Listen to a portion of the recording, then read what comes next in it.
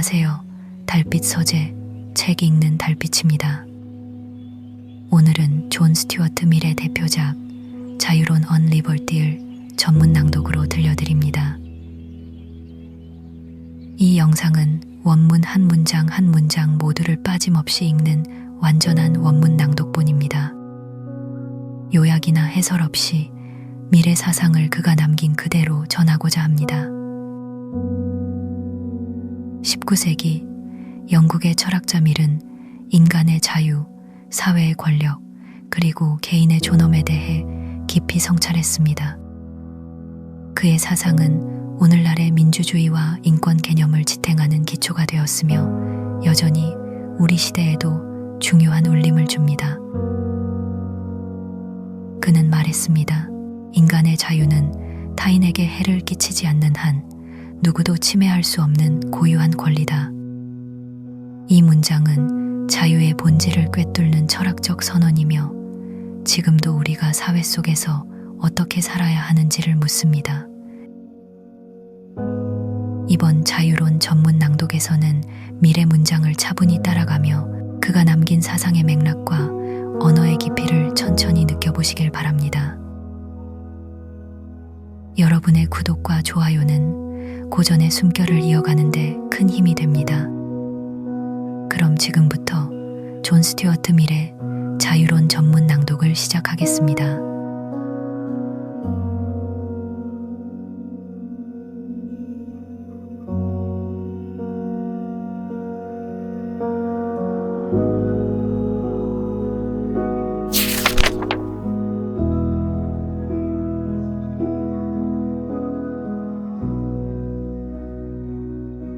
제1장 서론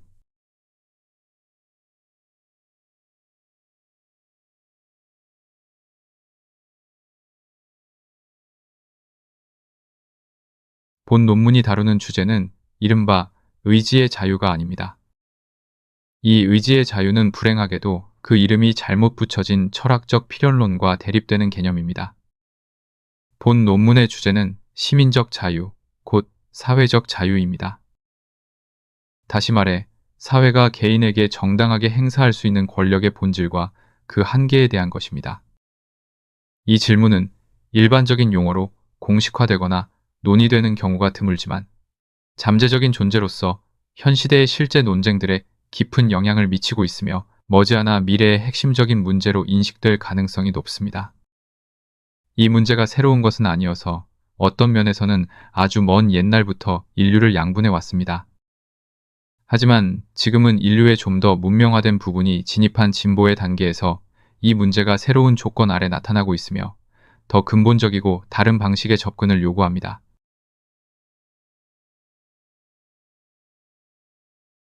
자유와 권위 사이의 투쟁은 우리가 가장 초기에 접하는 역사 부분, 특히 그리스, 로마, 그리고 영국의 역사에서 가장 두드러진 특징입니다. 그러나 옛날에는 이 투쟁이 피지배 계층 또는 피지배 계층의 일부와 정부 간의 싸움이었습니다.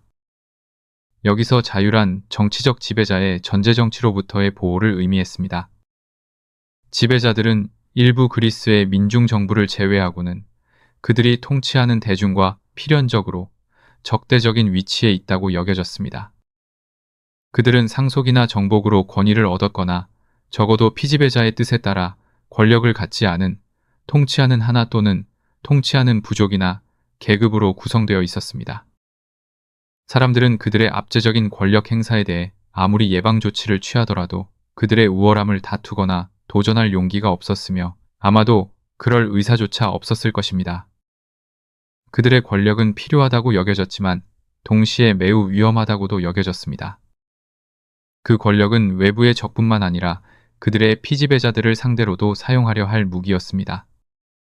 공동체의 약한 구성원들이 무수한 독수리들에게 잡아먹히는 것을 막으려면 그들 모두를 억누를 수 있는 나머지보다 더 강한 포식 동물이 필요했습니다. 하지만 독수리들의 왕 역시 작은 하피들 못지않게 무리를 잡아먹으려 할 것이기에 그의 부리와 발톱에 대한 영구적인 방어 태세를 갖추는 것이 필수적이었습니다. 따라서 애국자들이 목표로 한 것은 통치자가 공동체에 대해 행사하도록 허용되는 권력의 제한을 설정하는 것이었고, 이 제한이 그들이 자유를 통해 의미한 바였습니다.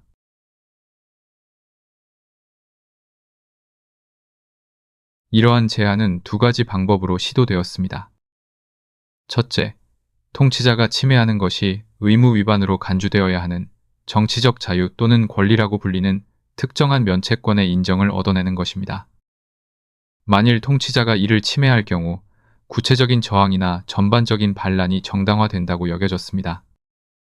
둘째이자 일반적으로 더 나중에 나온 방편은 입헌적인 견제 장치를 확립하는 것이었습니다.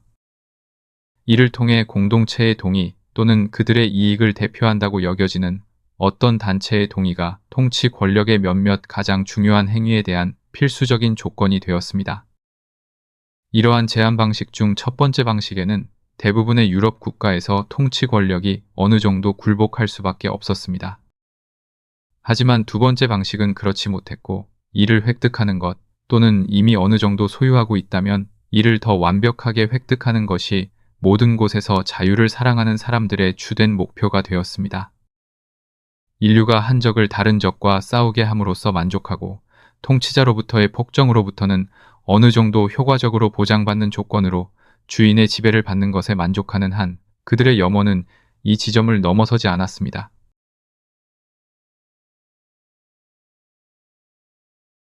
그러나 인류 역사의 진전 속에서 통치자가 그들 자신과는 이해관계가 대립되는 독립적인 권력이어야 한다는 것을 자연의 필연으로 생각하기를 멈춘 때가 왔습니다. 그들에게는 국가의 여러 공직자들이 그들의 세입자 또는 대리인이며 그들의 뜻에 따라 해임될 수 있는 것이 훨씬 낫다고 보였습니다. 오직 그런 방식으로만 정부의 권력이 자신들에게 불리하게 남용되지 않을 것이라는 완전한 안전을 확보할 수 있다고 보였습니다. 점차적으로 선출직이며 임기가 정해진 통치자에 대한 이 새로운 요구는 그러한 당파가 존재하는 곳이라면 어디든 대중정당의 노력의 주요 목표가 되었고, 이전의 통치자 권력을 제한하려던 노력들을 상당 부분 대체했습니다.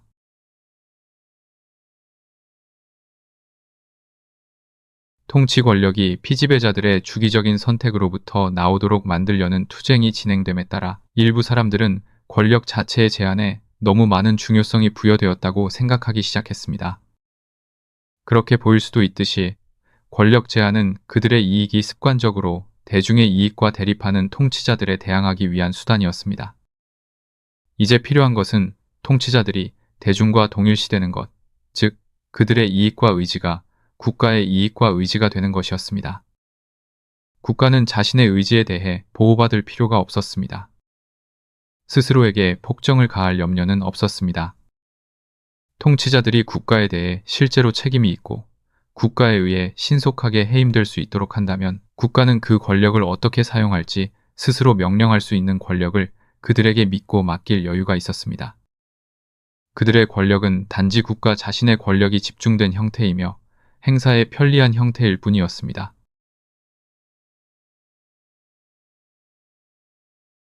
이러한 사고방식 또는 아마도 느낌은 지난 유럽 자유주의 세대 사이에서 일반적이었으며 유럽 대륙 부분에서는 여전히 지배적인 것으로 보입니다. 정부가 할 수 있는 일에 어떤 제한이라도 인정하는 사람들은 자신들이 존재해서는 안 된다고 생각하는 정부의 경우를 제외하고 대륙의 정치 사상가들 사이에서는 빛나는 예외로 눈에 띕니다. 일시적으로 이러한 감정을 조장했던 환경이 변하지 않고 계속되었다면 유사한 분위기의 정서가 지금쯤 우리나라 영구에서도 널리 퍼졌을 수도 있습니다.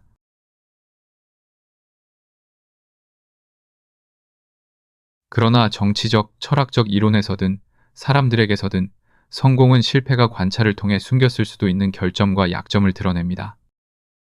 대중이 스스로에 대한 그들의 권력을 제한할 필요가 없다는 생각은 민주주의 정부가 꿈으로만 존재했거나 아주 먼 과거에 존재했던 것으로 익혀졌을 때에는 자명해 보였을 수 있습니다.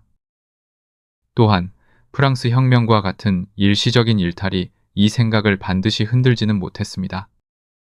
그 일탈의 최악의 부분은 권력을 찬탈한 소수의 소행이었으며 어떠한 경우에도 민중제도의 영구적인 작동이 아니라 군주제와 귀족적 전제 정치에 대한 갑작스럽고 경련적인 폭발에 속했습니다.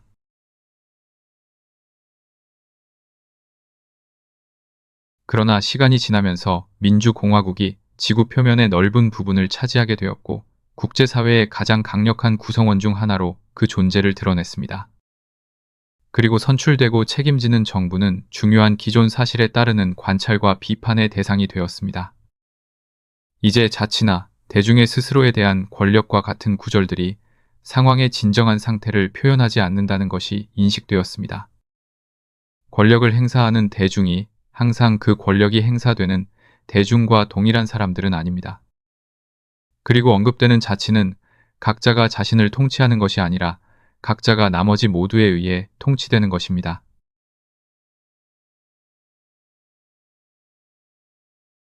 더 나아가 대중의 의지는 실제적으로는 대중의 가장 수적으로 많거나 가장 활동적인 부분의 의지, 즉 다수 또는 스스로를 다수로 인정받게 만드는 사람들의 의지를 의미합니다. 따라서 대중은 그들의 구성원 중 일부를 억압하기를 원할 수 있습니다. 그리고 이러한 권력 남용에 대해서도 다른 어떤 권력 남용에 대해서만큼이나 예방 조치가 필요합니다. 그러므로 권력의 보유자가 공동체, 즉 그 안에서 가장 강한 집단에 정기적으로 책임질 때에도 정부의 개인에 대한 권력 제한은 그 중요성을 잃지 않습니다. 이러한 견해는 사상가들의 지성뿐만 아니라 민주주의가 자신들의 실제적이거나 가정된 이익에 적대적이라고 여기는 유럽 사회의 중요한 계층들의 성향에도 똑같이 호소력을 가지면서 확립되는데 어려움이 없었습니다. 그리고 정치적 사변에서 다수의 폭정은 이제 일반적으로 사회가 경계해야 할 폐해 중 하나로 포함됩니다.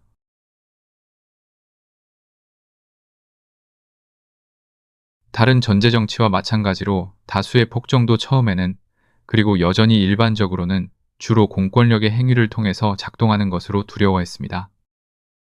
그러나 사유하는 사람들은 사회 자체가 폭군일 때, 즉 사회 전체가 그것을 구성하는 개별 개인들을 지배할 때 그것이 폭정을 행사하는 수단이 정치적 공직자들의 손을 통해 행하는 행동에 국한되지 않는다는 것을 깨달았습니다.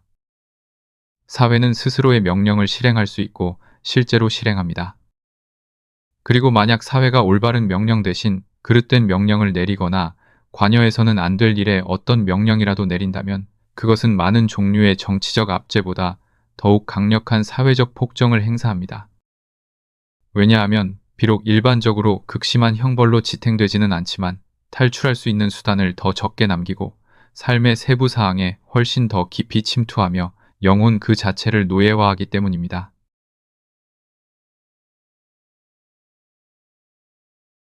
그러므로 공직자의 폭정으로부터의 보호만으로는 충분하지 않습니다. 또한 지배적인 의견과 감정의 폭정에 대한 보호도 필요합니다. 시민적 형벌 외의 다른 수단을 통해 자신의 생각과 관행을 이의를 제기하는 사람들의 행동 규칙으로 강요하려는 사회의 경향, 사회의 방식과 조화되지 않는 개성의 발달을 방해하고 가능하다면 그 형성을 막으려 하며 모든 인격이 자신의 모델에 맞추어 스스로를 형성하도록 강제하려는 경향에 대한 보호가 필요합니다. 집단적인 의견이 개인의 독립에 합법적으로 간섭할 수 있는 한계가 있습니다. 그리고 그 한계를 찾아서 침범으로부터 수호하는 것은 정치적 전제 정치로부터의 보호만큼이나 인간사의 좋은 상태를 위해 필수적입니다.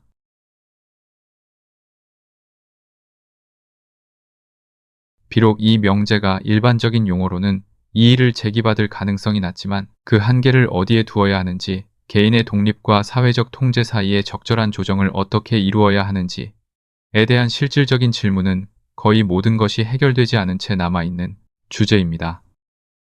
어느 누구에게든 존재의 가치를 부여하는 모든 것은 다른 사람들의 행동에 대한 제약의 강제에 달려 있습니다. 그러므로 어떤 행동 규칙들은 첫째로 법에 의해, 그리고 법의 적용에 적합하지 않은 많은 것들에 대해서는 의견에 의해 부과되어야 합니다.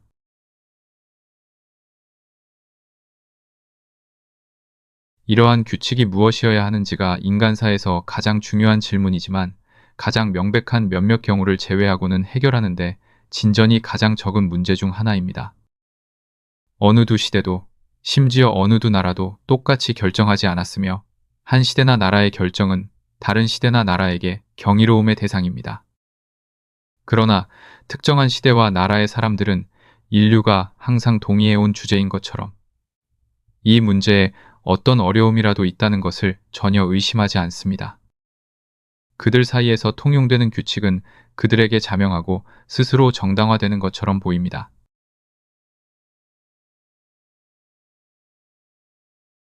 이 거의 보편적인 착각은 관습의 마법적 영향의 예시 중 하나입니다. 관습은 속담에서 말하듯 제2의 천성일 뿐만 아니라 끊임없이 제1의 천성으로 착각됩니다.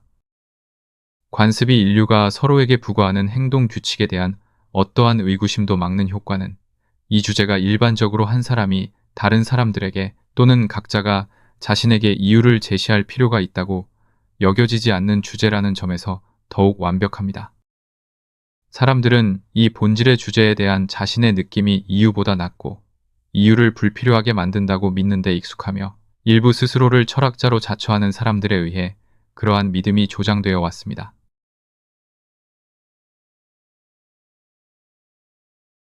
인간 행동의 규제에 대한 그들의 의견을 인도하는 실질적인 원칙은 모든 사람이 그와 그가 공감하는 사람들이 바라는 대로 행동하도록 요구되어야 한다는 각 사람의 마음속의 느낌입니다. 물론 아무도 자신의 판단 기준이 자신의 좋아함이라고 스스로 인정하지는 않습니다. 그러나 이유로 뒷받침되지 않는 행동에 대한 의견은 단지 한 사람의 선호로만 간주될 수 있으며 설령 제시된 이유가 다른 사람들이 느끼는 유사한 선호에 대한 단순한 호소라면 그것은 여전히 한 사람의 선호 대신 많은 사람들의 좋아함에 불과합니다. 그러나 평범한 사람에게는 이렇게 뒷받침되는 자기 자신의 선호가 종교적 신조에 명시적으로 기록되지 않은 그의 도덕성, 취향 또는 예의범절에 대한 모든 개념에 대한 완벽하게 만족스러운 이유일 뿐만 아니라 그가 일반적으로 가진 유일한 이유이며 심지어 그 신조를 해석하는 데 있어서도 그의 주된 지침입니다.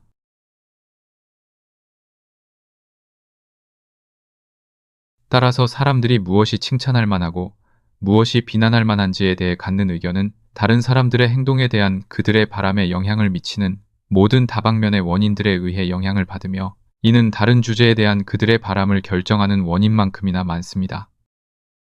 때로는 그들의 이성, 때로는 그들의 편견이나 미신, 종종 그들의 사회적 애정, 드물지 않게 그들의 반사회적 애정, 즉 그들의 시기심이나 질투심, 그들의 오만함이나 경멸감. 그러나 가장 흔하게는 자신에 대한 그들의 욕망이나 두려움, 그들의 정당하거나 부당한 이기심입니다.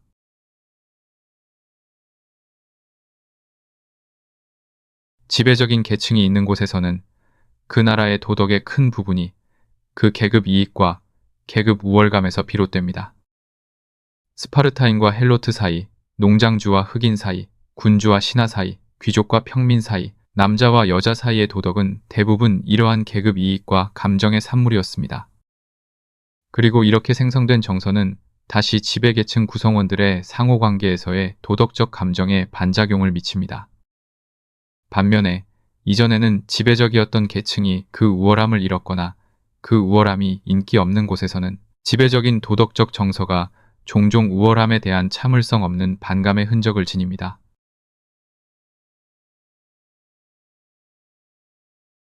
법이나 의견에 의해 강제되어 온 행동 및 자제 규칙의 또 다른 주요 결정 원칙은 사람들이 자신들의 현세적인 주인이나 신들의 가정된 선호나 혐오에 대한 노예적인 태도였습니다. 이러한 노예적 태도는 본질적으로 이기적이지만 위선은 아닙니다. 그것은 완전히 진정한 혐오감을 낳습니다. 그것은 사람들이 마법사와 이단자를 불태우게 만들었습니다.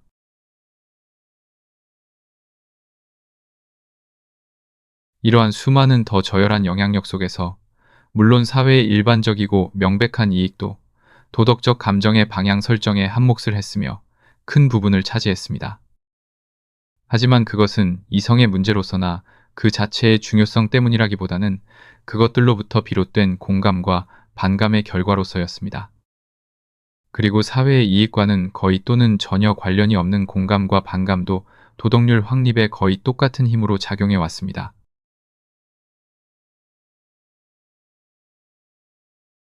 이처럼 사회 또는 그 일부 강력한 부분의 좋아함과 싫어함이 법이나 의견의 처벌 아래 일반적인 준수를 위해 정해진 규칙들을 실질적으로 결정해온 주된 요소입니다. 그리고 일반적으로 사상과 감정에서 사회보다 앞서 나간 사람들은 비록 그 세부 사항 중 일부에서 사회와 충돌했을지라도 원칙적으로는 이러한 상황에 이의를 제기하지 않았습니다. 그들은 사회의 좋아함과 싫어함이 개인에게 법이 되어야 하는지 의문을 제기하기보다는 사회가 무엇을 좋아하고 싫어해야 하는지 묻는 데 더 몰두했습니다. 그들은 이단적인 특정 지점에서 인류의 감정을 바꾸려 노력하는 것을 선호했으며 일반적인 이단자들과 자유 수호를 위해 공동 전선을 구축하는 것을 선호하지 않았습니다.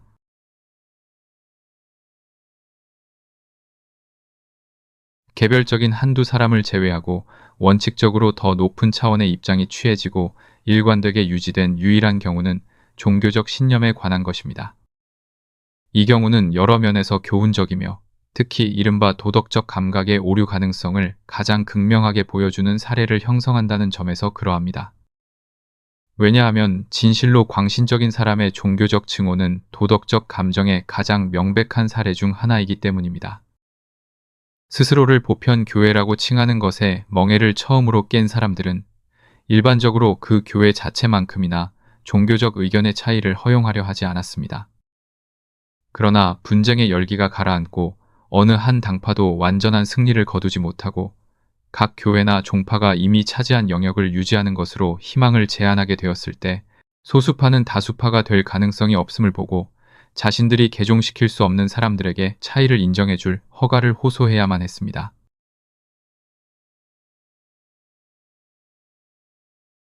따라서 개인의 사회에 대한 권리가 광범위한 원칙에 근거하여 주장되고 반대자들에 대한 사회의 권위 행사가 공개적으로 논쟁된 것은 거의 오직 이 투쟁의 장에서였습니다. 세상이 종교적 자유를 갖게 된 것에 대해 빚지고 있는 위대한 저술가들은 대부분 양심의 자유를 침해할 수 없는 권리로 주장했으며 인간은 자신의 종교적 신념에 대해 다른 사람들에게 절대적으로 책임이 없다고 부인했습니다.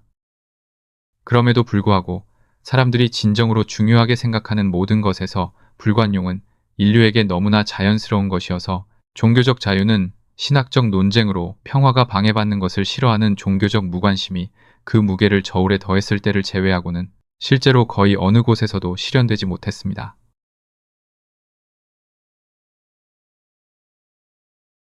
가장 관용적인 국가에서조차도 거의 모든 종교적인 사람들의 마음속에는 관용의 의무가 암묵적인 단서를 가지고 인정됩니다. 어떤 사람은 교회 정치의 문제에서는 이의를 참아주겠지만 교리의 문제에서는 참지 못할 것입니다. 다른 사람은 가톨릭 신자나 유니테리언을 제외한 모든 사람을 용인할 수 있습니다. 또 다른 사람은 계시 종교를 믿는 모든 사람을 용인합니다. 소수는 그들의 자비를 조금 더 확장하지만 신과 내세에 대한 믿음에서 멈춥니다. 다수의 정서가 여전히 진정하고 강렬한 곳에서는 그것이 복종받아야 할 권리를 거의 포기하지 않았음을 알 수 있습니다.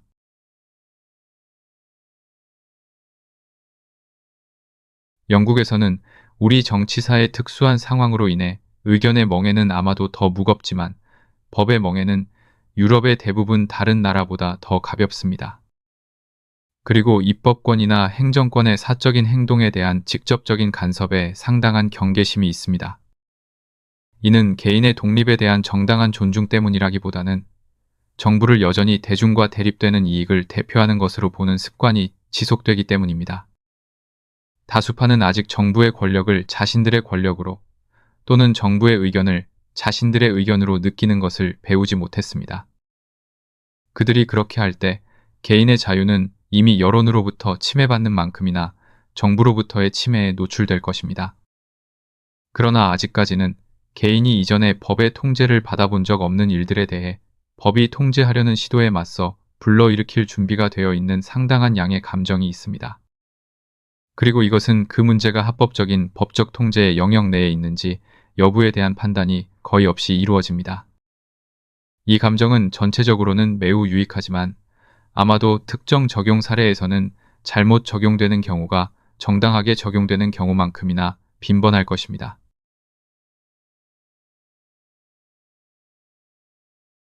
사실상 정부 간섭의 적절성 또는 부적절성을 일반적으로 시험하는 인정된 원칙은 없습니다. 사람들은 자신의 개인적인 선호에 따라 결정합니다. 어떤 사람들은 해결해야 할 선이나 악을 볼 때마다 정부가 그 일을 맡도록 기꺼이 촉구할 것입니다. 반면에 다른 사람들은 정부 통제에 복종하는 인간 관심사의 부문에 하나라도 추가하기보다는 거의 어떤 양의 사회적 악이라도 감수하는 것을 선호합니다. 그리고 사람들은 이러한 자신의 일반적인 감정의 방향에 따라 또는 정부가 해야 한다고 제안된 특정 일에 대해 그들이 느끼는 관심의 정도에 따라 또는 정부가 자신들이 선호하는 방식으로 그 일을 할 것인지 아닌지에 대한 그들의 믿음에 따라 특정 사례에서 어느 한쪽이나 다른 쪽에 서게 됩니다. 그러나 정부가 할 만한 일과 그렇지 않은 일에 대해 일관되게 고수하는 어떤 의견 때문에 그러는 경우는 매우 드뭅니다. 그리고 이러한 규칙이나 원칙의 부재의 결과로 제 생각에는 현재 어느 한쪽이 다른 쪽만큼이나 자주 틀리고 있습니다. 정부의 간섭은 부적절하게 촉구되는 경우와 부적절하게 비난받는 경우가 거의 같은 빈도로 발생합니다.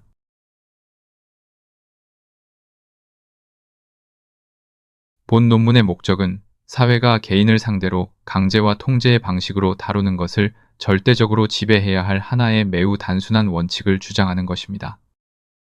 여기서 사용되는 수단이 법적 처벌 형태의 물리적 힘이든 여론의 도덕적 강제든 상관없습니다.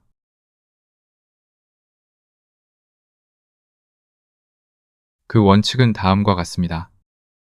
인류가 그 구성원 중 누구라도 행동의 자유를 간섭할 정당한 권리를 갖는 유일한 목적은 자기 보호라는 것입니다.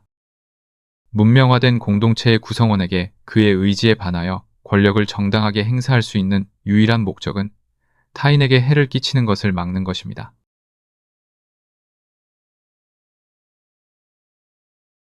그의 신체적이든 도덕적이든 그 자신의 선은 충분한 근거가 되지 못합니다. 그에게 그렇게 하는 것이 더 좋을 것이라는 이유로, 그를 더 행복하게 만들 것이라는 이유로, 또는 다른 사람들의 의견으로는 그렇게 하는 것이 현명하거나 심지어 옳을 것이라는 이유로 그에게 행위나 자제를 정당하게 강요할 수는 없습니다. 이것들은 그에게 충고하거나 논리적으로 설명하거나 설득하거나 간청할 수 있는 좋은 이유가 되지만 그에게 강제하거나 그가 달리 행동할 경우 어떤 해악을 가할 이유가 되지는 못합니다. 그것을 정당화하려면 그가 단념하도록 유도하려는 행위가 다른 누군가에게 악을 초래하도록 계산되어야 합니다. 어떤 사람의 행동 중에서 그가 사회에 책임져야 하는 유일한 부분은 타인에게 관계되는 부분입니다. 단순히 자기 자신에게 관계되는 부분에 있어서는 그의 독립은 권리상 절대적입니다. 자기 자신 위에서, 자신의 몸과 마음 위에서 개인은 주권자입니다.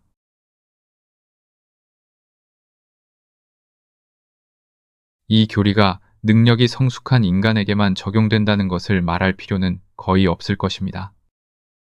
우리는 아이들이나 법이 성년으로 정한 나이 미만의 청소년에 대해 말하고 있는 것이 아닙니다. 다른 사람들의 보살핌이 필요한 상태에 있는 사람들은 외부의 피해뿐만 아니라 자신의 행동으로부터도 보호받아야 합니다. 같은 이유로 우리는 종족 자체가 아직 미성년기에 있다고 간주될 수 있는 후진적인 사회 상태는 고려 대상에서 제외할 수 있습니다. 자발적인 진보를 가로막는 초기 어려움은 너무나 커서 그것들을 극복할 수 있는 수단의 선택지가 거의 없습니다. 따라서 개혁 정신이 충만한 통치자는 아마도 달리 달성할 수 없을 목적을 달성할 수 있는 모든 수단을 사용하는 것이 정당합니다. 전제정치는 미개인들을 다루는 데 있어 합법적인 통치 방식이며 그 목적이 그들의 개선이고 그 수단이 실제로 그 목적을 달성함으로써 정당화되는 경우에 해당됩니다.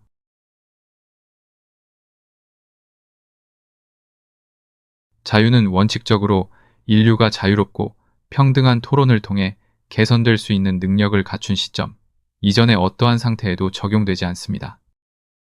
그때까지는 그들이 악바르나 샤를마니와 같은 현명한 군주를 만나는 행운이 있다면 그들에게 암묵적인 복종 외에는 다른 길이 없습니다.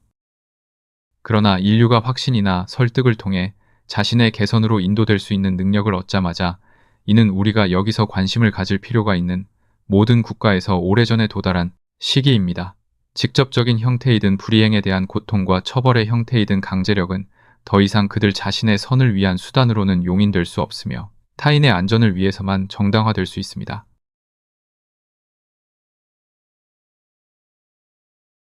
저는 공리주의와 무관한 추상적인 권리의 개념에서 비롯될 수 있는 어떤 이점도 포기하고 이 주장을 펼친다는 것을 밝히는 것이 적절합니다.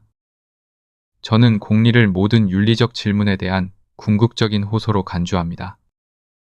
그러나 그것은 진보하는 존재로서의 인간의 영구적인 이익에 근거한 가장 넓은 의미의 공리여야 합니다. 저는 그 이익들이 개인의 자발성을 외적인 통제에 복종시키는 것을 오직 각자의 타인의 이익에 관계되는 행동에 한해서만 정당화한다고 주장합니다.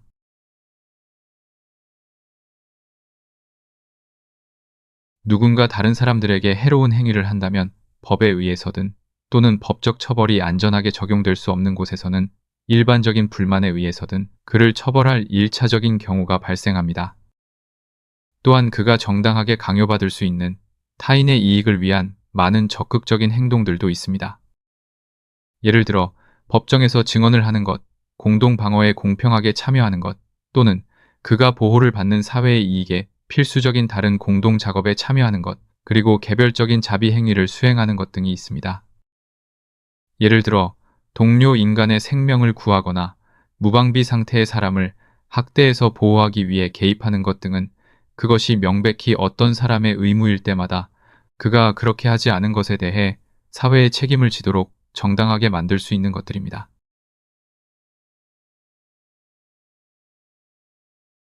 사람은 자신의 행동뿐만 아니라 비활동으로도 타인에게 악을 초래할 수 있으며 두 경우 모두 그는 그 피해에 대해 그들에게 정당하게 책임이 있습니다. 후자의 경우, 강제력 행사의 전자의 경우보다 훨씬 더 신중한 접근이 요구되는 것은 사실입니다. 다른 사람들에게 악을 행한 것에 대해 책임을 지게 하는 것이 규칙이라면 악을 막지 못한 것에 대해 책임을 지게 하는 것은 비교적 예외입니다. 그럼에도 불구하고 그 예외를 정당화할 만큼 충분히 명확하고 중대한 많은 사례가 있습니다.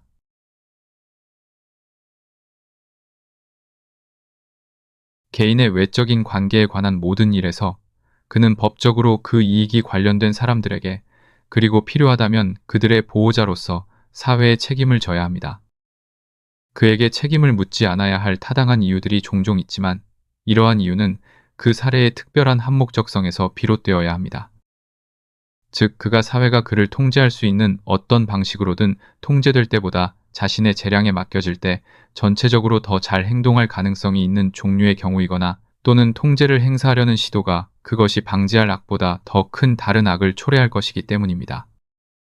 이러한 이유들로 인해 책임의 강제가 배제될 때 행위자 자신의 양심이 비어있는 심판석에 올라서서 외적인 보호가 없는 타인의 이익을 보호해야 하며 그 경우가 동료 인간의 판단에 책임지게 할 수 없기 때문에 스스로를 더욱 엄격하게 판단해야 합니다.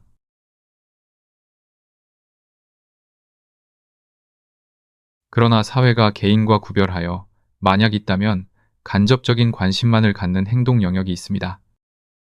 이는 한 개인의 삶과 행동 중에서 오직 그 자신에게만 영향을 미치거나 또는 그들의 자유롭고 자발적이며 속임수 없는 동의와 참여를 통해서만 다른 사람들에게 영향을 미치는 모든 부분을 포괄합니다. 제가 오직 그 자신에게만이라고 말할 때 직접적으로 그리고 1차적으로를 의미합니다. 왜냐하면 자신에게 영향을 미치는 모든 것은 자신을 통해서 다른 사람들에게 영향을 미칠 수 있기 때문입니다. 그리고 이러한 우발적 상황에 근거할 수 있는 반론은 뒤에서 다루어질 것입니다.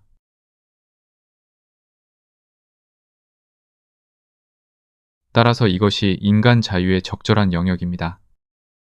이는 첫째, 의식의 내적 영역을 포함합니다. 이는 가장 포괄적인 의미에서의 양심의 자유, 사상과 감정의 자유, 모든 주제, 실제적이든 사변적이든 과학적이든 도덕적이든 신학적이든에 대한 의견과 정서의 절대적인 자유를 요구합니다. 의견을 표현하고 출판할 자유는 다른 원칙 아래에 속하는 것처럼 보일 수 있는데 이는 그것이 다른 사람들에게 관계되는 개인의 행동 부분에 속하기 때문입니다. 하지만 그것은 사상의 자유 자체만큼이나 거의 중요하며 상당 부분 같은 이유들에 기초하고 있기 때문에 실제적으로는 그것과 분리될 수 없습니다.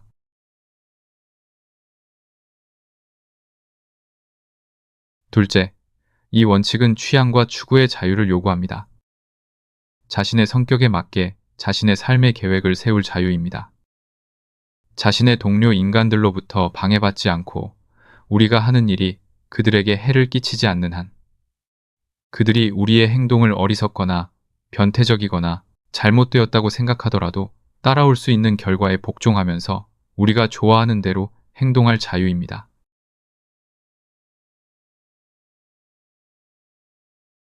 셋째, 이러한 각 개인의 자유로부터 동일한 한계 내에서의 개인들 간의 결합의 자유가 따릅니다.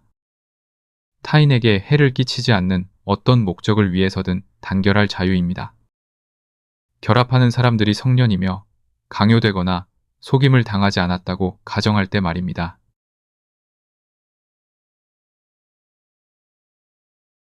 이러한 자유들이 전반적으로 존중되지 않는 사회는 그 정부 형태가 무엇이든 자유로운 사회가 아닙니다. 그리고 이러한 자유들이 절대적이고 무조건적으로 존재하지 않는 사회는 완전히 자유로운 사회가 아닙니다. 자유라는 이름에 합당한 유일한 자유는 타인의 자유를 빼앗거나 그들의 노력을 방해하려 하지 않는 한에 있어서 자신만의 방식으로 자신의 선을 추구할 자유입니다. 각자는 신체적이든 정신적이든 영적이든 자신의 건강에 대한 적절한 보호자입니다. 인류는 각자가 스스로에게 좋다고 보이는 대로 살도록 내버려 둠으로써 나머지 모두에게 좋다고 보이는 대로 각자를 강제하는 것보다 더 큰 이득을 얻습니다.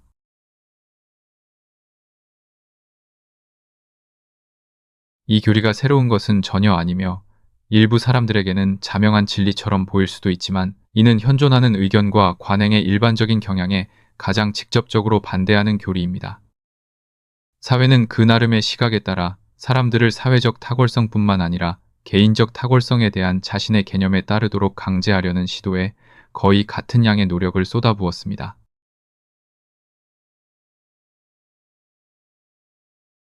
고대 공화국들은 국가가 모든 시민의 전체적인 신체적, 정신적 훈련에 깊은 관심을 가지고 있다는 근거로 공권력에 의한 모든 사적인 행동의 규제를 실행할 권리가 있다고 생각했으며 고대 철학자들도 이를 지지했습니다. 이는 강력한 적들에게 둘러싸여 외국 공격이나 내부 동요로 전복될 지속적인 위험에 처해 있었고 잠시라도 에너지와 자제력이 이완되면 쉽게 치명적일 수 있었던 작은 공화국들에서는 용인될 수 있는 사고방식이었을 수 있으며 그들은 자유가 주는 건강하고 영구적인 효과를 기다릴 여유가 없었을 것입니다.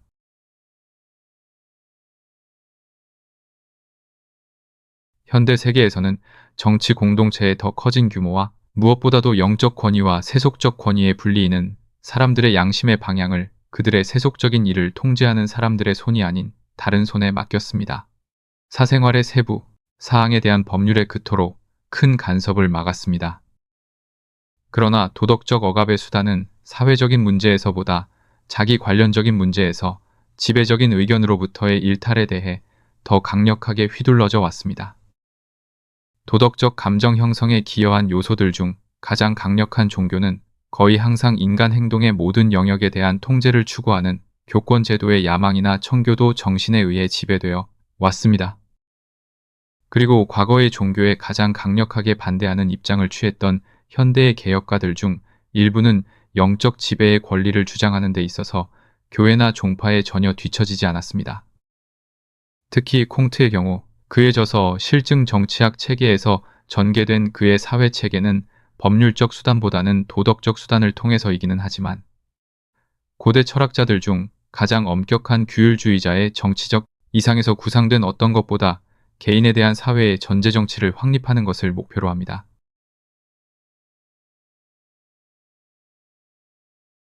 개별 사상가들의 특수한 교리를 제외하고도 일반적인 세상에는 여론의 힘과 심지어 입법의 힘을 통해 개인에 대한 사회의 권력을 부당하게 확장하려는 증가하는 경향이 있습니다.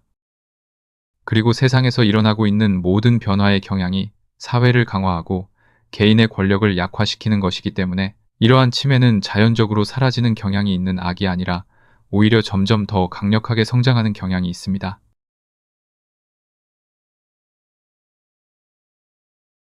통치자로서든 동료 시민으로서든 자신의 의견과 성향을 타인의 행동 규칙으로 강요하려는 인류의 성향은 인간 본성에 내재된 가장 선한 감정과 가장 악한 감정 중 일부에 의해 너무나 강력하게 지지되므로 권력의 부족 외에 다른 어떤 것에 의해서도 거의 억제되지 않습니다.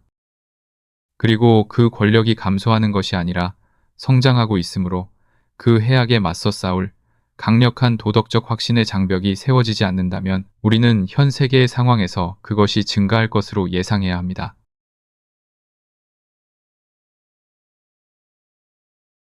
논의의 편의를 위해 일반적인 논제로 즉시 들어가기보다는 이 원칙이 완전히는 아닐지라도 어느 정도까지는 현재의 의견들에 의해 인정받고 있는 한 가지 분야에 먼저 국한하는 것이 좋을 것입니다. 이 한 분야는 사상의 자유입니다. 그리고 이것으로부터 연관된 말하고 쓰는 자유를 분리하는 것은 불가능합니다.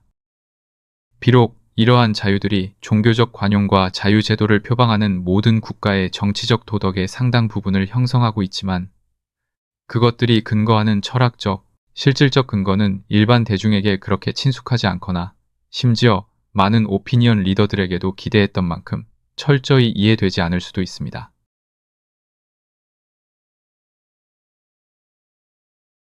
이러한 근거들은 올바르게 이해될 때 주제의 단 하나의 분야에만 적용되는 것보다 훨씬 더 광범위한 적용 범위를 가지며 이 문제의 이 부분을 철저히 고려하는 것이 나머지 부분에 대한 최고의 서론이 될 것임을 알게 될 것입니다.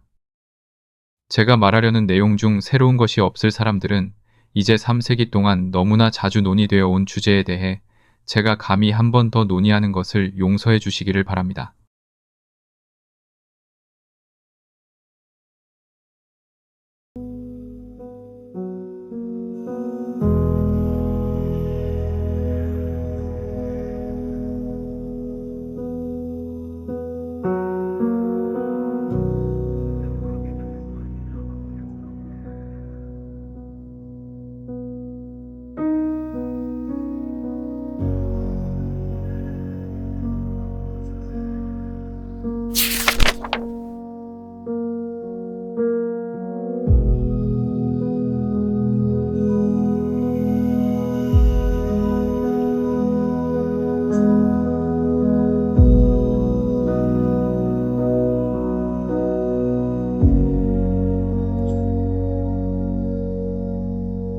제2장 사상과 토론의 자유에 대하여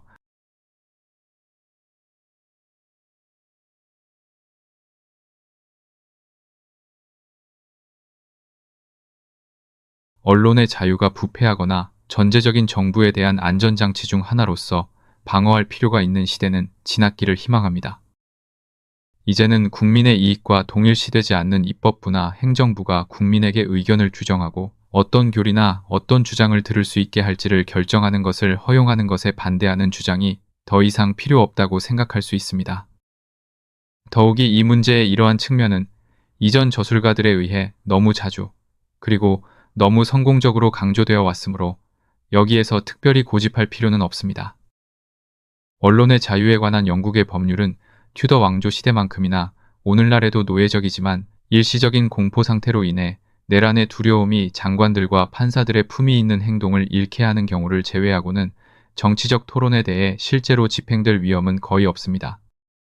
그리고 일반적으로 말해서 입헌 국가에서는 정부가 국민에게 완전히 책임이 있든 아니든 의견 표출을 통제하려고 시도하는 일이 잦지 않을 것으로 염려됩니다. 다만 정부가 그럴 때 일반 대중의 불관용의 대변자 역할을 하는 경우는 예외입니다. 따라서 정부가 국민과 완전히 일치하며 국민의 목소리라고 생각하는 것과 일치할 때가 아니면 어떤 강제력도 행사할 생각을 하지 않는다고 가정해 봅시다.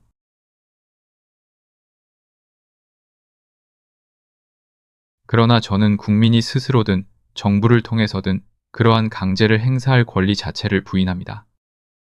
그 권력 자체가 부당한 것입니다. 최고의 정부도 최악의 정부보다 그 권력을 가질 자격이 더 많지 않습니다. 그것은 여론과 일치하여 행사될 때, 그것에 반대하거나 대립할 때만큼이나, 아니 더 해롭습니다.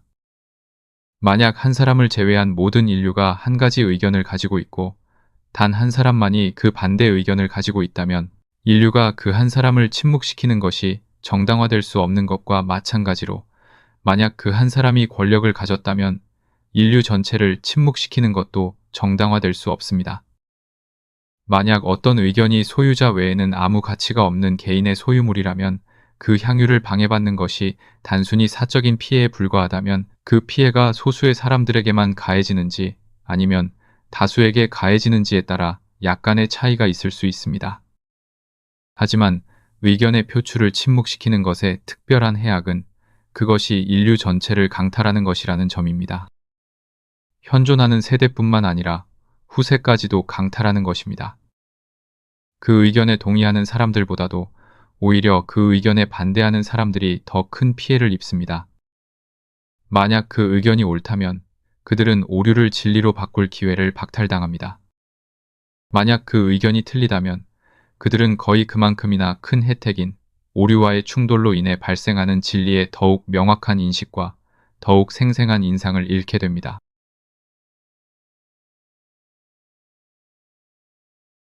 이 두 가지 가설을 각각 별도로 고려해야 하며 각 가설에는 이에 상응하는 논증의 별개의 가지가 있습니다.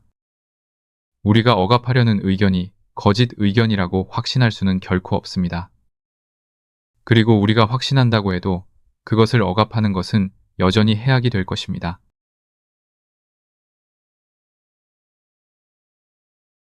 첫째, 권위로 억압하려는 의견은 진실일 가능성이 있습니다. 물론 그것을 억압하려는 사람들은 그 진실을 부인합니다. 그러나 그들은 오류가 없습니다. 그들은 모든 인류를 위해 이 문제를 결정하고 다른 모든 사람이 판단할 수 있는 수단을 배제할 권위가 없습니다. 어떤 의견이 거짓이라고 확신하기 때문에 그 의견을 들을 기회를 거부하는 것은 자신들의 확신이 절대적인 확신과 같다고 가정하는 것입니다. 토론을 침묵시키는 모든 행위는 무오류성을 가정하는 것입니다. 그 비난은 흔하지만 결코 나쁘지 않은 이 일반적인 주장에 근거를 둘 수 있습니다.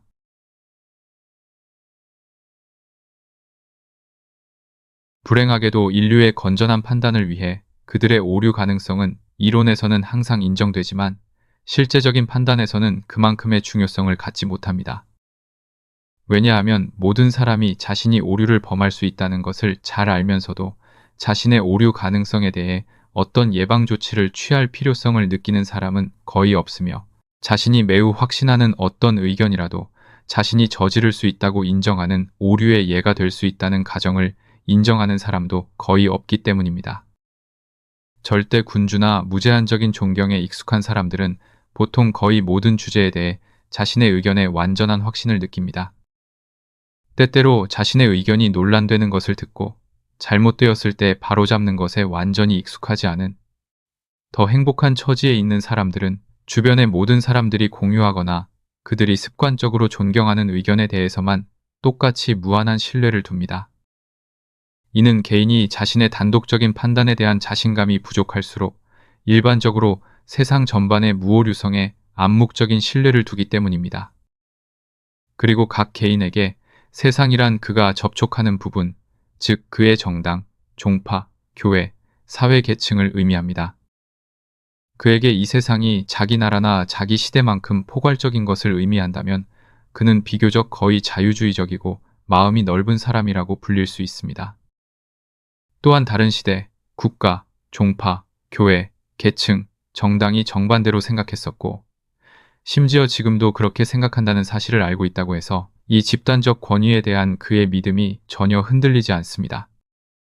그는 자신의 세상이 다른 사람들의 반대되는 세상에 맞서 오를 책임이 있다고 전가하며 그가 의존하는 이 수많은 세상 중 어느 것이 단지 우연에 의해 결정되었는지 그리고 런던에서 그를 교도권자로 만든 것과 같은 원인이 베이징에서는 그를 불교도나 유교도로 만들었을 것이라는 사실은 그를 결코 괴롭히지 않습니다. 그러나 아무리 많은 논증을 한다 해도 시대가 개인보다 더 무오류적이지 않다는 것은 그 자체로 분명합니다. 모든 시대는 후대에는 거짓일 뿐만 아니라 터무니없다고 여겨지는 많은 의견을 가졌습니다. 그리고 한때 일반적이었던 많은 의견이 현재에 거부되는 것만큼이나 지금 일반적인 많은 의견이 미래 세대에 의해 거부될 것이 확실합니다.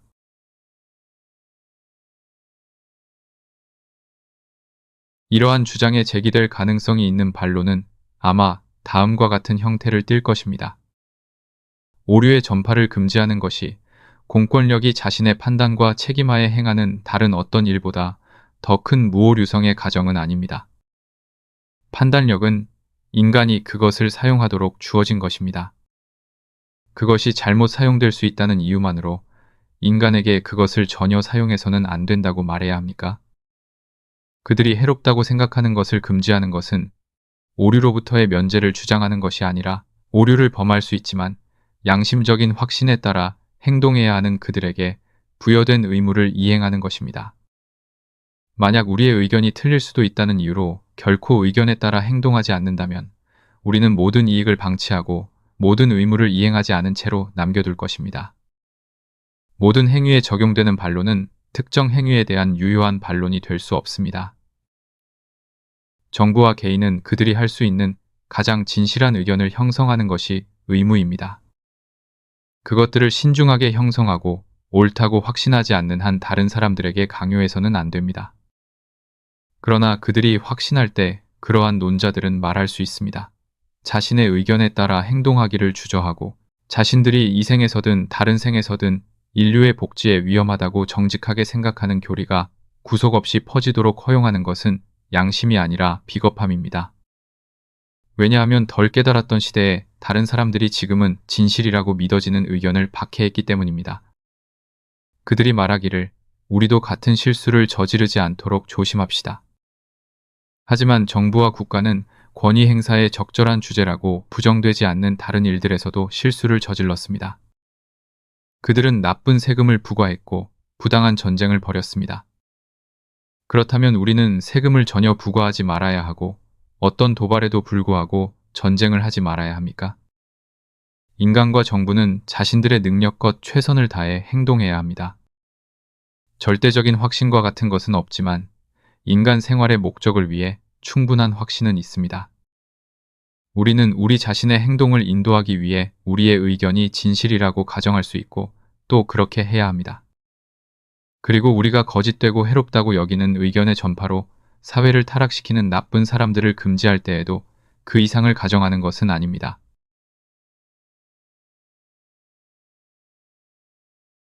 저는 그것이 훨씬 더 많은 것을 가정하는 것이라고 대답합니다.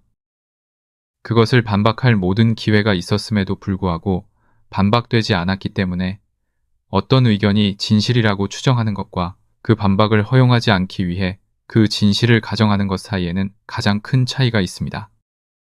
우리의 의견을 반박하고 반증할 수 있는 완전한 자유는 우리가 행동의 목적을 위해 그 진실을 가정하는 것을 정당화하는 바로 그 조건입니다. 그리고 인간적인 능력을 가진 존재가 옳다고 합리적으로 확신할 수 있는 다른 조건은 없습니다.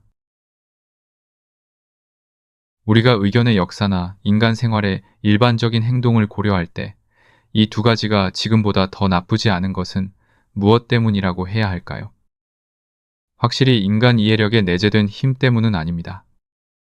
왜냐하면 자명하지 않은 어떤 문제에 대해서도 능력이 있는 한 사람에 비해 전혀 판단 능력이 없는 사람이 99명이나 되기 때문입니다. 그리고 100번째 사람의 능력도 상대적일 뿐입니다. 왜냐하면 과거 모든 세대의 저명한 사람들 중 대다수는 지금은 오류로 알려진 많은 의견을 가졌고 지금은 아무도 정당화하지 않을 수많은 일들을 행하거나 승인했기 때문입니다. 그렇다면 왜 인류 사이에는 합리적인 의견과 합리적인 행동이 전반적으로 우세할까요? 만약 정말로 이러한 우세가 있다면 인간사가 거의 절망적인 상태에 있거나 항상 그래왔던 것이 아니라면 분명히 그래야 합니다. 이는 인간의 지성이나 도덕적 존재로서 존경할 만한 모든 것의 원천인 인간 정신의 한 특성, 즉 그의 오류가 교정 가능하다는 사실 때문입니다. 그는 토론과 경험을 통해 자신의 실수를 바로잡을 수 있습니다. 오직 경험만으로는 안 됩니다. 경험을 어떻게 해석해야 하는지를 보여주기 위한 토론이 있어야 합니다. 잘못된 의견과 관행은 사실과 주장에 점차 굴복합니다. 그러나 사실과 주장이 정신에 어떤 영향을 미치기 위해서는 정신 앞에 제시되어야 합니다. 의미를 이끌어낼 논평 없이는 스스로 자신의 이야기를 할 수 있는 사실은 거의 없습니다. 그러므로 인간 판단의 모든 힘과 가치는 잘못되었을 때 바로잡힐 수 있다는 단 하나의 속성에 달려 있기 때문에 그것을 바로잡을 수단이 항상 가까이에 유지될 때에만 신뢰를 둘 수 있습니다.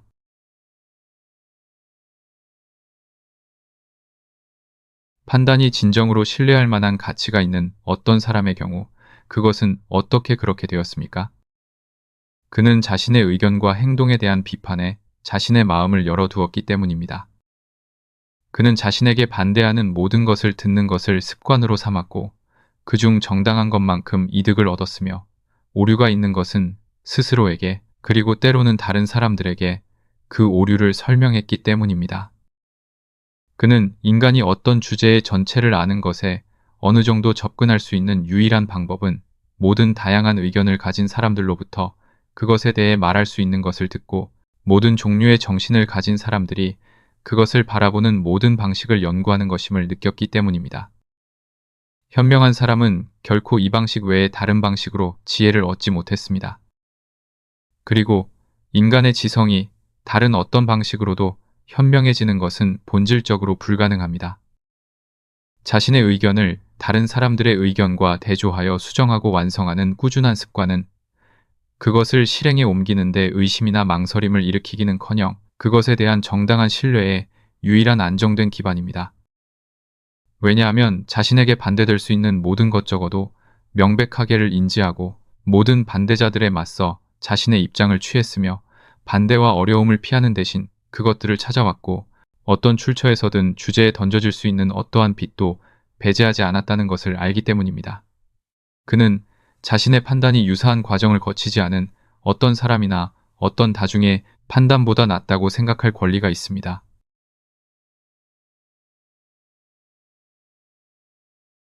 인류의 가장 현명한 사람들, 즉 자신의 판단을 신뢰할 자격이 가장 있는 사람들이 그것에 의존하는 것을 정당화하기 위해 필요하다고 생각하는 것이 대중이라고 불리는 소수의 현명한 사람들과 많은 어리석은 사람들의 잡다한 집합체에 의해 감수되어야 한다고 요구하는 것은 지나치지 않습니다. 가장 불관용적인 교회인 로마 가톨릭 교회조차도 성인을 시성할 때 악마의 변호인을 인정하고 그의 말을 참을성 있게 듣습니다. 가장 신성한 사람일지라도 악마가 그에게 불리하게 말할 수 있는 모든 것이 알려지고 고려될 때까지는 사후의 영예를 인정받을 수 없는 것으로 보입니다. 만약 뉴턴의 철학조차도 의문을 제기하는 것이 허용되지 않는다면 인류는 지금처럼 그 진실에 대해 완전한 확신을 느낄 수 없을 것입니다. 우리가 가장 확신할 만한 믿음이라도 그것이 근거 없음을 입증하라는 전 세계에 대한 끊임없는 초청 외에는 기댈 안전장치가 없습니다. 만약 그 도전이 받아들여지지 않거나 받아들여졌는데 시도가 실패하더라도 우리는 여전히 확신과는 거리가 멀지만 현존하는 인간 이성의 상태가 허용하는 최선을 다한 것입니다.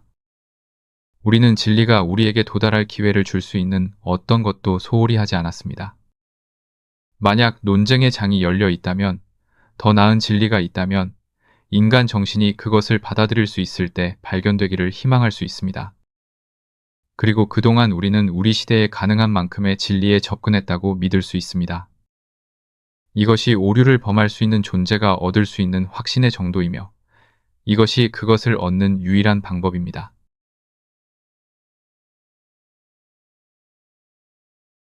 사람들이 자유토론에 대한 주장의 타당성을 인정하면서도 그것이 극단으로 치닫는 것에 반대하는 것은 이상합니다. 그 이유가 극단적인 경우에 좋지 않다면 어떤 경우에도 좋지 않다는 것을 알지 못하기 때문입니다. 그들이 논란의 여지가 있을 수 있는 모든 주제에 대해 자유로운 토론이 있어야 한다고 인정하면서도 어떤 특정 원칙이나 교리는 그것이 너무나 확실하기 때문에 질문하는 것이 금지되어야 한다고 생각하는 것은 이상합니다. 즉, 그들이 그것이 확실하다고 확신하기 때문입니다. 허용된다면 그 확실성을 부인할 사람이 있는데도 불구하고 어떤 명제가 확실하다고 말하는 것은 우리 자신과 우리에게 동의하는 사람들이 확실성의 재판관이며 반대편의 말을 듣지 않는 재판관이라고 가정하는 것입니다.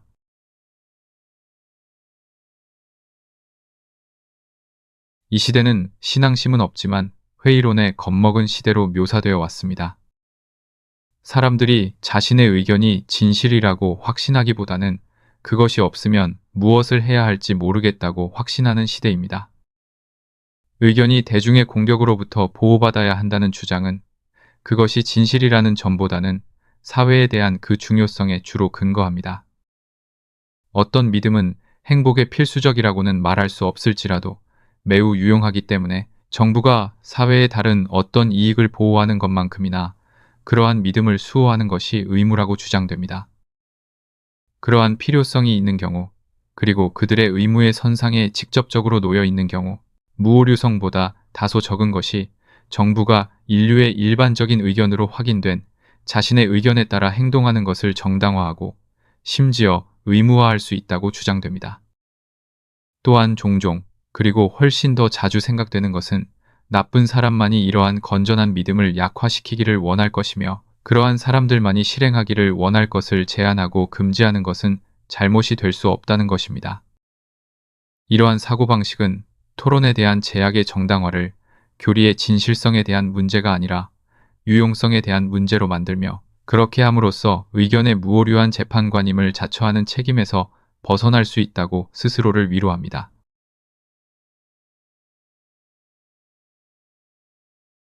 그러나 이처럼 스스로 만족하는 사람들은 무오류성의 가정이 단지 한 지점에서 다른 지점으로 옮겨졌을 뿐이라는 것을 깨닫지 못합니다. 의견의 유용성은 그 자체로 의견의 문제입니다. 의견 그 자체만큼이나 논란의 여지가 있고 토론에 개방되어 있으며 토론을 필요로 합니다. 비난받는 의견이 자신을 방어할 완전한 기회를 갖지 않는 한 어떤 의견이 해롭다고 결정하는 것은 그것이 거짓이라고 결정하는 것만큼이나 무오류한 재판관을 필요로 합니다. 그리고 이단자에게는 자신의 의견의 진실성을 주장하는 것은 금지되더라도 그 유용성이나 무해함은 주장하는 것이 허용될 수 있다고 말하는 것은 충분하지 않습니다. 의견의 진실성은 그 유용성의 일부입니다. 어떤 명제가 믿어지는 것이 바람직한지 아닌지를 알려고 할 때 그것이 진실인지 아닌지에 대한 고려를 배제하는 것이 가능합니까? 나쁜 사람이 아니라 가장 선한 사람들의 의견으로는 진실에 반하는 어떤 믿음도 진정으로 유용할 수 없습니다.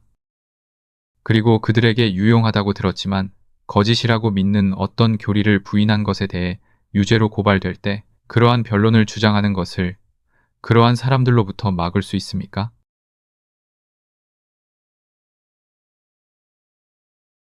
받아들여진 의견의 편에 있는 사람들은 이 변론을 가능한 한 최대한 활용하는 데 실패하지 않습니다.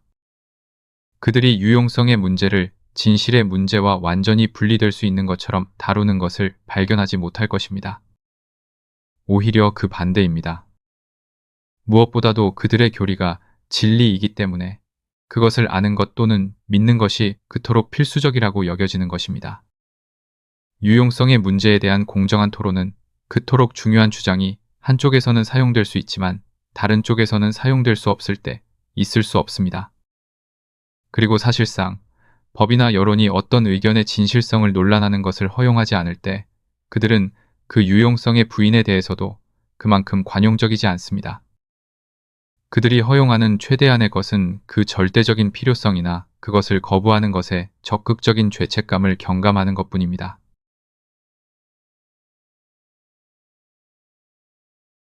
우리가 우리 자신의 판단으로 이미 비난했기 때문에 어떤 의견을 들을 기회를 거부하는 것의 해악을 더욱 완전히 설명하기 위해 이 논의를 구체적인 사례로 고정하는 것이 바람직할 것입니다. 그리고 저는 저에게 가장 불리한 사례를 선호하여 선택합니다. 즉, 진실성 면에서든 유용성 면에서든 의견의 자유에 반대하는 주장이 가장 강력하다고 여겨지는 경우입니다. 논박되는 의견이 신과 내세에 대한 믿음이거나 일반적으로 받아들여지는 도덕 교리 중 어떤 것이라고 가정해 봅시다. 그러한 영역에서 싸움을 벌이는 것은 불공정한 적수에게 큰 이점을 줍니다. 왜냐하면 그는 분명히 말할 것이기 때문입니다. 그리고 불공정하기를 원하지 않는 많은 사람들도 속으로 그렇게 말할 것입니다. 이것들이 당신이 법의 보호를 받기에는 충분히 확실하다고 보지 않는 교리들입니까? 신에 대한 믿음이 그 확실함을 느끼는 것이 무오류성을 가정하는 것이라고 당신이 주장하는 의견들 중 하나입니까?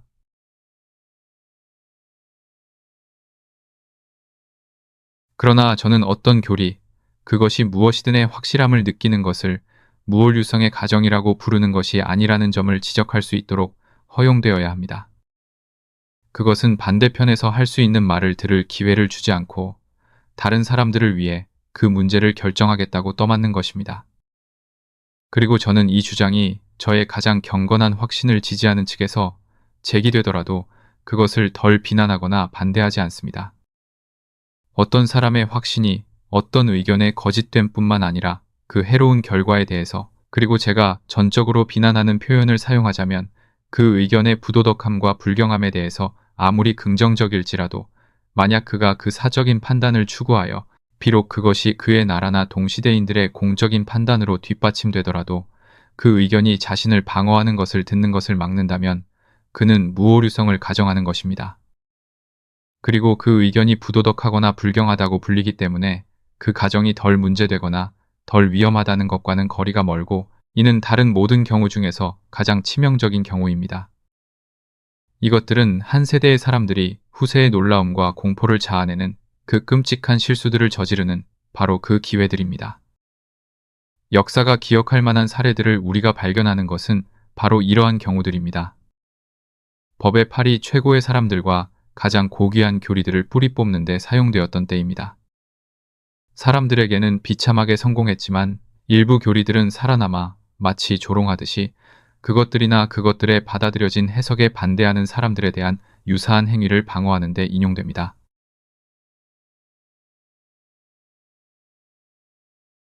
인류는 소크라테스라는 이름의 한 남자가 있었고 그와 당대의 법적 권위 및 여론 사이에 기억할 만한 충돌이 있었다는 사실을 아무리 자주 상기해도 지나치지 않습니다. 개인적인 위대함이 풍부했던 시대와 나라에서 태어난 이 남자는 그와 그 시대를 가장 잘 알았던 사람들에 의해 당대에서 가장 덕이 있는 사람으로 우리에게 전해져 왔습니다. 반면에 우리는 그를 이후 모든 덕의 스승들의 머리이자 원형으로 플라톤의 고귀한 영감과 아리스토텔레스의 현명한 공리주의의 동등한 원천으로 지식을 가진 자들의 스승, 즉 윤리 철학을 포함한 모든 철학의 두 개의 주요 원천으로 알고 있습니다. 이후에 살았던 모든 저명한 사상가들의 이 공인된 스승은 2000년이 지난 후에도 여전히 성장하는 그의 명성이 그의 고향 도시를 빛나게 하는 나머지 모든 이름들의 총합과 거의 맞먹습니다. 불경함과 부도덕함으로 사법적 유죄 판결을 받은 후 그의 동포들에 의해 사형에 처해졌습니다. 불경함은 국가가 인정한 신들을 부정했기 때문입니다. 실제로 그의 고발자는 변론 참조, 그가 신을 전혀 믿지 않았다고 주장했습니다. 부도덕함은 그의 교리와 가르침으로 젊은이들을 타락시킨 것이었습니다. 법정은 이 혐의들에 대해 그가 유죄임을 정직하게 인정하고 아마도 그 당시에 태어난 모든 사람 중에서 인류에게 가장 큰 공헌을 했을 그 사람을 범죄자로 사형에 처했다는 모든 근거가 있습니다.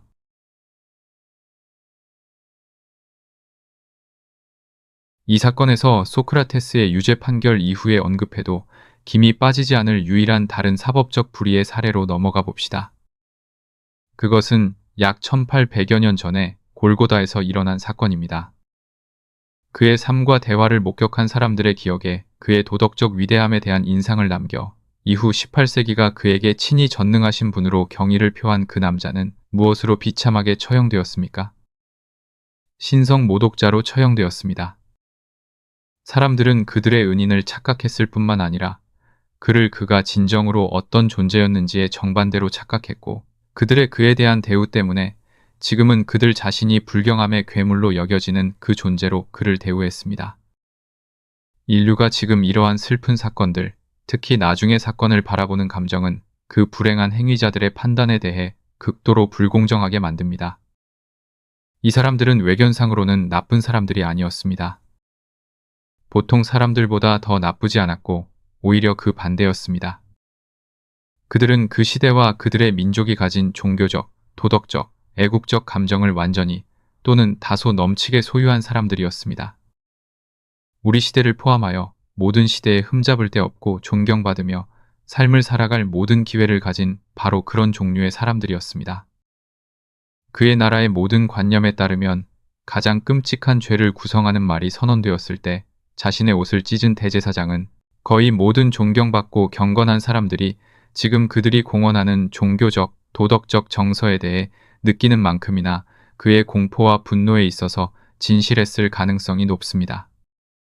그리고 지금 그의 행동에 몸서리치는 대부분의 사람들도 만약 그 시대에 살았고 유대인으로 태어났다면 그가 했던 것과 똑같이 행동했을 것입니다. 초기 순교자들에게 돌을 던져 죽인 사람들이 자신들보다 더 나쁜 사람들이었음에 틀림없다고 생각하기 쉬운 정통 기독교인들은 그 박해자들 중 한 명이 성 바울이었다는 것을 기억해야 합니다.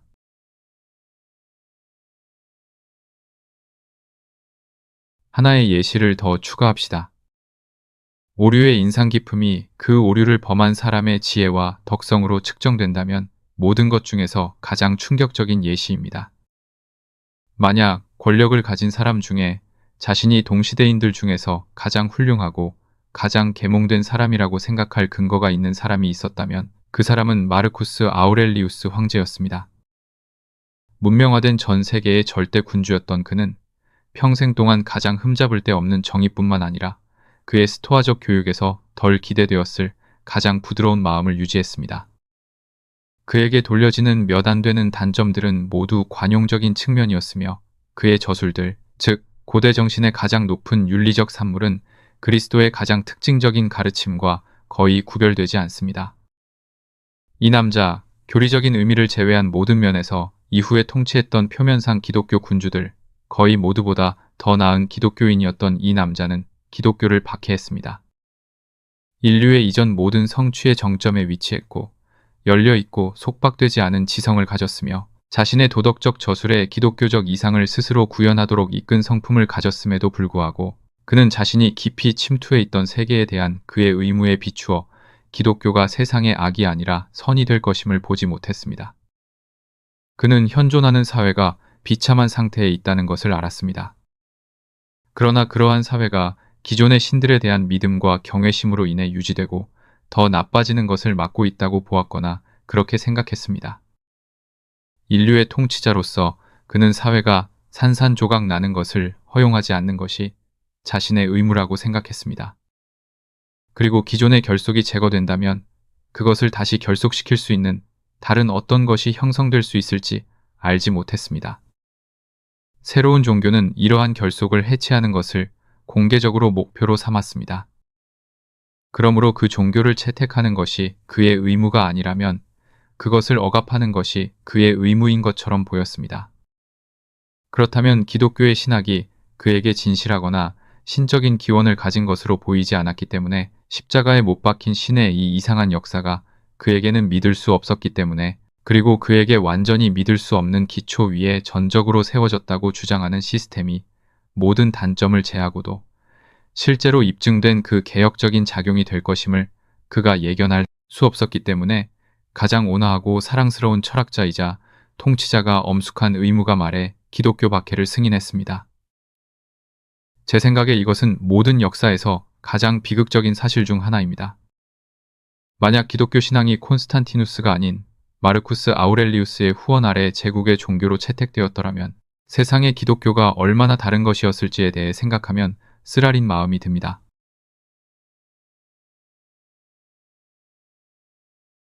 그러나 반기독교적 가르침을 처벌하기 위해 주장될 수 있는 어떤 변론도 마르쿠스 아우렐리우스가 기독교의 전파를 처벌하는 데 부족함이 없었다는 사실을 부인하는 것은 그에게 불공정할 뿐만 아니라 진실에도 어긋날 것입니다. 어떤 기독교인도 무신론이 거짓이고 사회 해체를 초래한다고 믿는 것보다 마르쿠스 아우렐리우스가 기독교에 대해 똑같이 믿었습니다. 그는 그 당시 살아있던 모든 사람들 중에서 그것을 가장 잘 평가할 수 있었을 것으로 생각될 수 있는 사람이었습니다. 의견의 공포를 승인하는 사람이 자신을 마르쿠스 아우렐리우스보다 더 현명하고 더 나은 사람이라고, 그 시대의 지혜에 더 깊이 정통하고 그의 지성에서 그것보다 더 고양되었으며 진리를 찾는 데 더 열심이거나 발견했을 때 그것에 대한 그의 헌신이 더 한결같다고 스스로를 자부하지 않는 한 그 위대한 안토니누스가 그토록 불행한 결과로 범했던 자신과 대중의 공동 무오류성 가정을 삼가야 합니다.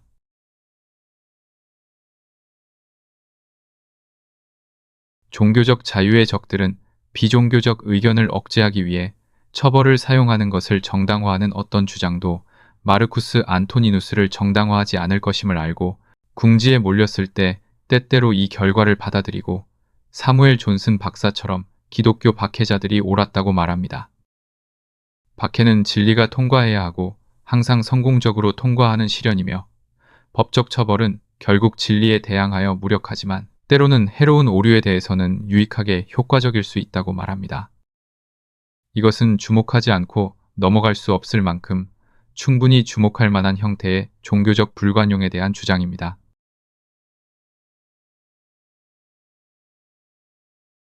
박해가 진리에 해를 끼칠 수 없기 때문에 진리를 박해하는 것이 정당하다고 주장하는 이론은 새로운 진리의 수용에 의도적으로 적대적이라고 비난받을 수는 없습니다. 그러나 우리는 인류가 그들에게 빚지고 있는 사람들을 대하는 태도의 관대함을 칭찬할 수는 없습니다.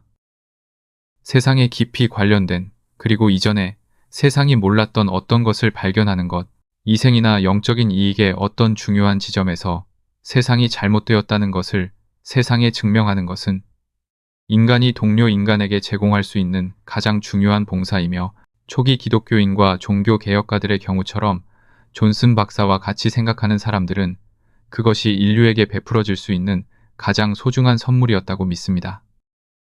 그러한 훌륭한 혜택의 저자들이 순교로 보답받아야 한다는 것, 그들의 보상이 가장 비열한 범죄자로 취급되는 것이어야 한다는 것은 이 이론에 따르면 인류가 자루옷을 입고 죄를 뒤집어 쓰고 애도해야 할 통탄할 오류와 불행이 아니라 정상적이고 정당한 상태입니다. 이 교리에 따르면 새로운 진리의 제안자는 로크리스 입법에서 새로운 법을 제안한 사람처럼 목에 밧줄을 메고 서 있어야 하며 대중의회가 그의 이유를 듣고 그 자리에서 그의 제안을 채택하지 않으면 즉시 그 밧줄이 조여집니다. 은인들을 대하는 이러한 방식을 옹호하는 사람들은 그 혜택에 많은 가치를 둔다고 가정할 수 없습니다. 그리고 저는 이 주제에 대한 이러한 견해가 주로 새로운 진리가 한때는 바람직했을지 모르지만 지금은 충분하다고 생각하는 종류의 사람들에게 국한되어 있다고 믿습니다.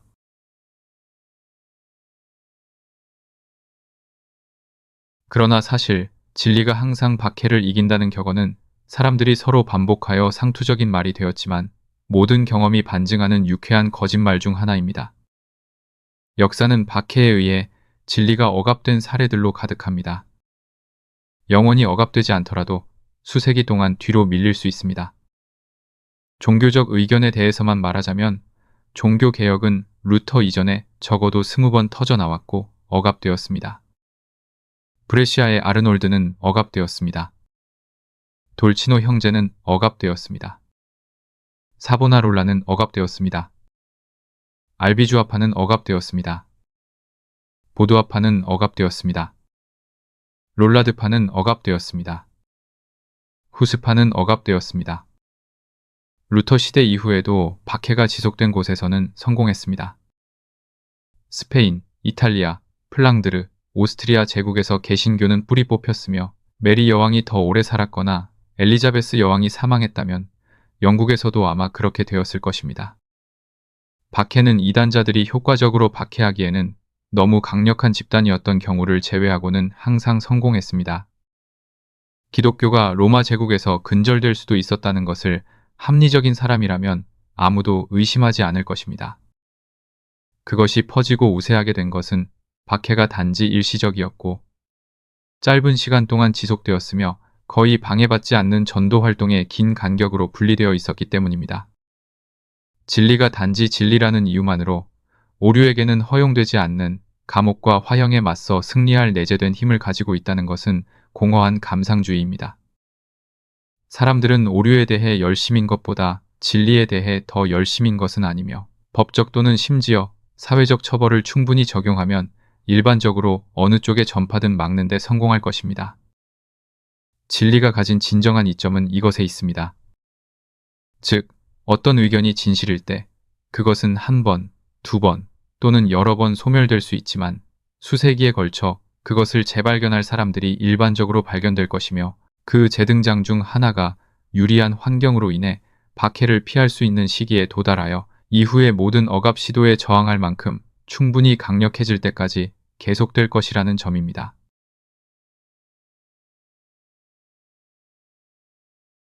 우리는 이제 새로운 의견을 도입하는 사람들을 사형에 처하지 않는다고 말할 것입니다. 우리는 선지자들을 죽인 우리 조상들과 같지 않으며 심지어 그들을 위한 무덤을 짓기까지 합니다. 우리가 더 이상 이단자들을 사형에 처하지 않는 것은 사실이며 현대의 감정이 아마도 가장 혐오스러운 의견에 대해서조차 용인할 수 있는 형벌의 정도는 그것들을 근절하기에 충분하지 않습니다. 그러나 우리가 아직 법적 박해의 오점으로부터 자유롭다고 스스로를 자부하지는 맙시다. 의견 또는 적어도 그 표현에 대한 처벌은 여전히 법으로 존재하며 그 집행은 이 시대에도 전혀 전례가 없는 것이 아니므로 언젠가 그것들이 완전한 힘으로 부활할 수 있다는 것이 전혀 믿기지 않는 것은 아닙니다. 1857년에 코널주의 여름 순회 재판에서 모든 생활관계에서 흠잡을 데 없는 행동을 했다고 알려진 한 불운한 남자가 기독교에 관한 몇 가지 모욕적인 말을 말하고 대문에 썼다는 이유로 21개월의 징역형을 선고받았습니다. 같은 달에 올드베일리에서는 두 사람이 두 번의 별개 사건에서 배심원으로 거부되었고 그들 중 한 명은 판사와 변호인 중 한 명에게 심하게 모욕을 당했습니다. 그들이 신학적 믿음이 없다고 정직하게 선언했기 때문입니다. 그리고 세 번째 사람, 외국인은 같은 이유로 도둑에 대한 재판에서 정의를 거부당했습니다. 이러한 구제 거부는 신 어떤 신이라도 충분합니다.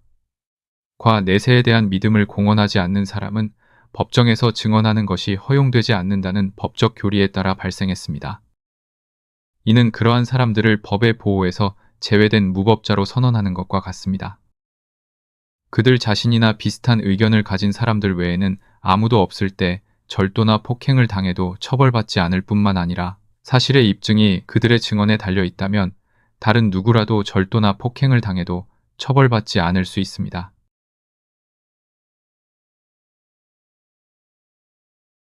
이것이 근거하는 가정은 내세에 대한 믿음이 없는 사람의 맹세는 가치가 없다는 것입니다. 이 명제는 그것에 동의하는 사람들이 역사에 대해 많은 무지를 드러냅니다. 모든 시대의 무신론자들 중 상당수가 뛰어난 청렴과 명예를 가진 사람들이었다는 것은 역사적으로 사실이기 때문입니다.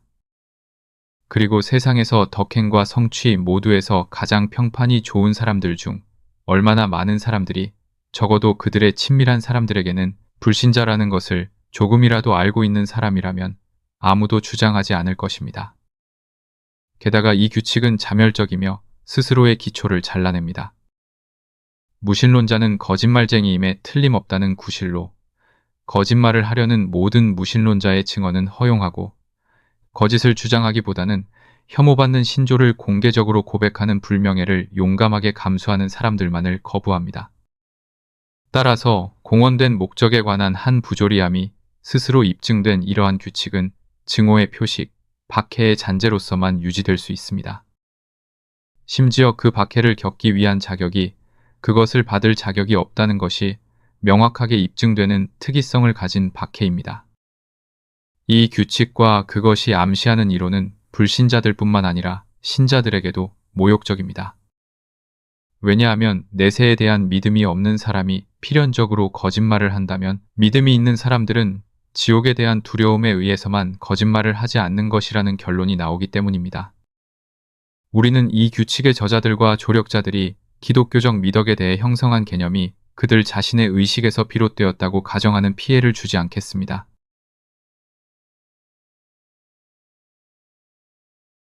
물론 이것들은 박해의 조각과 잔재에 불과하며 박해하고자 하는 소망의 징후라기보다는 실제로는 그것을 실행할 만큼 나쁘지 않으면서도 나쁜 원칙을 주장하는데 부조리한 기쁨을 느끼게 하는 영국인의 정신에 매우 빈번한 약점의 예로 생각될 수 있습니다. 그러나 불행하게도 대중의 정신 상태에는 거의 한 세대 동안 지속된 더 나쁜 형태의 법적 박해의 중단이 계속될 것이라는 보장이 없습니다. 이 시대에는 일상의 조용한 표면이 새로운 이익을 도입하려는 시도만큼이나 과거의 악을 부활시키려는 시도로 인해 자주 파문이 일어납니다. 현재 종교의 부활로 자랑하는 것은 적어도 편협하고 교양 없는 마음에서는 항상 광신주의의 부활만큼이나 큽니다. 그리고 이 나라의 중산층에 항상 남아있는 불관용의 강력한 영구적인 누룩이 사람들의 감정에 있는 곳에서는 그들이 박해의 적절한 대상으로 생각하기를 멈추지 않은 사람들을 적극적으로 박해하도록 도발하는 데는 거의 필요하지 않습니다. 정신적 자유의 장소가 아닌 이 나라를 만드는 것은 바로 이것입니다. 즉, 사람들이 중요하다고 여기는 믿음을 부인하는 사람들에 대해 그들이 품는 의견과 아끼는 감정입니다. 오랫동안 법적 처벌의 주된 해악은 그것이 사회적 낙인을 강화한다는 것입니다. 실제로 효과적인 것은 바로 그 낙인이며 그것이 너무나 효과적이어서 사회의 금지 아래 있는 의견을 공언하는 것은 많은 다른 나라에서 사법적 처벌의 위험을 무릅쓰는 의견을 공언하는 것보다 영국에서 훨씬 덜 일반적입니다. 재정적 상황이 다른 사람들의 선의에 의존하지 않게 만드는 사람들을 제외한 모든 사람들에게 이 문제에 대한 의견은 법만큼이나 효과적입니다.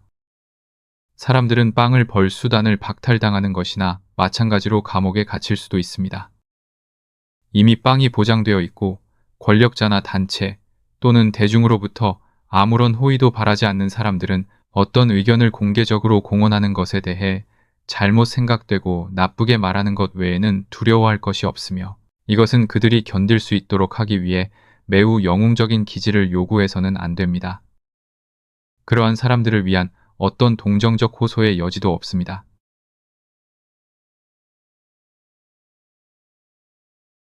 그러나 우리가 지금은 우리와 다르게 생각하는 사람들에게 과거에 우리가 습관적으로 했던 만큼 많은 해악을 가하지는 않지만 우리가 그들을 대하는 태도로 인해 우리 자신에게는 여전히 그만큼 많은 해악을 가하고 있을 수 있습니다. 소크라테스는 사형에 처해졌지만 소크라테스 철학은 하늘의 태양처럼 떠올라 전체 지적 창공에 그 빛을 퍼뜨렸습니다.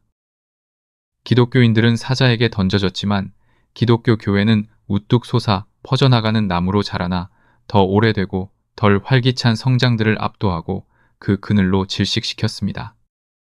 우리의 단순한 사회적 불관용은 아무도 죽이지 않고 어떤 의견도 뿌리 뽑지 않지만 사람들로 하여금 그것들을 위장하거나 그것들을 확산시키기 위한 어떤 적극적인 노력을 삼가게 만듭니다. 우리 사회에서는 이단적인 의견이 매 10년이나 세대의 눈에 띄게 득세하거나 심지어 잃지도 않습니다. 그것들은 멀리 그리고 널리 불타오르지 않고 그것들이 시작된 생각하는 사람들 및 학구적인 사람들의 좁은 원 안에서 계속해서 연기만 피우며 진실이든 기만이든 인류의 일반적인 일에 전혀 빛을 비추지 않습니다. 그리고 이로 인해 어떤 사람들의 마음에는 매우 만족스러운 상태가 유지됩니다. 왜냐하면 아무도 벌금형에 처하거나 감금하는 불쾌한 과정 없이 모든 지배적인 의견이 겉으로는 방해받지 않도록 유지하면서 생각이라는 질병에 걸린 반대자들에 의한 이성 행사를 절대적으로 금지하지는 않기 때문입니다. 지적 세계의 평화를 유지하고 그 안에서 모든 것이 이미 그러하듯이 돌아가도록 하는 편리한 계획입니다.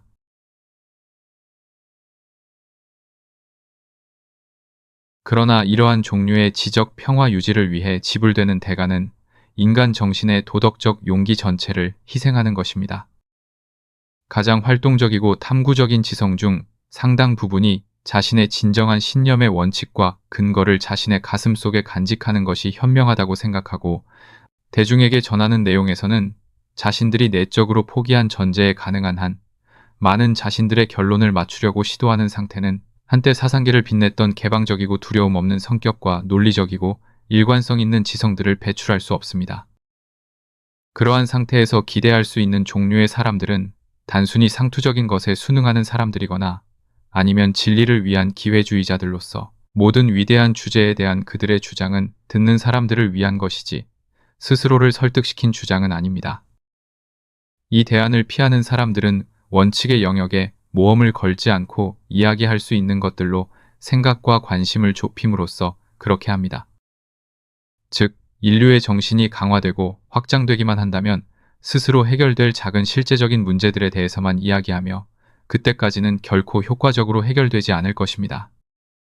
반면에 사람들의 정신을 강화하고 확장할 수 있는 것, 즉 가장 높은 주제에 대한 자유롭고 대담한 사변은 포기됩니다.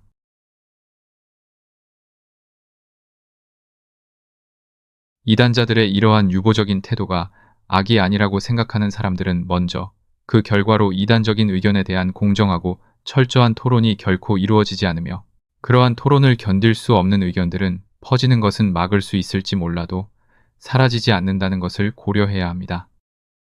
그러나 정통적인 결론으로 끝나지 않는 모든 탐구에 가해진 금지로 인해 가장 크게 손상되는 것은 이단자들의 정신이 아닙니다. 가장 큰 해악은 이단자가 아닌 사람들에게 가해지며 그들의 전체 정신 발달은 위축되고 이단에 대한 두려움 때문에 그들의 이성은 위축됩니다. 유망한 지성과 소심한 성격이 결합되어 혹시라도 불경하거나 부도덕한 것으로 간주될 수 있는 어떤 대담하고 활기차고 독립적인 사고의 흐름을 감히 따르지 못하는 수많은 사람들 속에서 세상이 잃는 것을 누가 계산할 수 있겠습니까? 그들 사이에서 우리는 때때로 깊은 양심과 미묘하고 세련된 이해력을 가진 어떤 사람을 볼 수 있습니다. 그는 자신이 침묵시킬 수 없는 지성으로 평생을 궤변을 늘어놓으며 보내고 자신의 양심과 이성의 충동을 정통교리와 화해시키려 애쓰는 기발한 재능을 소진하지만 아마도 끝까지 성공하지 못할 것입니다. 사상가로서 자신의 첫 번째 의무는 그것이 이끌 수 있는 어떤 결론에든 자신의 지성을 따르는 것임을 인식하지 않는 사람은 위대한 사상가가 될 수 없습니다. 적절한 연구와 준비를 통해 스스로 생각하는 사람의 오류로부터조차도 진리는 단지 생각하는 것을 허용하지 않기 때문에 참된 의견을 가진 사람들의 참된 의견으로부터 얻는 것보다 더 많은 것을 얻습니다. 자유로운 사고가 요구되는 것이 전적으로 또는 주로 위대한 사상가를 형성하기 위한 것은 아닙니다. 오히려 그것은 평범한 인간이 그들이 할 수 있는 정신적 성장에 도달할 수 있도록 하기 위해 그만큼 아니 그 이상으로 필수적입니다. 정신적 노예 상태의 일반적인 분위기 속에서도 위대한 개인 사상가들은 있어 왔고 다시 있을 수도 있습니다. 그러나 그러한 분위기 속에서 지적으로 활동적인 민족은 결코 없었으며 앞으로도 없을 것입니다. 어떤 민족이 그러한 특성에 일시적으로 접근했던 곳은 이단적인 사변에 대한 두려움이 일시적으로 중단되었기 때문이었습니다. 원칙들이 논쟁되어서는 안 된다는 암묵적인 합의가 있는 곳, 인류가 다룰 수 있는 가장 위대한 질문들에 대한 토론이 종결된 것으로 간주되는 곳에서는 우리는 역사의 일부 시기를 그토록 주목할 만하게 만들었던 일반적으로 높은 수준의 정신활동을 찾기를 희망할 수 없습니다. 논쟁이 열정을 불러일으킬 만큼 충분히 크고 중요한 주제들을 회피했을 때는 결코 민족의 정신이 그 기초부터 휘저어지지 않았고 가장 평범한 지성을 가진 사람들조차 사고하는 존재의 위험에 어느 정도까지 올려놓았던 추진력이 주어지지 않았습니다.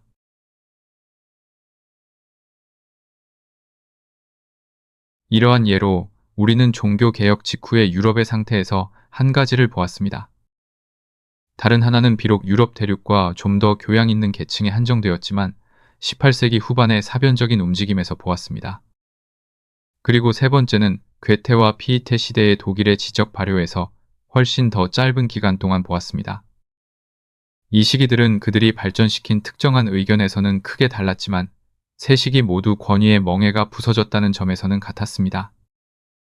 각 시기에 낡은 정신적 전제 정치가 타파되었고 새로운 것은 아직 그 자리를 차지하지 않았습니다. 이 세 시기에 주어진 추진력이 현재의 유럽을 만들었습니다. 인간 정신에서든 제도에서든 일어난 모든 단일한 개선은 이들 중 하나 또는 다른 하나로 명확하게 거슬러 올라갈 수 있습니다. 얼마 동안은 이 세 가지 추진력 모두가 거의 소진되었음을 나타내는 징후들이 있었습니다. 그리고 우리가 다시 정신적 자유를 주장할 때까지는 새로운 시작을 기대할 수 없습니다.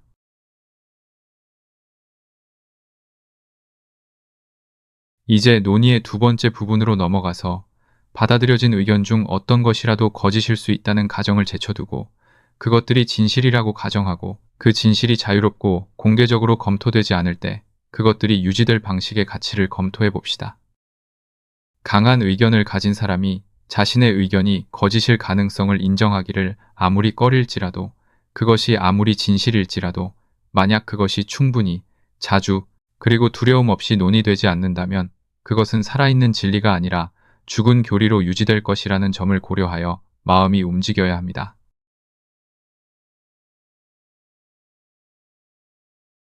어떤 사람이 그들이 진실이라고 생각하는 것에 대해 의심 없이 동의한다면 그 의견의 근거에 대해 전혀 알지 못하고 가장 피상적인 반론에도 그것을 방어할 수 없더라도 충분하다고 생각하는 부류의 사람들이 있습니다. 다행히도 예전만큼 많지는 않습니다. 그러한 사람들은 일단 자신의 신조가 권위에 의해 가르쳐지게 되면 그것이 의문을 제기하도록 허용되는 것에서 어떤 좋은 것도 오지 않고 오히려 해악이 온다고 자연스럽게 생각합니다. 그들의 영향력이 지배하는 곳에서는 받아들여진 의견이 현명하고 사려 깊게 거부되는 것을 거의 불가능하게 만들지만 여전히 경솔하고 무지하게 거부될 수는 있습니다. 왜냐하면 토론을 완전히 차단하는 것은 거의 불가능하며 일단 토론이 들어오면 확신에 근거하지 않은 믿음은 아주 미약한 주장의 모습에도 굴복하기 쉽기 때문입니다. 그러나 이 가능성을 제쳐두고 참된 의견이 마음속에 머물지만 편견으로, 즉 논증과는 독립적이며 논증에 대한 방어막으로서 머문다고 가정하더라도 이것은 합리적인 존재가 진리를 유지해야 하는 방식이 아닙니다. 이것은 진리를 아는 것이 아닙니다. 이렇게 유지된 진리는 진리를 표명하는 단어에 우연히 달라붙은 또 하나의 미신에 불과합니다.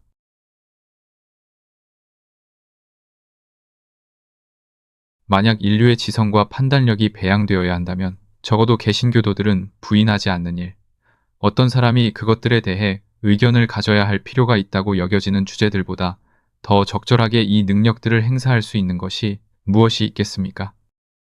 만약 이해력의 함량이 다른 어떤 것보다 한 가지에 있다면 그것은 분명히 자신의 의견의 근거를 배우는 것입니다. 사람들이 올바르게 믿는 것이 가장 중요한 주제에 대해 무엇을 믿든 그들은 적어도 일반적인 반론에 대해 그것을 방어할 수 있어야 합니다. 그러나 어떤 사람은 말할 수 있습니다. 그들이 자신의 의견의 근거를 배우도록 가르치십시오. 의견이 논란되는 것을 듣지 않는다고 해서 단순히 앵무새처럼 반복되어야 한다는 결론은 나오지 않습니다. 기하학을 배우는 사람들은 단순히 정리들을 암기하는 것이 아니라 증명도 이해하고 배웁니다. 그리고 그들이 기하학적 진리를 부인하고 반증하려는 사람을 결코 듣지 않는다고 해서 그들이 기하학적 진리의 근거에 대해 무지한 채로 남아있다고 말하는 것은 부조리할 것입니다. 의심할 여지 없이 그렇습니다. 그리고 이러한 가르침은 수학과 같은 주제에서는 충분합니다. 왜냐하면 문제의 잘못된 측면에서 말할 것이 전혀 없기 때문입니다. 수학적 진리의 증거의 특이성은 모든 주장이 한쪽에 있다는 것입니다. 반론이 없고 반론에 대한 반박도 없습니다.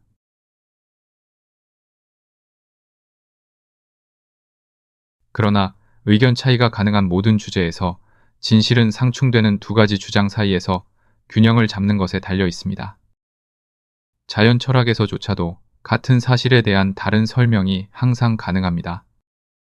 태양 중심설 대신 지구 중심설, 산소 대신 플로지스톤이 있을 수 있습니다. 그리고 그 다른 이론이 왜 진실일 수 없는지를 보여주어야 합니다. 그리고 이것이 보여지지 않고 우리가 그것이 어떻게 보여지는지 알지 못한다면 우리는 우리 의견의 근거를 이해하지 못하는 것입니다.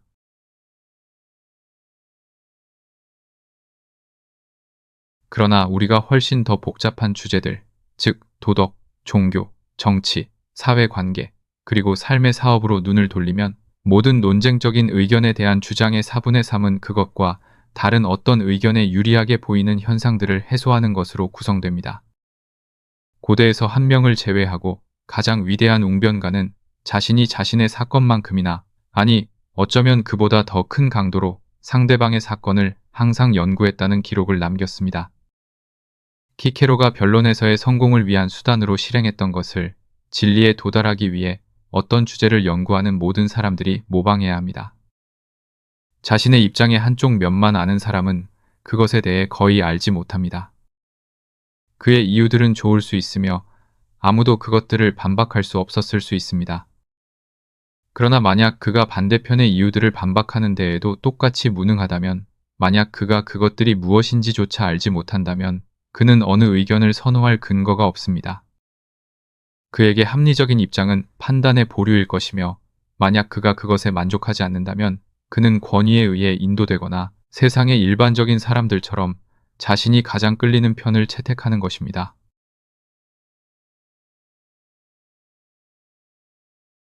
또한 그가 자신의 교사들로부터 적수들의 주장을 그들이 진술하는 대로 제시되고 그들이 반박이라고 제시하는 것이 동반된 채 듣는 것만으로는 충분하지 않습니다. 그것은 그 주장들에 대해 공정하게 대우하거나 그것들을 그의 정신과 진정으로 접촉시키는 방식이 아닙니다. 그는 실제로 그것들을 믿는 사람들로부터 그것들을 들을 수 있어야 합니다. 그들을 진심으로 방어하고 그들을 위해 최선을 다하는 사람들로부터 들어야 합니다. 그는 그것들을 가장 그럴듯하고 설득력 있는 형태로 알아야 합니다. 그는 그 주제에 대한 참된 견해가 맞서서 처리해야 하는 어려움의 전체 힘을 느껴야 합니다. 그렇지 않으면 그는 그 어려움을 만나서 제거하는 진리의 부분을 결코 진정으로 소유하지 못할 것입니다. 소위 교육받은 사람들의 100명 중 99명은 이 상태에 있습니다. 자신의 의견을 유창하게 주장할 수 있는 사람들조차도 그렇습니다. 그들의 결론은 진실일 수 있지만 그들이 아는 한에서는 거짓일 수도 있습니다. 그들은 자신들과 다르게 생각하는 사람들의 정신적 위치에 자신들을 던져본 적이 없으며 그러한 사람들이 할 말이 무엇인지 고려해 본 적이 없습니다. 그리고 결과적으로 그들은 그들이 스스로 공언하는 교리를 단어의 어떤 적절한 의미로도 알지 못합니다. 그들은 그 교리의 나머지 부분을 설명하고 정당화하는 부분들을 알지 못합니다. 즉, 겉보기에는 다른 사실과 상충되는 사실이 그것과 양립할 수 있음을 보여주는 고려사항들, 또는 겉보기에는 강력한 두 가지 이유 중에서 다른 하나가 아닌 이 하나가 선호되어야 함을 보여주는 고려사항들을 알지 못합니다. 저울을 기울이고 완전히 정보가 있는 정신의 판단을 결정하는 진리의 모든 부분은 그들에게 낯선 것입니다. 그것은 양쪽을 동등하고 공평하게 경청하고 양쪽의 이유를 가장 강력한 빛으로 보려고 노력한 사람들에게만 진정으로 알려집니다. 도덕적이고 인간적인 주제를 진정으로 이해하는데 이 훈련은 너무나 필수적이어서 만약 모든 중요한 진리에 대한 반대자들이 존재하지 않는다면 그들을 상상하고 가장 숙련된 악마의 변호인이라도 불러일으킬 수 있는 가장 강력한 주장을 그들에게 제공하는 것이 필수적입니다.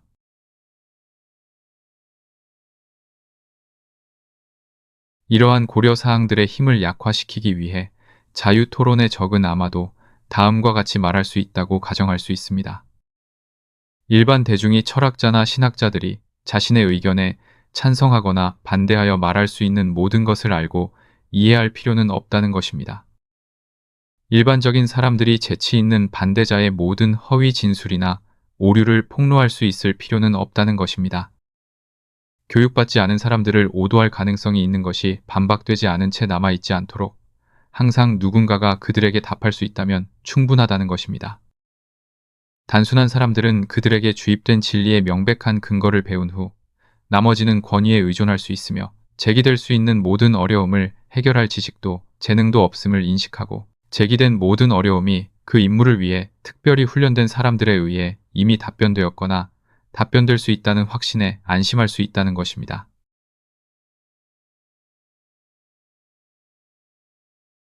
이 주제에 대한 이러한 견해에 대해 진리에 대한 믿음과 함께 수반되어야 할 이해의 정도에 가장 쉽게 만족하는 사람들이 주장할 수 있는 최대한을 양보하더라도 자유토론에 대한 주장은 전혀 약화되지 않습니다. 왜냐하면 이 교리조차도 인류가 모든 반론이 만족스럽게 답변되었다는 합리적인 확신을 가져야 한다는 것을 인정하기 때문입니다. 그리고 답변해야 할 것이 언급되지 않는다면 어떻게 답변될 수 있겠습니까? 또는 반대자들이 답변이 불만족스럽다는 것을 보여줄 기회가 없다면 그 답변이 만족스럽다는 것을 어떻게 알 수 있겠습니까? 대중은 아닐지라도 적어도 어려움을 해결해야 할 철학자와 신학자들은 그 어려움들을 가장 혼란스러운 형태로 익숙하게 만들어야 합니다. 그리고 이것은 그것들이 자유롭게 진술되고 그것들이 허용하는 가장 유리한 빛으로 제시되지 않는 한 성취될 수 없습니다.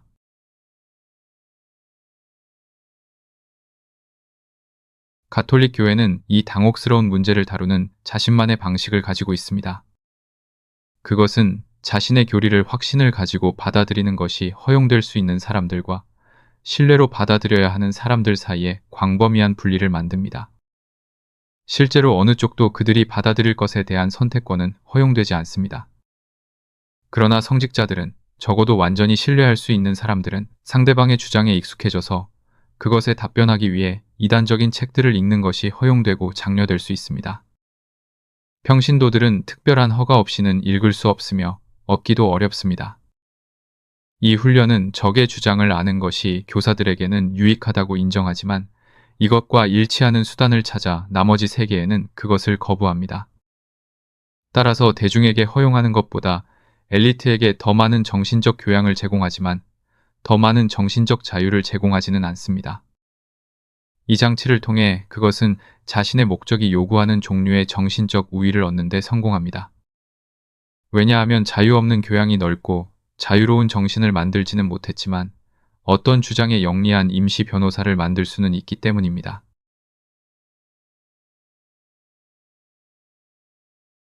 그러나 개신교를 공언하는 국가에서는 이 수단이 거부됩니다. 왜냐하면 개신교도들은 적어도 이론적으로는 종교 선택에 대한 책임은 각자 스스로 져야 하며 교사들에게 전가될 수 없다고 주장하기 때문입니다. 게다가 현재 세계의 상황에서는 교육받은 사람들이 읽는 저술들이 교육받지 않은 사람들에게서 멀리 떨어져 있게 하는 것은 실제적으로 불가능합니다. 인류의 교사들이 알아야 할 모든 것을 인지하려면 모든 것이 제한 없이 쓰여지고 출판되는 것이 자유로워야 합니다. 그러나 받아들여진 의견이 진실일 때 자유로운 토론의 부재의 해로운 작용이 사람들이 그 의견의 근거를 모르는 상태로 남겨두는 것에 국한된다면 이것은 비록 지적인 악일지라도 도덕적인 악은 아니며 성격에 미치는 영향이라는 관점에서 볼 때 의견의 가치에 영향을 미치지 않는다고 생각될 수 있습니다. 그러나 실제로는 토론이 없을 때 의견의 근거가 잊힐 뿐만 아니라 너무나 자주 의견 자체의 의미도 잊힌다는 것입니다. 그것을 전달하는 단어들은 아이디어를 암시하는 것을 멈추거나 원래 전달하기 위해 사용되었던 아이디어들 중 작은 부분만을 암시합니다. 생생한 개념과 살아있는 믿음 대신 외워서 유지되는 몇 마디 문구만 남습니다.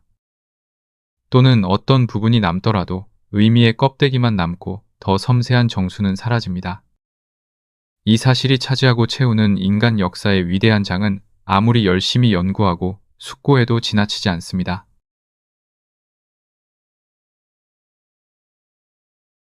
이것은 거의 모든 윤리적 교리와 종교적 신조의 경험에서 설명됩니다. 그것들은 그것들을 창시한 사람들과 창시자의 직접적인 제자들에게는 의미와 활력이 가득합니다.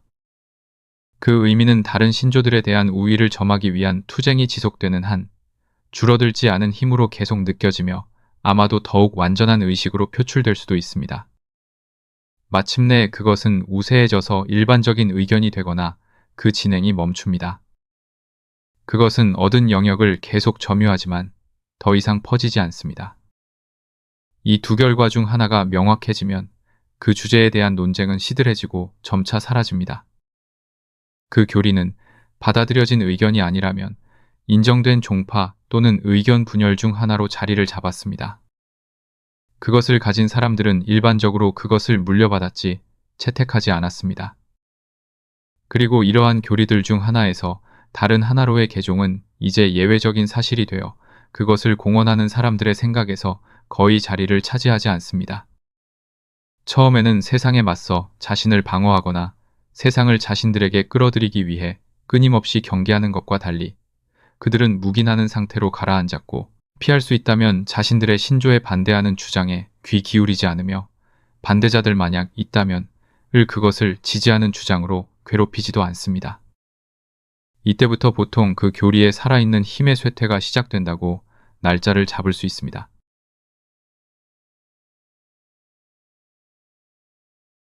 우리는 모든 신조의 교사들이, 신자들이 명목상 인정하는 진리에 대한 생생한 이해를 그들의 마음속에 유지하여 그것이 감정에 침투하고 행동에 대한 진정한 통제력을 얻도록 하는 것의 어려움을 한탄하는 것을 자주 듣습니다. 신조가 아직 그 존재를 위해 싸우고 있는 동안에는 그러한 어려움은 호소되지 않습니다. 심지어 더 약한 전투원들도 그때는 자신들이 무엇을 위해 싸우고 있는지, 그리고 그것과 다른 교리들 사이의 차이가 무엇인지를 알고 느낍니다. 그리고 모든 신조의 존재의 그 시기에는 그 근본 원칙들을 모든 형태의 사고로 실현하고 모든 중요한 관련성에서 그것들을 숙고하고 고려했으며 그것에 완전히 몰입된 정신에서 그 신조에 대한 믿음이 만들어야 할 성격에 대한 완전한 영향을 경험한 사람들이 적지 않게 발견될 수 있습니다. 그러나 그것이 세습적인 신조가 되고 수동적으로 받아들여지고 능동적으로 받아들여지지 않게 되었을 때 믿음이 제시하는 질문에 대해 정신이 처음과 같은 정도로 활력을 발휘하도록 강요되지 않을 때 신조의 형식만 제외하고 모든 것을 잊어버리거나 또는 그것을 신뢰로 받아들이는 것이 의식 속에서 그것을 실현하거나 개인적인 경험으로 그것을 시험할 필요성을 면제하는 것처럼 둔하고 무기력한 동의를 주는 점진적인 경향이 있습니다. 결국 그것은 인간 존재의 내면적인 삶과 거의 전혀 연결되지 않게 됩니다. 그때 이 시대에 너무나 빈번하여 거의 대다수를 형성하는 사례들이 보입니다. 신조가 마치 마음 밖에 남아있는 것처럼 우리 본성의 더 높은 부분에 전달되는 다른 모든 영향에 맞서 마음을 굳어지게 하고 화석화합니다. 그것은 어떤 새롭고 살아있는 확신도 들어오지 못하게 함으로써 그 힘을 나타내지만 마음이나 심장에 대해서는 아무것도 하지 않고 그들을 비어있게 지키는 파수꾼 역할만 합니다.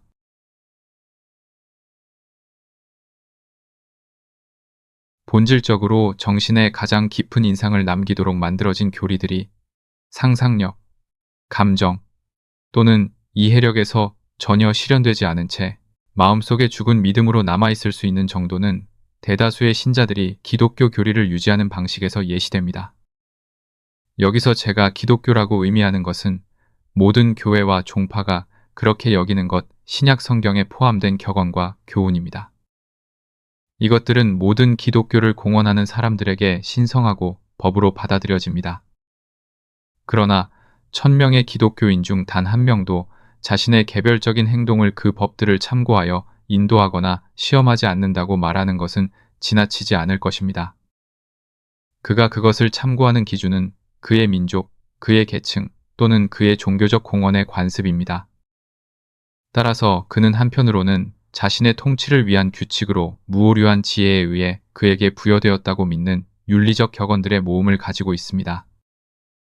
그리고 다른 한편으로는 일상적인 판단과 관행의 집합을 가지고 있습니다.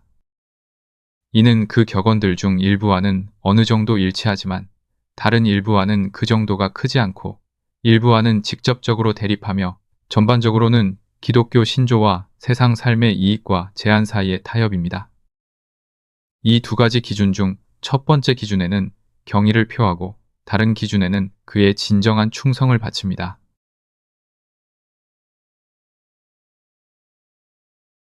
모든 기독교인들은 복된 사람들은 가난하고 겸손하며 세상으로부터 학대받는 사람들이라고 믿습니다.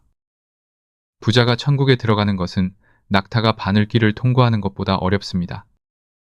그들은 심판하지 말아야 하며 그렇지 않으면 심판받을 것입니다. 그들은 맹세하지 말아야 합니다. 그들은 이웃을 자신처럼 사랑해야 합니다. 누가 그들의 겉옷을 가져가면 속옷도 주어야 합니다. 그들은 내일을 위해 염려하지 말아야 합니다. 만약 그들이 완전해지고 싶다면 가진 모든 것을 팔아 가난한 사람들에게 주어야 합니다.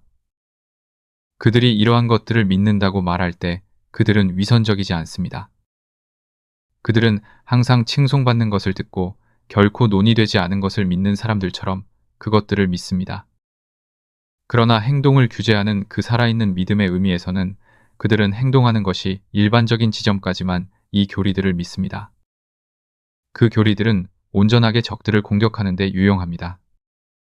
그리고 그것들은 사람들이 칭찬할 만하다고 생각하는 모든 것을 위한 이유로 가능하다면 제시되어야 한다고 이해됩니다. 그러나 그 격언들이 그들이 결코 생각조차 하지 않는 무한한 것들을 요구한다는 것을 그들에게 상기시키는 사람은 다른 사람들보다 더 나은 척하는 그 매우 인기 없는 인물들 중 하나로 분류되는 것 외에는 아무것도 얻지 못할 것입니다. 그 교리들은 일반 신자들에게 아무런 영향력도 미치지 못합니다. 그들의 마음속에서 힘이 없습니다. 그들은 그 소리에 습관적인 존경심을 가지고 있지만 그 단어에서 표명된 대상들로 퍼져나가 마음으로 그것들을 받아들이고 공식에 순응하도록 강제하는 감정은 없습니다. 행동에 관한 한, 그들은 그리스도에게 순종하는데 얼마나 멀리 가야 할지 지시를 받기 위해 A씨와 B씨를 둘러봅니다.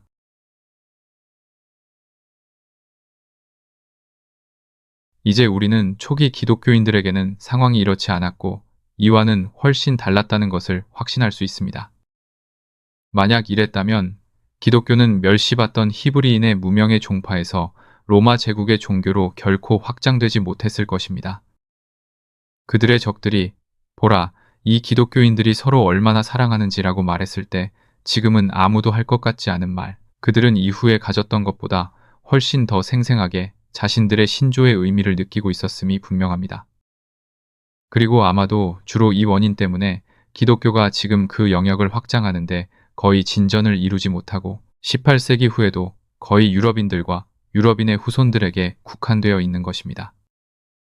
심지어 자신의 교리에 매우 진지하고 일반 사람들보다 더 많은 의미를 부여하는 엄격한 종교인들 사이에서도 그들의 마음속에서 비교적 활동적인 부분은 칼뱅이나 녹스 또는 그들 자신과 성격이 훨씬 더 가까운 어떤 사람에 의해 만들어진 부분인 경우가 흔합니다. 그리스도의 말씀은 그들의 마음속에 수동적으로 공존하며 그토록 사랑스럽고 온화한 말을 듣는 것 외에는 거의 영향을 미치지 않습니다. 어떤 교리가 한 종파의 휘장일 때 인정된 모든 종파의 공통된 교리보다 더 많은 활력을 유지하는 이유와 교사들이 그 의미를 살리기 위해 더 많은 노력을 기울이는 이유는 의심할 여지 없이 많습니다. 그러나 한 가지 이유는 확실히 독특한 교리들이 더 많이 의문을 제기받고 공개적으로 반대하는 사람들에게 더 자주 방어해야 하기 때문입니다. 적이 없는 한 교사와 학습자 모두 그들의 위치에서 잠이 듭니다.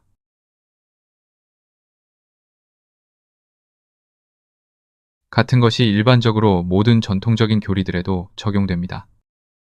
즉, 도덕이나 종교뿐만 아니라 신중함과 인생의 지식에 대한 교리도 마찬가지입니다.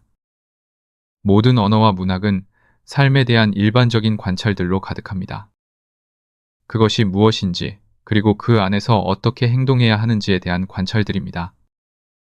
모든 사람이 알고 모든 사람이 반복하거나 묵인하며 듣는 관찰들입니다. 그것들은 자명한 진리로 받아들여지지만 대부분의 사람들은 경험, 일반적으로 고통스러운 종류의 경험이 그것을 그들에게 현실로 만들었을 때에야 그 의미를 진정으로 배웁니다. 예상치 못한 불행이나 실망으로 괴로워할 때 어떤 사람이 평생 동안 그에게 친숙했던 어떤 속담이나 흔한 말을 얼마나 자주 떠올립니까? 만약 그가 지금처럼 그것을 느꼈더라면 그를 그 재난으로부터 구했을 것입니다. 물론 이것에는 토론의 부재 외에 다른 이유들도 있습니다. 완전한 의미가 개인적인 경험이 그것을 가져다 줄 때까지는 실현될 수 없는 많은 진리들이 있습니다. 그러나 이러한 진리들의 의미 중 훨씬 더 많은 부분이 이해되었을 것이며 이해된 것은 훨씬 더 깊이 마음에 새겨졌을 것입니다. 만약 그 사람이 그것을 이해하는 사람들로부터 그것에 찬성하는 주장과 반대하는 주장을 듣는 것에 익숙했더라면 말입니다. 인류가 더 이상 의심하지 않을 때 그것에 대해 생각하기를 멈추는 치명적인 경향은 그들의 오류의 절반의 원인입니다.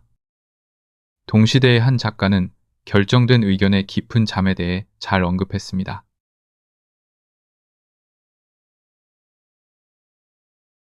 그러나 무엇이? 라고 물을 수 있습니다. 만장일치의 부재가 참된 지식의 필수적인 조건입니까? 어떤 사람들이 진리를 실현할 수 있도록 하기 위해 인류의 일부가 오류 속에 지속되어야 합니까? 어떤 믿음이 일반적으로 받아들여지자마자 현실적이고 활력이 넘치는 것을 멈춥니까? 그리고 어떤 명제가 그것에 대한 약간의 의심이 남아있지 않는 한 철저히 이해되고 느껴지지 않습니까? 인류가 만장일치로 진리를 받아들이자마자 그 진리는 그들 안에서 소멸됩니까?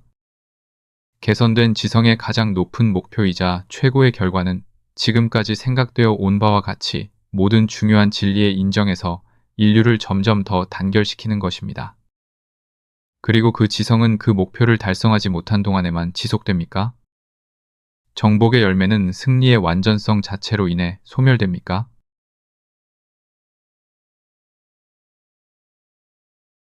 저는 그런 것을 주장하지 않습니다. 인류가 개선됨에 따라 더 이상 논쟁되거나 의심되지 않는 교리들의 수는 끊임없이 증가할 것입니다. 그리고 인류의 행복은 논쟁의 여지가 없는 지점에 도달한 진리들의 수와 중요성에 의해 거의 측정될 수 있습니다. 심각한 논쟁이 하나씩 중단되는 것은 의견 통합의 필수적인 부수 현상 중 하나입니다. 의견 통합은 의견이 진실일 경우에는 유익하지만 의견이 오류일 경우에는 위험하고 해롭습니다. 그러나 의견 다양성의 경계가 점진적으로 좁아지는 것이 용어의 두 가지 의미에서 모두 필요하다고 하더라도, 즉 피할 수 없으면서도 필수적이라고 하더라도 우리는 그 모든 결과가 유익해야 한다고 결론 내릴 의무는 없습니다.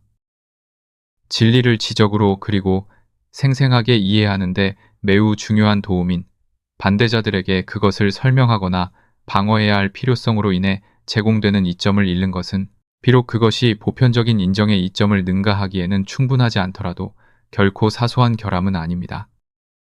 저는 이 이점을 더 이상 얻을 수 없을 때 인류의 교사들이 그것을 대체할 수 있는 것을 제공하기 위해 노력하는 것을 보고 싶습니다.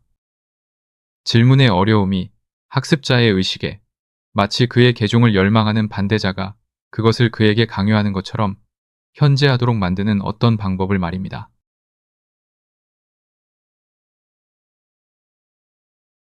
그러나 이러한 목적을 위한 방법을 찾는 대신 그들은 이전에 가졌던 것들을 잃었습니다. 플라톤의 대화편에서 훌륭하게 예시된 소크라테스적 변증법은 이러한 종류의 방법이었습니다. 그것들은 본질적으로 철학과 삶의 위대한 질문에 대한 부정적인 토론이었으며 받아들여진 의견의 상투적인 말을 단순히 채택한 사람에게 그가 그 주제를 이해하지 못하고 있다는 것, 즉 그가 공언하는 교리에 아직 명확한 의미를 부여하지 않았다는 것을 확신시키려는 완벽한 기술로 지향되었습니다. 이는 그의 무지를 깨닫게 하여 교리의 의미와 그 증거 모두에 대한 명확한 이해에 근거한 안정된 믿음을 얻는 길로 들어서게 하기 위함이었습니다. 중세의 학교 논쟁들도 다소 비슷한 목적을 가졌습니다. 그것들은 학생이 자신의 의견과 필연적인 상관관계에 의해 그것에 반대되는 의견을 이해하고 전자의 근거를 강화하고 후자의 근거를 논파할 수 있도록 확실히 하기 위함이었습니다. 이 후자의 논쟁들은 실제로 전제들이 이성이 아니라 권위에서 취해졌다는 치유할 수 없는 결함을 가졌습니다. 그리고 정신에 대한 훈련으로서 그것들은 소크라테스의 사람들의 지성을 형성했던 강력한 변증법보다 모든 면에서 열등했습니다. 그러나 현대 정신은 그들이 일반적으로 인정하기를 꺼리는 것보다 이 두 가지 모두에게 훨씬 더 많은 것을 빚지고 있습니다. 그리고 현재의 교육 방식에는 이들 중 어느 하나의 위치라도 최소한으로 대체할 수 있는 것이 없습니다. 교사나 책으로부터 모든 지시를 받는 사람은 비록 벼락치기로 만족하려는 끊임없이 괴롭히는 유혹을 피하더라도 양쪽의 말을 들어야 할 강요를 받지 않습니다. 따라서 양쪽을 아는 것은 사상가들 사이에서조차도 흔한 성취와는 거리가 멉니다. 그리고 모든 사람이 자신의 의견을 방어하기 위해 말하는 것 중에서 가장 약한 부분은 그가 반대자들에게 대한 반박으로 의도하는 것입니다.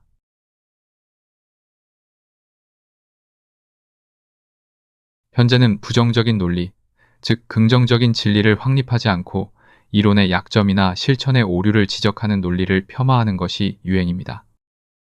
그러한 부정적인 비판은 궁극적인 결과로서는 실제로 충분히 미흡할 것입니다. 그러나 이름에 걸맞은 어떤 긍정적인 지식이나 확신을 얻는 수단으로서는 아무리 높이 평가해도 지나치지 않습니다. 그리고 사람들이 다시 체계적으로 그것에 훈련될 때까지는 수학 및 물리 부문을 제외한 어떤 사변 분야에서도 위대한 사상가는 거의 없을 것이며 일반적인 지성의 평균은 낮을 것입니다. 다른 어떤 주제에 대해서도 어떤 사람의 의견은 그가 다른 사람들에 의해 강요받았든 스스로 능동적인 논쟁을 반대자들과 수행하는 데 필요했을 것과 같은 정신적 과정을 거쳤든 지식이라는 이름에 걸맞지 않습니다. 그러므로 부재할 때 창조하기가 그토록 필수적이지만 그토록 어려운 것을 자발적으로 제공될 때 포기하는 것은 얼마나 부조리한 것보다 더 나쁩니까? 만약 어떤 사람들이 받아들여진 의견에 반대하거나 법이나 의견이 허용한다면, 그렇게 할 사람들이 있다면 우리는 그들에게 감사하고 그들의 말을 듣기 위해 마음을 열고, 그들이 우리를 위해 우리가 그렇지 않았다면 우리의 확신의 확실성이든 활력이든 중요하게 여긴다면 훨씬 더 큰 노력으로 우리 스스로 해야 할 일을 해주는 누군가가 있다는 것을 기뻐해야 합니다.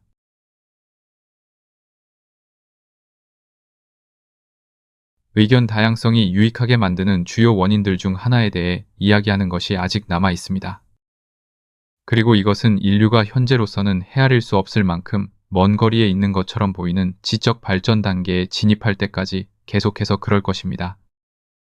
우리는 지금까지 단지 두 가지 가능성만을 고려했습니다. 즉, 받아들여진 의견이 거짓일 수 있고 결과적으로 다른 어떤 의견이 진실일 수 있다는 것입니다. 또는 받아들여진 의견이 진실일 때 반대되는 오류와의 충돌이 그 진리의 명확한 이해와 깊은 느낌에 필수적이라는 것입니다.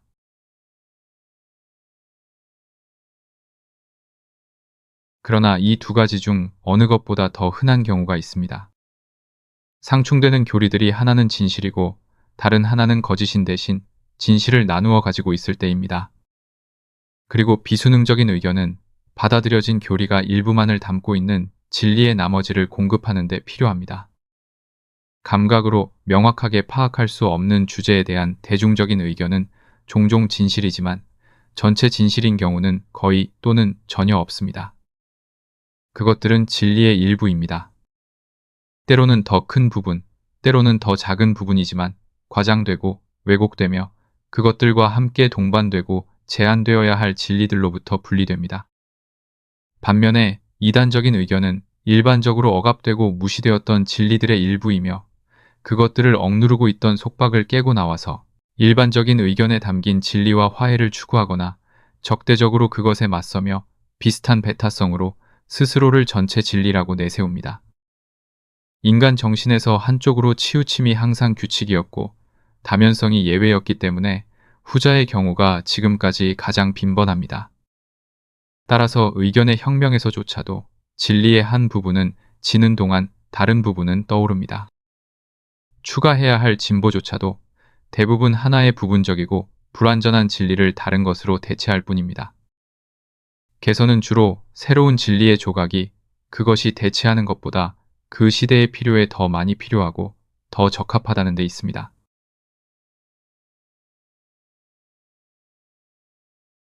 지배적인 의견이 참된 기초 위에 있을 때조차도 그러한 부분적인 특성을 가지고 있기 때문에 일반적인 의견이 생략하는 진리의 부분을 어느 정도 담고 있는 모든 의견은 그 진리가 어떤 양의 오류와 혼란과 섞여 있더라도 소중하게 여겨져야 합니다.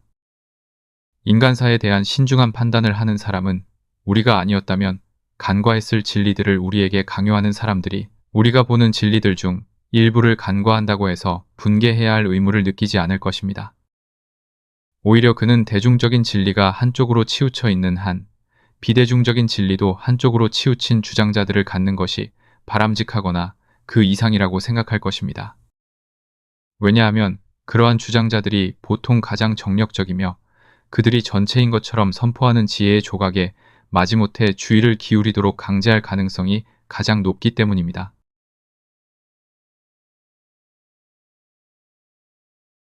예를 들어 18세기에 거의 모든 교육받은 사람들, 그리고 그들에게 이끌린 교육받지 않은 모든 사람들이 소위 문명과 현대 과학, 문학, 철학의 경이로움에 감탄하며 길을 잃었고 현대인과 고대인 사이의 차이의 양을 크게 과대평가하면서 그 차이의 전체가 자신들에게 유리하다는 믿음에 빠져 있을 때 루소의 역설은 마치 폭탄처럼 그 한쪽으로 치우친 의견에 밀집된 덩어리 한가운데서 폭발하여 그 요소를 더 나은 형태로 그리고 추가적인 요소들과 함께 재결합하도록 강제하는 얼마나 유익한 충격이었습니까? 현재의 의견들이 루소의 의견보다 전체적으로 진실에서 더 멀었다는 것은 아닙니다. 오히려 그 반대였습니다. 그것들은 더 많은 긍정적인 진실을 담고 있었고 오류는 훨씬 적었습니다. 그럼에도 불구하고 루소의 교리 속에는, 그리고 그것과 함께 의견의 흐름을 따라 내려온 것 속에는 대중적인 의견이 부족했던 바로 그 진리들이 상당량 존재했습니다. 그리고 이것들이 홍수가 가라앉았을 때 남겨진 침전물입니다. 단순한 삶의 우월성, 인위적인 사회의 굴레와 위선의 힘을 약화시키고 타락시키는 영향은 루소가 글을 쓴 이래로 교양 있는 마음에서 완전히 사라진 적이 없는 생각들입니다. 그리고 그것들은 결국 그 마땅한 영향을 미칠 것입니다. 비록 지금은 그 어느 때보다 주장될 필요가 있고 행동으로 주장되어야 할 필요가 있지만 이 주제에 대한 말은 거의 그 힘을 소진했기 때문입니다.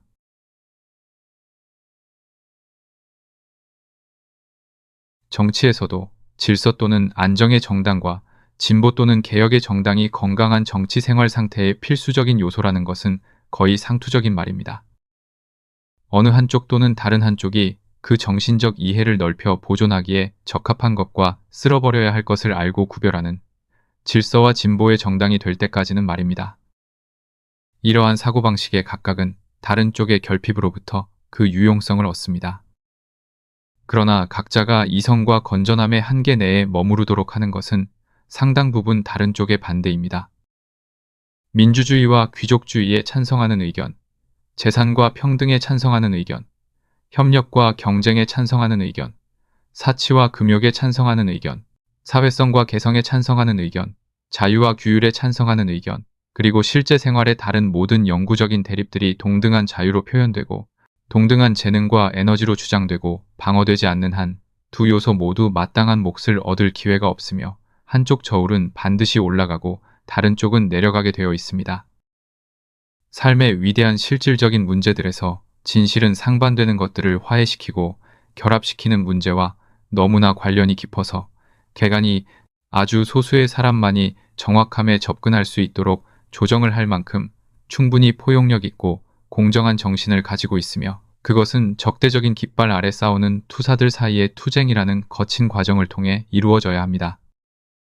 방금 열거된 위대한 공개 질문들 중 어느 하나에 대해 두 의견 중 하나가 단지 용인되는 것뿐만 아니라 장려되고 지지될 더 나은 자격을 가진다면 그것은 특정 시기와 장소에서 소수에 속하는 의견입니다.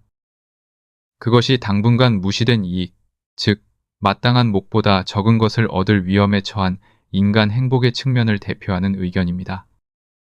저는 이 나라에서는 이러한 주제들 대부분에 대한 의견 차이에 대한 불관용이 없다는 것을 알고 있습니다. 그것들은 인정되고 다양한 예시를 통해 현존하는 인간 지성의 상태에서 의견의 다양성을 통해서만 진리의 모든 측면에 공정한 기회가 있다는 사실의 보편성을 보여주기 위해 인용됩니다. 어떤 주제에 대한 세상의 명백한 만장일치에 대한 예외를 형성하는 사람들이 발견될 때 세상이 옳다고 하더라도 반대자들이 자신들을 위해 들을 가치가 있는 어떤 것을 말할 가능성이 항상 있으며 진리는 그들의 침묵으로 인해 어떤 것을 잃을 것입니다.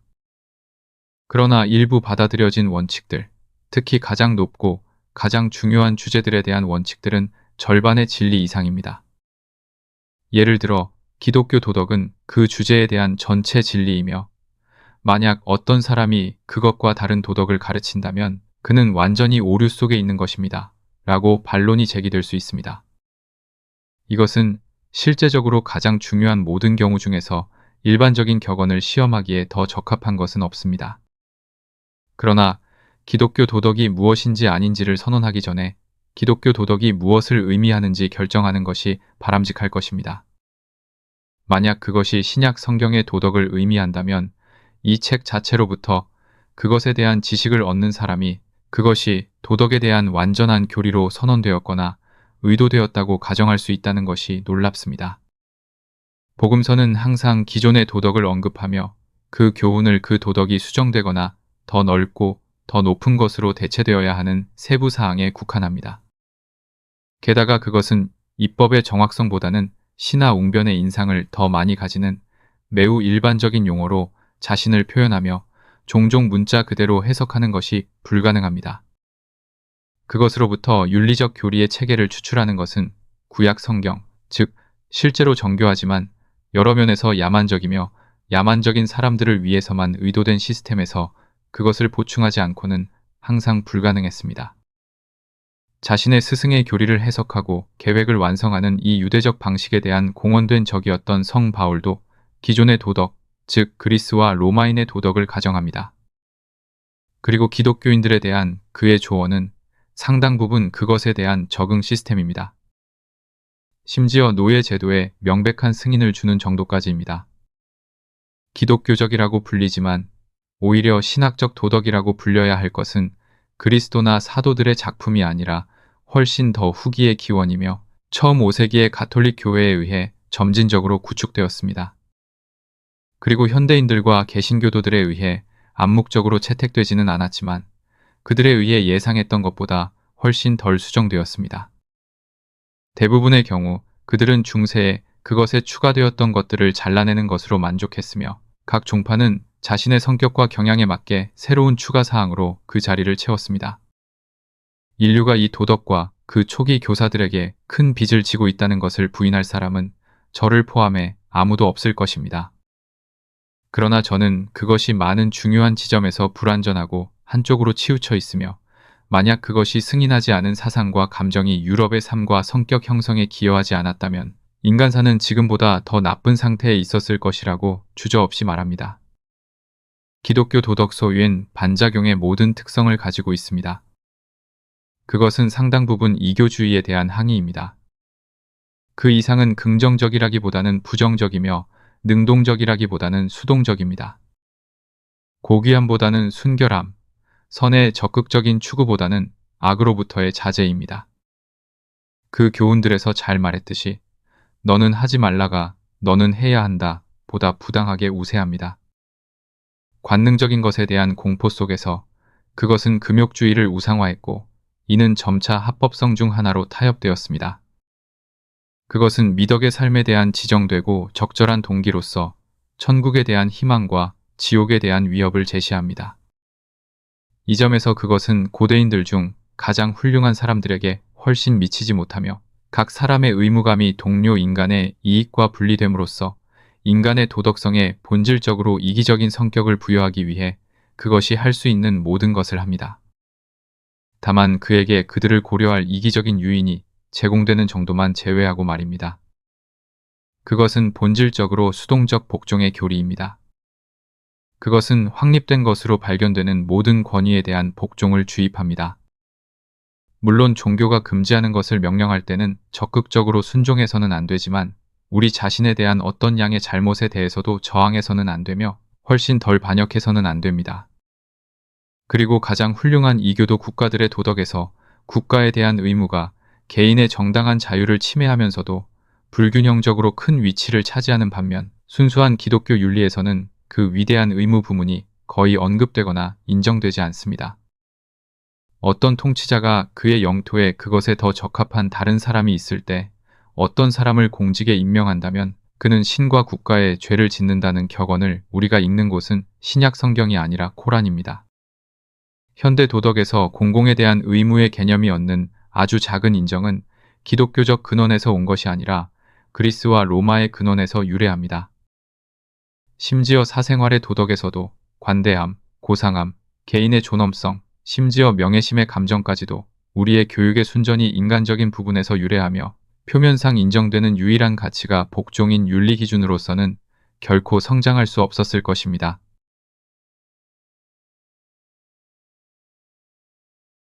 저는 이러한 결함들이 그것이 구상될 수 있는 모든 방식에서 기독교 윤리에 필연적으로 내재되어 있다고 주장하는 사람과는 거리가 멀며 그것이 포함하지 않는 완전한 도덕 교리의 많은 필수 요소들이 그것과 화해될 수 없음을 암시하려는 것도 아닙니다.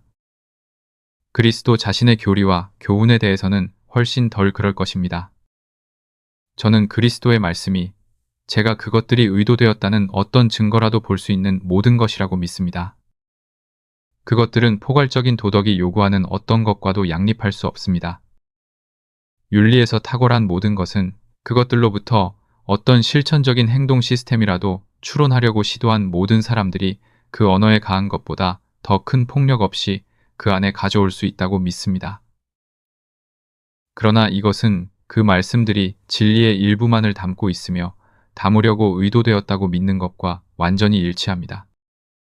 즉, 최고의 도덕의 많은 본질적인 요소들은 기독교 창시자의 기록된 선언에서 제공되지 않았으며 제공될 의도도 아니었던 것들 중 하나이며 기독교 교회가 그 선언을 기반으로 세운 윤리 시스템에서는 완전히 버려진 것들입니다.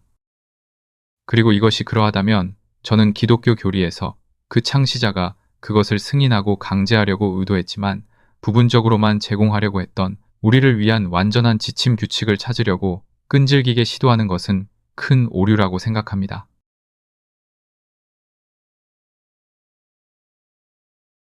저는 또한 이 편협한 이론이 심각한 실제적인 악이 되고 있으며 그토록 많은 선의의 사람들이 마침내 증진하려고 노력하고 있는 도덕적 훈련과 교육의 가치를 크게 떨어뜨리고 있다고 믿습니다.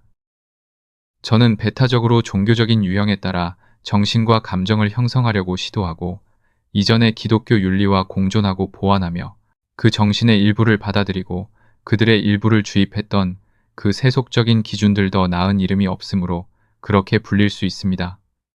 을 버림으로써 비록 그것이 스스로를 지고한 의지라고 여기는 것에 복종할지라도 지고한 선의 개념으로 고양되거나 그것에 공감할 수 없는 낮고 비굴하고 노예적인 유형의 성격이 초래될 것이며 심지어 지금도 초래되고 있다고 매우 우려합니다. 저는 인류의 도덕적 재생을 이루기 위해서는 배타적으로 기독교적 근원에서 진화될 수 있는 어떤 윤리 외의 다른 윤리가 기독교 윤리와 함께 존재해야 한다고 믿습니다. 그리고 기독교 시스템은 인간 정신의 불완전한 상태에서는 진리의 이익이 의견의 다양성을 요구한다는 규칙의 예외가 아니라고 믿습니다. 기독교에 포함되지 않은 도덕적 진리를 무시하는 것을 멈추는 것이 그것이 포함하는 진리 중 어떤 것도 무시해야 한다는 것을 의미하지는 않습니다. 그러한 편견이나 간과가 발생할 때는 전적으로 악입니다.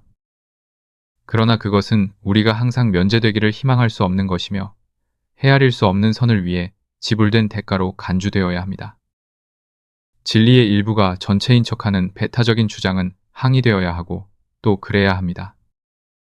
그리고 만약 반발적인 충동이 항의하는 사람들을 차례로 불공정하게 만든다면 이러한 한쪽으로 치우침은 다른 쪽과 마찬가지로 한탄할 수 있지만 용인되어야 합니다. 만약 기독교인들이 불신자들에게 기독교에 대해 공정하게 대하도록 가르치려 한다면 그들 자신도 불신에 대해 공정해야 합니다. 문학사에 대해 가장 평범한 지식을 가진 모든 사람들에게 알려진 사실, 즉 가장 고귀하고 가치 있는 도덕적 가르침의 큰 부분이 기독교 신앙을 알지 못했을 뿐만 아니라 알고 거부했던 사람들의 작품이었다는 사실을 무시하는 것은 진리에 아무런 도움이 되지 않습니다.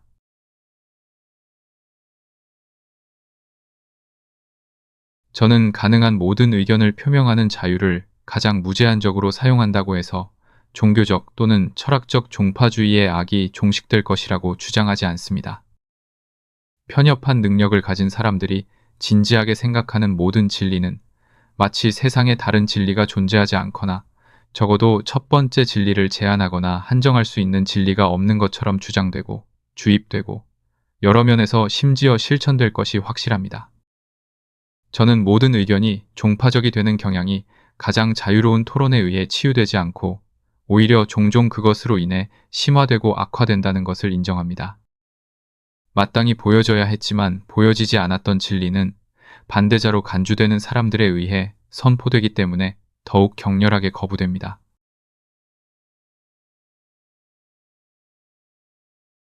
그러나 의견에 이러한 충돌이 유익한 영향을 미치는 것은 열정적인 당파가 아니라 더 침착하고 더 사심 없는 방관자에게입니다. 진리의 부분들 사이에 격렬한 충돌이 아니라 그것의 절반을 조용히 억압하는 것이 무서운 악입니다. 사람들이 양쪽의 말을 듣도록 강요받을 때는 항상 희망이 있습니다. 그들이 한쪽에만 주의를 기울일 때 오류가 편견으로 굳어지고 진리 자체가 과장되어 거짓이 됨으로써 진리의 효과를 잃게 됩니다.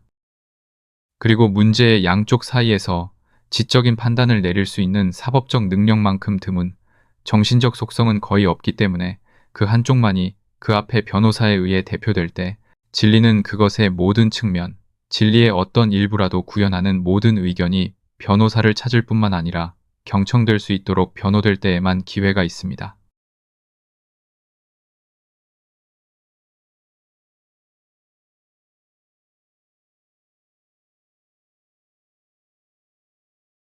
우리는 이제 인류의 정신적 행복, 그들의 다른 모든 행복이 여기에 달려 있습니다. 을 위해 의견의 자유와 의견 표현의 자유가 필요하다는 것을 4가지 뚜렷한 근거에서 인식했습니다. 이제 이것들을 간략하게 요약해 보겠습니다.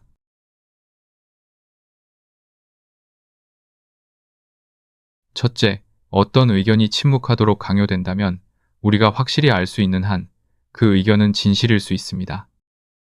이것을 부인하는 것은 우리 자신의 무오류성을 가정하는 것입니다.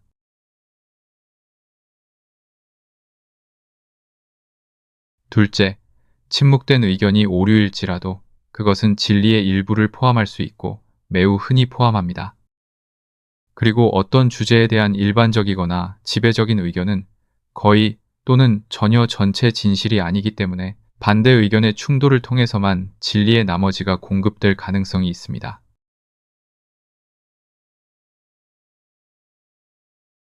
셋째, 받아들여진 의견이 진실일 뿐만 아니라 전체 진실일지라도 만약 그것이 격렬하고 진지하게 논쟁되도록 허용되지 않고 실제로 그렇게 되지 않는다면 그것을 받아들이는 대부분의 사람들에게는 그것의 합리적인 근거에 대한 이해나 느낌이 거의 없이 편견의 방식으로 유지될 것입니다.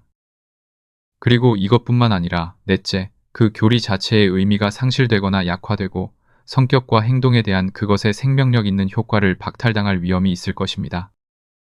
그 교리는 단지 형식적인 공언이 되어 선에는 무력하고 땅을 차지하며 이성이나 개인적인 경험으로부터 비롯된 어떤 실제적이고 진심 어린 확신의 성장을 방해할 것입니다.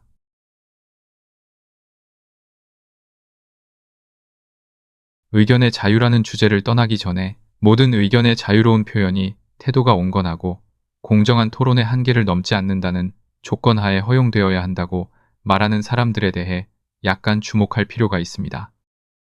이러한 가정된 한계를 어디에 두어야 할지 정하는 것의 불가능성에 대해 많은 것을 말할 수 있습니다.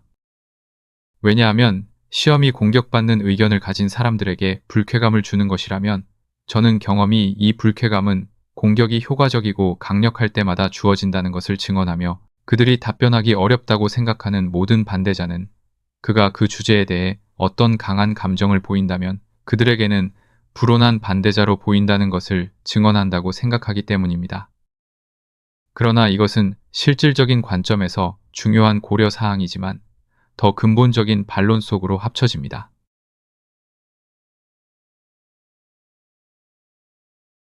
의견을 주장하는 방식은 비록 그것이 참된 의견일지라도 매우 문제가 될 수 있으며 엄중한 비난을 정당하게 받을 수 있습니다. 그러나 이러한 종류의 주요 위반은 우발적인 자기 폭로가 아닌 한 유죄를 입증하기가 거의 불가능한 것들입니다. 그중 가장 심각한 것은 궤변적으로 주장하는 것, 사실이나 주장을 억압하는 것, 사건의 요소를 잘못 진술하거나 반대 의견을 왜곡하는 것입니다. 그러나 이 모든 것은 가장 악화된 정도에 이르기까지 무지하거나 무능하다고 간주되지 않을 수 있고 다른 많은 면에서 그럴 자격이 없을 수도 있는 사람들이 완벽하게 선의로 끊임없이 행하는 것이어서 충분한 근거로 그 왜곡을 도덕적으로 비난받을 만하다고 양심적으로 단정하기는 거의 불가능합니다. 그리고 법은 이러한 종류의 논쟁적인 잘못에 개입할 엄두조차 낼 수 없습니다.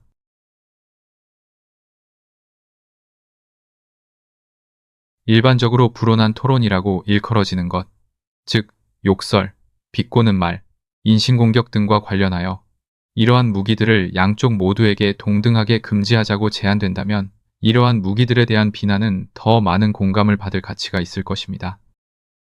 그러나 그것은 지배적인 의견에 반대하여 그것들을 사용하는 것을 억제하려는 것일 뿐입니다. 지배적이지 않은 의견에 대해서는 일반적인 비난 없이 사용될 수 있을 뿐만 아니라 그것들을 사용하는 사람에게 정직한 열정과 의로운 분노라는 칭찬을 얻어줄 가능성이 높습니다. 그러나 그것들의 사용으로 인해 발생하는 어떤 해악도 그것들이 비교적 무방비 상태에 있는 사람들에게 사용될 때 가장 큽니다. 그리고 어떤 의견이 이 주장 방식을 통해 얻을 수 있는 불공정한 이점은 거의 전적으로 받아들여진 의견에 귀속됩니다.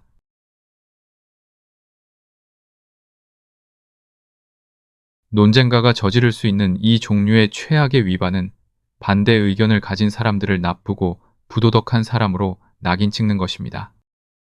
이러한 종류의 비방에 대해 인기 없는 의견을 가진 사람들은 특히 노출되어 있습니다. 왜냐하면 그들은 일반적으로 소수이고 영향력이 없으며 그들 자신 외에는 아무도 그들에게 정의가 행해지는 것을 보는데 많은 관심을 느끼지 않기 때문입니다. 그러나 이 무기는 상황의 본질상 지배적인 의견을 공격하는 사람들에게는 거부됩니다. 그들은 그것을 스스로에게 안전하게 사용할 수도 없으며 만약 그럴 수 있다 하더라도 그것은 그들 자신의 대의에 역효과를 낼 뿐입니다. 일반적으로 널리 받아들여지는 의견에 반대되는 의견은 언어를 신중하게 절제하고 불필요한 불쾌감을 가장 조심스럽게 피함으로써만 청취를 얻을 수 있으며 그들은 조금이라도 벗어나면 기반을 잃습니다. 반면에 지배적인 의견 편에서 사용되는 무분별한 욕설은 실제로 사람들로 하여금 반대 의견을 공언하는 것을 막고 그것을 공언하는 사람들의 말을 듣는 것을 막습니다. 그러므로 진리와 정의의 이익을 위해 다른 쪽보다 이러한 욕설 사용을 억제하는 것이 훨씬 더 중요합니다. 그리고 예를 들어 선택해야 한다면 종교에 대한 공격보다 불신에 대한 불쾌한 공격을 막는 것이 훨씬 더 필요할 것입니다.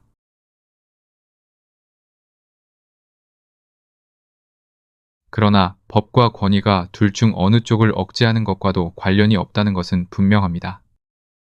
반면에 의견은 모든 경우에 개인적인 상황에 따라 평결을 결정해야 합니다. 주장 방식에서 솔직함의 부족, 악의, 광신 또는 불관용의 감정이 드러나는 모든 사람을 그가 논쟁의 어느 편에 서든 비난해야 합니다. 그러나 그 사람이 우리의 것과는 반대되는 문제의 측면을 취한다고 해서 이러한 악덕을 추론해서는 안 됩니다.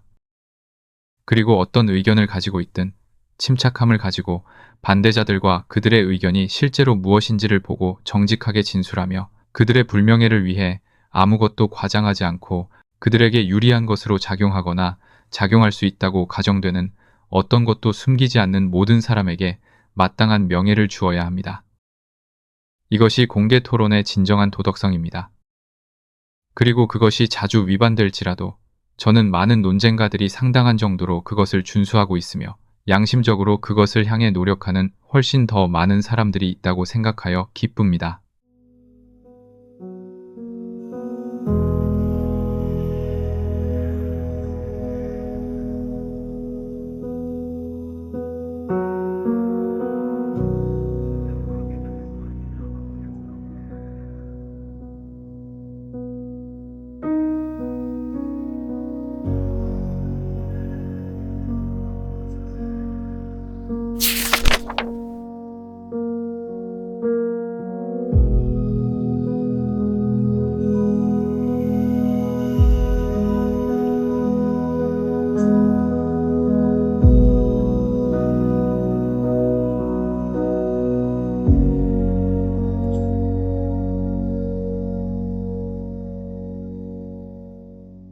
제3장 행복의 요소 중 하나로서의 개별성에 대하여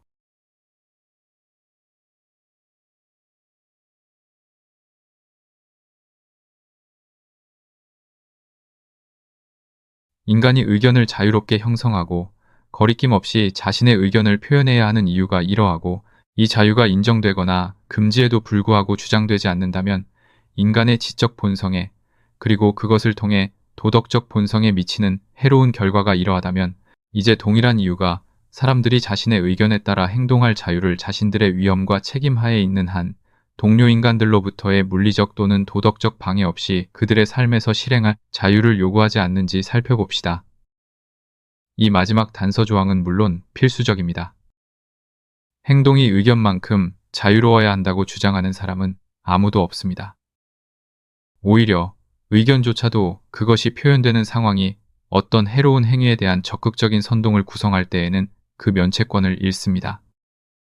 곡물 상인이 가난한 사람들을 굶기는 사람이라는 의견이나 사유재산이 강도질이라는 의견은 단순히 언론을 통해 유포될 때는 방해받지 않아야 하지만 곡물 상인의 집 앞에 모인 흥분한 폭도들에게 구두로 전달되거나 같은 폭도들 사이에서 벽보 형태로 유포될 때는 정당하게 처벌을 받을 수 있습니다.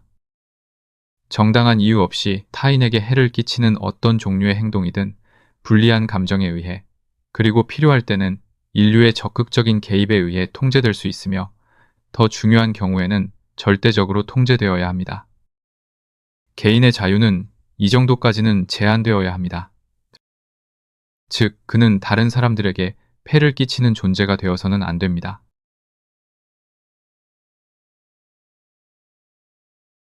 그러나 그가 타인에게 관계되는 일에서 그들을 괴롭히는 것을 삼가고 단지 자신에게 관계되는 일에서 자신의 성향과 판단에 따라 행동한다면 의견이 자유로워야 함을 보여주는 동일한 이유들은 그가 자신의 비용으로 자신의 의견을 실제로 실행하는 것이 방해 없이 허용되어야 함을 또한 증명합니다.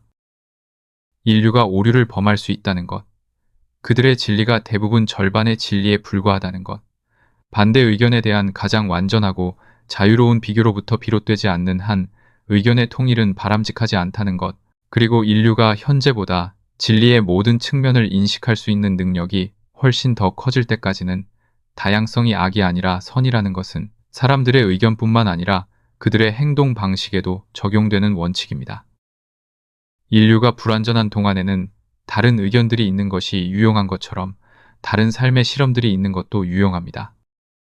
즉, 타인에게 해를 끼치는 것을 제외하고는 다양한 성격의 자유로운 영역이 주어져야 하며 다른 생활 방식의 가치가 그것을 시도하는 것이 적절하다고 생각하는 사람에 의해 실제로 입증되어야 합니다.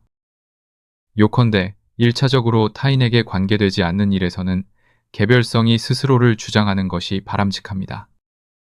그 사람 자신의 성격이 아니라 다른 사람들의 전통이나 관습이 행동의 규칙이 되는 곳에는 인간 행복의 주요 요소 중 하나가 부족하며 개인적 그리고 사회적 진보의 가장 중요한 요소가 부족합니다.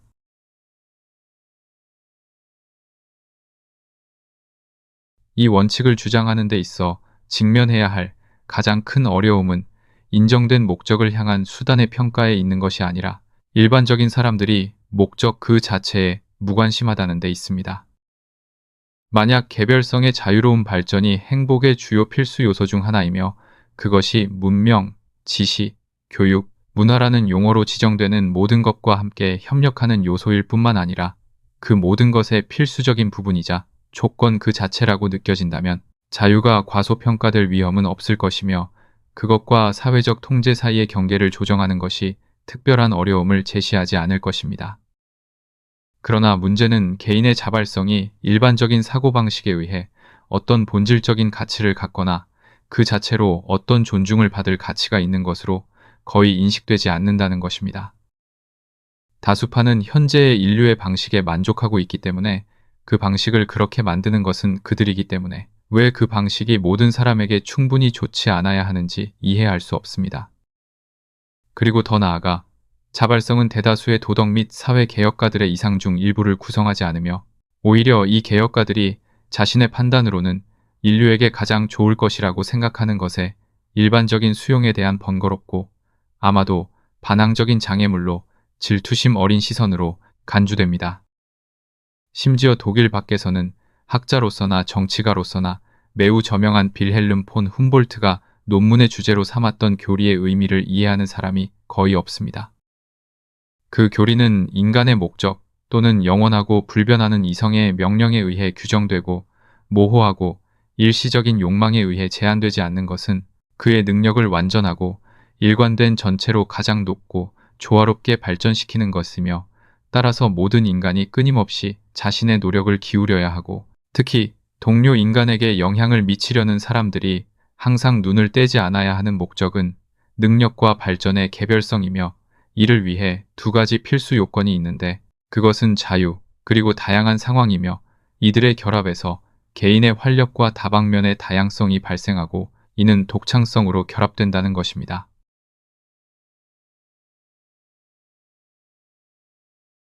그러나 사람들이 폰 훔볼트의 것과 같은 교리에 익숙하지 않더라도 그리고 개별성에 그토록 높은 가치가 부여되는 것을 발견하는 것이 그들에게 놀라울지라도 이 문제는 그럼에도 불구하고 정도의 문제일 수밖에 없다고 생각해야 합니다.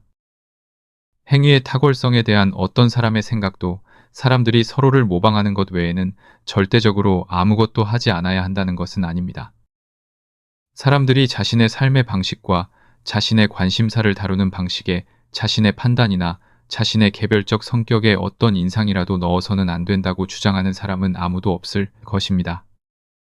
반면에 사람들이 마치 그들이 세상에 오기 전에 세상에 알려진 것이 아무것도 없었던 것처럼 살아야 한다고 주장하는 것은 부조리할 것입니다. 마치 경험이 아직 한 가지 존재 방식이나 행동 방식이 다른 방식보다 선호되어야 함을 보여주는데 아무것도 하지 않은 것처럼 말입니다. 아무도 사람들이 인간 경험에 확인된 결과를 알고 그것으로부터 이익을 얻도록 젊을 때 가르치고 훈련받아야 한다는 것을 부인하지 않습니다. 그러나 자신의 능력이 성숙기에 도달한 인간의 특권이자 적절한 조건은 자신의 방식으로 경험을 사용하고 해석하는 것입니다. 기록된 경험의 어떤 부분이 자신의 상황과 성격에 적절하게 적용되는지를 그가 찾아내는 것은 그의 몫입니다. 다른 사람들의 전통과 관습은 어느 정도까지는 그들의 경험이 그들에게 가르친 것의 증거이며 추정상의 증거로서 그가 존중해야 할 주장이 있습니다. 그러나 첫째, 그들의 경험이 너무 좁을 수 있습니다. 또는 그들이 그것을 올바르게 해석하지 못했을 수도 있습니다. 둘째, 그들의 경험 해석이 정확하더라도 그에게는 부적합할 수 있습니다. 관습은 관습적인 상황과 관습적인 성격을 위해 만들어집니다.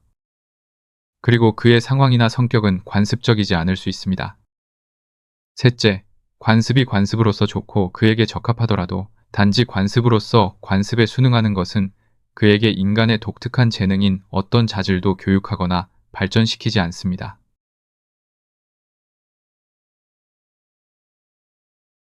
인간의 인식, 판단, 구별하는 감정, 정신적 활동, 심지어 도덕적 선호의 인간 능력은 오직 선택을 할 때에만 행사됩니다. 관습이기 때문에 어떤 것을 하는 사람은 선택을 하지 않습니다. 그는 무엇이 최선인지를 식별하거나 바라거나 하는 연습을 얻지 못합니다. 근육의 능력처럼 정신적, 도덕적 능력도 사용함으로써만 개선됩니다. 단순히 다른 사람들이 그것을 하기 때문에 어떤 것을 하는 것은 다른 사람들이 그것을 믿기 때문에 어떤 것을 믿는 것 이상으로 능력이 행사되지 않습니다. 어떤 의견의 근거가 그 사람 자신의 이성에게 결정적이지 않다면 그의 이성은 강화될 수 없으며 그것을 채택함으로써 약화될 가능성이 높습니다. 그리고 어떤 행위에 대한 동기가 애정이나 타인의 권리가 관련되지 않는 한 그 자신의 감정과 성격에 동의하는 것이 아니라면 그것은 그의 감정과 성격을 활기차고 정력적으로 만드는 대신 무기력하고 둔하게 만드는 데 기여하는 것입니다.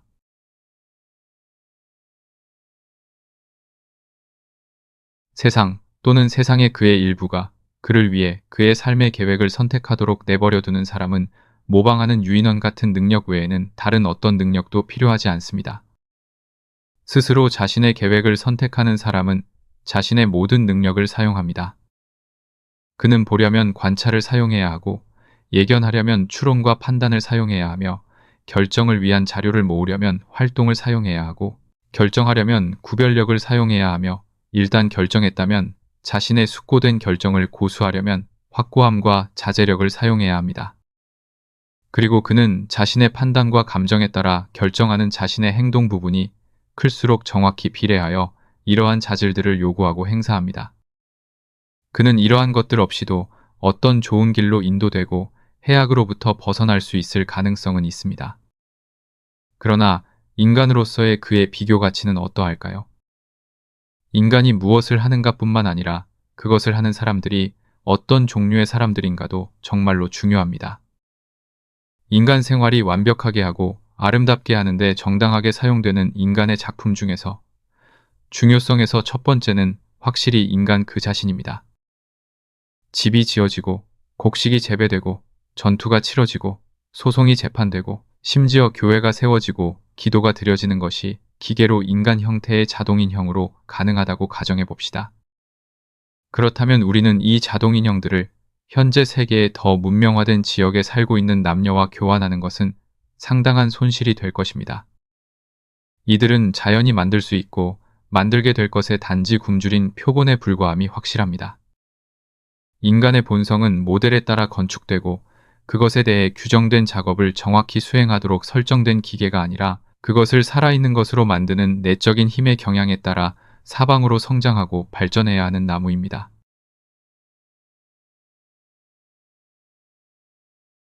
사람들이 자신의 이해력을 행사하는 것이 바람직하다는 것, 그리고 관습을 지능적으로 따르거나 심지어 가끔 지능적으로 관습에서 벗어나는 것이 그것에 맹목적이고 단순히 기계적으로 고착하는 것보다 낫다는 것은 아마도 인정될 것입니다.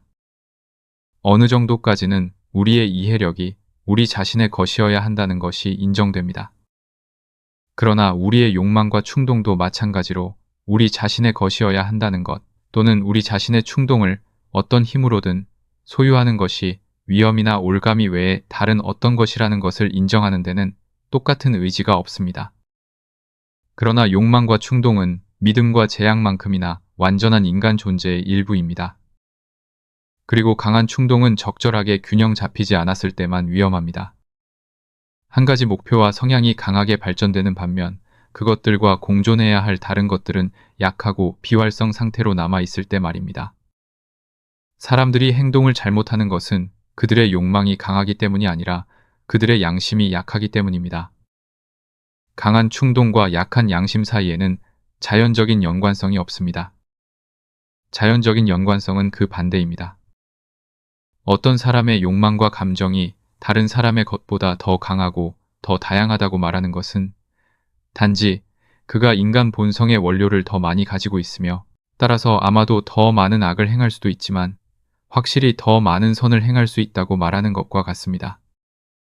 강한 충동은 에너지의 다른 이름일 뿐입니다.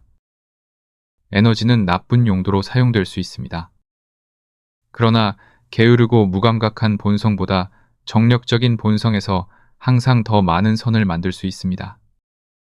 가장 자연적인 감정을 가진 사람들은 항상 그들의 훈련된 감정을 가장 강하게 만들 수 있는 사람들입니다. 개인적인 충동을 생생하고 강력하게 만드는 것과 동일한 강한 감수성은 또한 미덕에 대한 가장 열정적인 사랑과 가장 엄격한 자제력이 생성되는 원천입니다. 사회가 자신의 의무를 다하고 자신의 이익을 보호하는 것은 바로 이러한 것들의 함양을 통해서입니다. 영웅이 만들어지는 재료를, 그것을 만드는 방법을 모르기 때문에 거부함으로써가 아닙니다.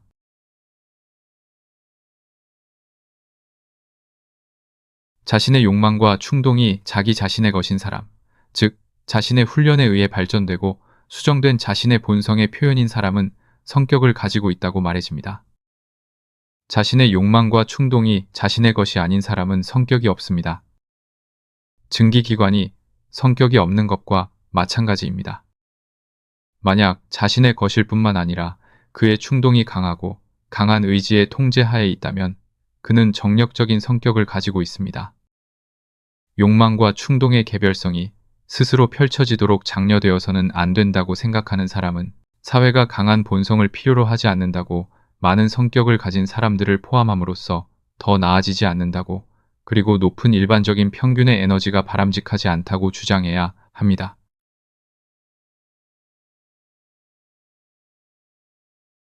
일부 초기 사회 상태에서는 이러한 힘들이 사회가 그것들을 훈육하고 통제하기 위해 당시 소유했던 힘보다 너무 앞서 있을 수 있었고 실제로도 그러했습니다. 자발성과 개별성의 요소가 과도했고 사회적 원칙이 그것과 힘든 투쟁을 벌였던 때가 있었습니다. 그때의 어려움은 강한 몸이나 정신을 가진 사람들이 그들의 충동을 통제하도록 요구하는 어떤 규칙에도 복종하도록 유도하는 것이었습니다. 이 어려움을 극복하기 위해 법과 규율은 황제들에 맞서 싸우는 교황들처럼 인간 전체에 대한 권력을 주장하며 사회가 구속할 다른 충분한 수단을 찾지 못했던 그의 성격을 통제하기 위해 그의 모든 삶을 통제하려고 주장했습니다. 그러나 사회는 이제 개별성보다 상당히 우위를 점했습니다. 그리고 인간 본성을 위협하는 위험은 개인적인 충동과 선호의 과잉이 아니라 결핍입니다. 상황은 크게 바뀌었습니다. 지위나 개인적인 재능으로 강했던 사람들의 열정이 법과 규정에 대한 습관적인 반항 상태에 있었고 그들의 손이 닿는 사람들이 어떤 보안의 조각이라도 누릴 수 있도록 엄격하게 구속되어야 했던 때와는 말입니다. 우리 시대에는 사회의 가장 높은 계층에서 가장 낮은 계층에 이르기까지 모든 사람이 적대적이고 두려운 검열의 눈 아래 살고 있습니다. 다른 사람들에게 관계되는 일뿐만 아니라 오직 자신에게만 관계되는 일에서도 개인이나 가족은 스스로에게 내가 무엇을 선호하는가? 또는 무엇이 나의 성격과 기질에 맞을까?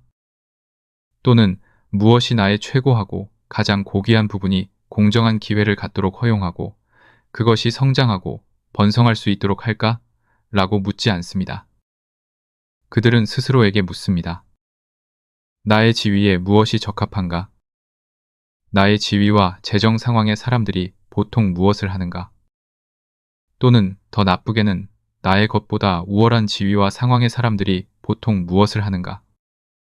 저는 그들이 자신의 성향에 맞는 것보다 관습적인 것을 선택한다는 의미가 아닙니다. 그들은 관습적인 것 외에는 어떤 성향도 갖는다는 생각이 떠오르지 않습니다. 따라서 정신 자체가 멍해에 굴복합니다. 사람들이 즐거움을 위해 하는 일에서조차도 수능이 가장 먼저 생각되는 것입니다. 그들은 군중 속에서 살고 있습니다. 그들은 일반적으로 행해지는 것들 중에서만 선택을 행사합니다. 취향의 특이성, 행동의 별남은 범죄와 똑같이 기피됩니다. 결국 자신의 본성을 따르지 않는 힘으로 인해 그들에게는 따를 본성이 없어집니다. 그들의 인간적인 능력은 시들고 굶주립니다. 그들은 어떤 강한 소망이나 타고난 즐거움도 가질 수 없게 되며 일반적으로 스스로 만들어낸 또는 진정으로 자신의 의견이나 감정이 없습니다. 이제 이것이 인간 본성의 바람직한 상태입니까? 아닙니까?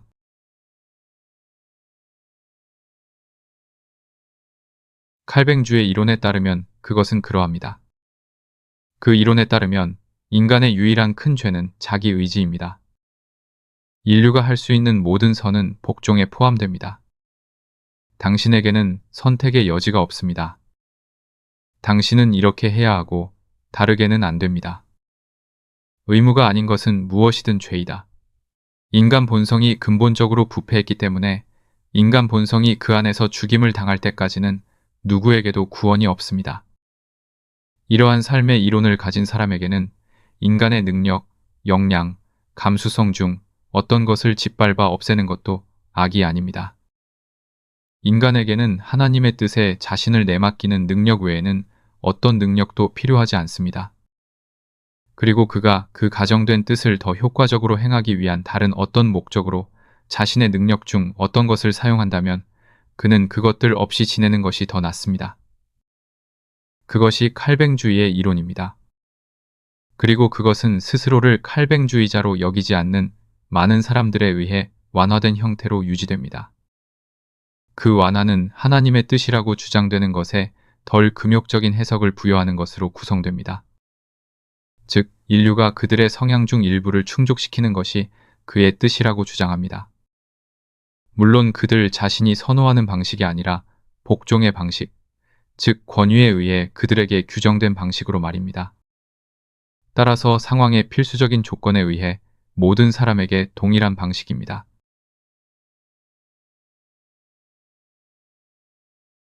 현재는 이러한 편협한 삶의 이론과 그것이 후원하는 억압되고 굳어진 유형의 인간 성격에 대한 강한 경향이 어떤 기만적인 형태로 존재합니다.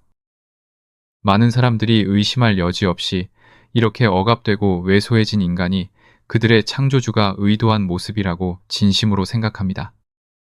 마치 많은 사람들이 나무가 자연이 만든 모습보다 폴라드처럼 다듬어지거나 동물의 모양으로 잘려나갔을 때 훨씬 더 멋진 것이라고 생각했던 것처럼 말입니다. 그러나 종교의 일부가 인간이 선한 존재에 의해 만들어졌다고 믿는 것이라면 이 존재가 모든 인간 능력을 뿌리 뽑히고 소모되도록 하기 위해서가 아니라 그것들이 함양되고 펼쳐지도록 하기 위해 주었다고 믿는 것이 그 믿음과 더 일치합니다. 그리고 그는 자신의 피조물들이 그들 안에 구현된 이상적인 개념에 더 가까이 다가갈수록 이해, 행동 또는 향유의 능력 중 어떤 것이라도 증가할 때마다 기뻐한다는 것입니다. 칼뱅주의적인 것과는 다른 유형의 인간 탁월성이 있습니다. 그것은 인간성이 단지 포기되기 위해서가 아닌 다른 목적을 위해 그 본성을 부여받았다는 개념입니다. 이교도적 자기 주장은 기독교적 자기 부정과 마찬가지로 인간적 가치의 요소 중 하나입니다. 플라톤적이고 기독교적인 자기 통제의 이상이 혼합되지만 대체하지는 않는 자기 개발의 그리스적 이상이 있습니다. 존 녹스보다 알키비아데스가 되는 것이 더 나을 수도 있지만 둘 중 어느 쪽보다 페리클레스가 되는 것이 더 낫습니다. 그리고 이 시대에 우리에게 페리클레스가 있다면 그에게 존 녹스에게 속했던 어떤 좋은 것도 부족하지 않을 것입니다.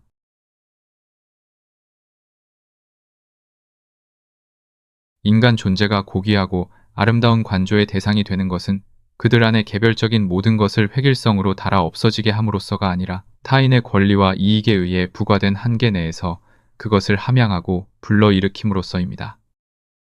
그리고 작품이 그것을 하는 사람들의 성격을 공유하듯이 동일한 과정을 통해 인간 생활도 풍부해지고 다양해지고 활기를 띠게 되며 고상한 생각과 고양되는 감정에 더 풍부한 자양분을 제공하고 그 종족을 속해 있을 가치가 무한히 더 좋게 만들므로써 각 개인이 종족과 결속하는 유대를 강화합니다.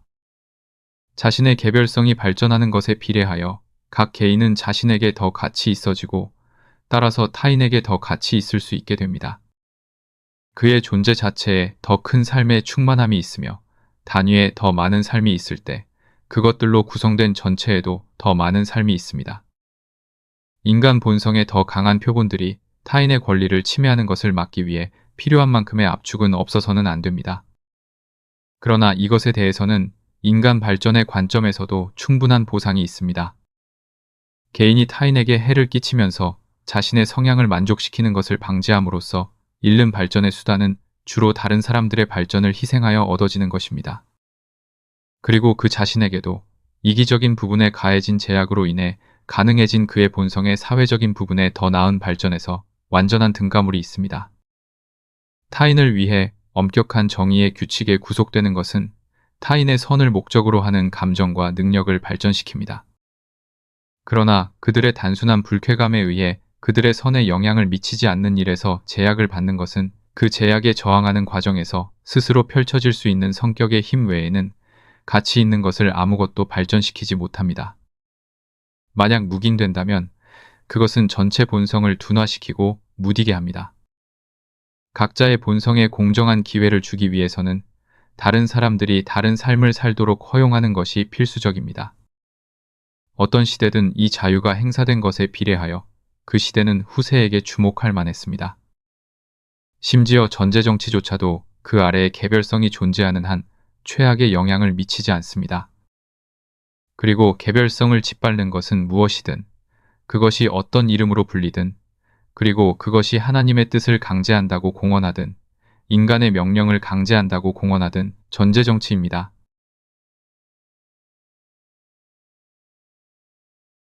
개별성이 발전과 같은 것이며 개별성의 함양만이 잘 발달된 인간을 생산하거나 생산할 수 있다고 말했으므로 저는 여기서 논증을 마칠 수도 있습니다. 인간사의 어떤 조건에 대해 그것이 인간 존재 자체를 그들이 될 수 있는 가장 좋은 것에 더 가깝게 만든다는 것보다 더 많거나 더 나은 것을 무엇이라고 말할 수 있겠습니까?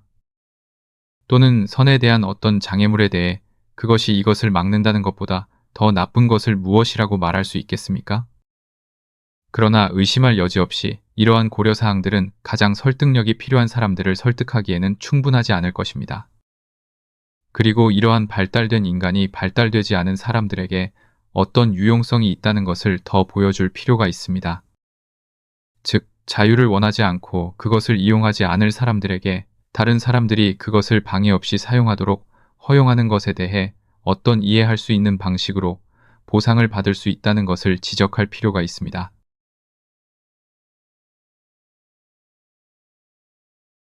그렇다면 첫째로, 저는 그들이 그들로부터 무언가를 배울 수 있다고 제안하고 싶습니다. 독창성이 인간사에서 가치 있는 요소라는 것을 아무도 부인하지 않을 것입니다. 새로운 진리를 발견하고 한때 진리였던 것이 더 이상 진실이 아님을 지적하는 사람뿐만 아니라 새로운 관행을 시작하고 인간 생활에서 더 계몽된 행동과 더 나은 취향과 감각의 모범을 보이는 사람들이 항상 필요합니다. 세상이 이미 모든 방식과 관행에서 완벽함에 도달했다고 믿지 않는 사람이라면 아무도 이것을 반박하기 어려울 것입니다. 이 이익이 모든 사람에게 똑같이 제공될 수 있는 것은 아니라는 것은 사실입니다. 다른 사람들에 의해 채택될 경우 확립된 관행보다 어떤 개선이 될 가능성이 있는 실험을 하는 사람은 전체 인류와 비교하여 극소수에 불과합니다. 그러나 이 소수의 사람들이야말로 세상의 소금입니다. 그들이 없다면 인간의 삶은 고인 웅덩이가 될 것입니다. 이전에는 존재하지 않았던 좋은 것들을 도입하는 것은 그들일 뿐만 아니라 이미 존재했던 것들의 생명을 유지하는 것도 그들입니다. 만약 할 새로운 것이 아무것도 없다면 인간의 지성은 더 이상 필요하지 않게 될까요? 그것이 옛날 것을 하는 사람들이 왜 그것을 하는지 잊어버리고 인간처럼이 아니라 가축처럼 그것을 하는 이유가 될까요? 가장 좋은 믿음과 관행조차도 기계적인 것으로 퇴화하는 경향이 너무나 큽니다. 그리고 그 믿음과 관행의 근거가 단순한 전통이 되는 것을 막는 끊임없이 반복되는 독창성을 가진 사람들의 계승이 없다면 그러한 죽은 물질은 실제로 살아있는 어떤 것으로부터의 아주 작은 충격에도 저항하지 못할 것이며 비잔틴 제국에서처럼 문명이 소멸하지 않아야 할 이유가 없을 것입니다.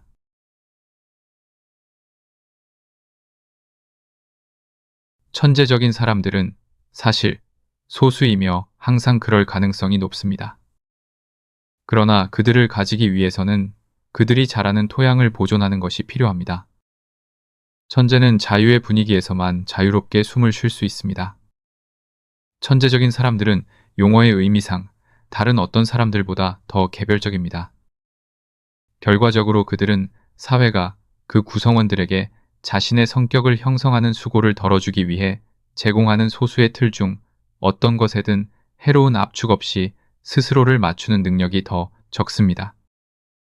만약 그들이 소심함 때문에 이 틀 중 하나로 강요당하는 것에 동의하고 그 압력하에서 확장될 수 없는 그들, 자신의 모든 부분이 확장되지 않은 채로 남아있도록 내버려 둔다면 사회는 그들의 천재성으로 인해 거의 더 나아지지 않을 것입니다. 만약 그들이 강한 성격을 가지고 그들의 속박을 끊는다면 그들은 그들을 평범함으로 축소시키는 데 성공하지 못한 사회의 표적이 되어 네덜란드 운하처럼 강둑 사이로 매끄럽게 흐르지 않는 나이아가라 강에 대해 불평하는 것과 거의 마찬가지로 야생적이다, 변덕스럽다 등과 같은 엄숙한 경고로 지목됩니다.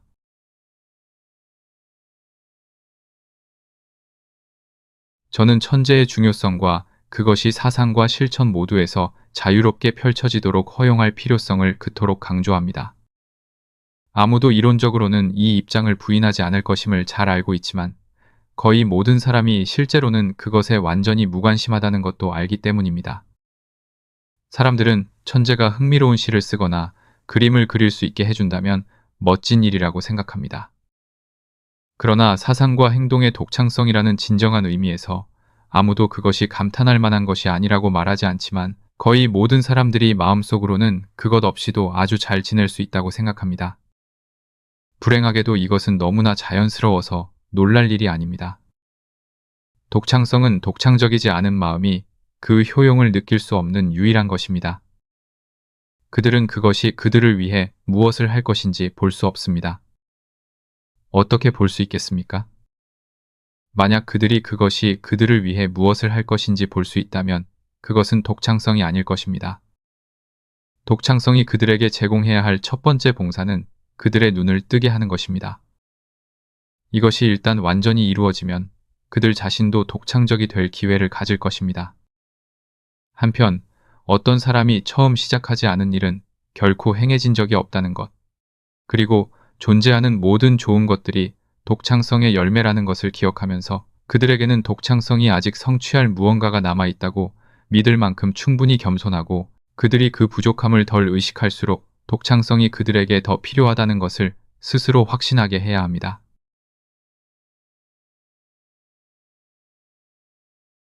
솔직히 말해서 실제적이든 가정된 정신적 우월성에 대해 어떤 존경이 공언되거나 심지어 지불되더라도 전 세계적으로 사물의 일반적인 경향은 평범함을 인류 사이에서 우세한 힘으로 만드는 것입니다.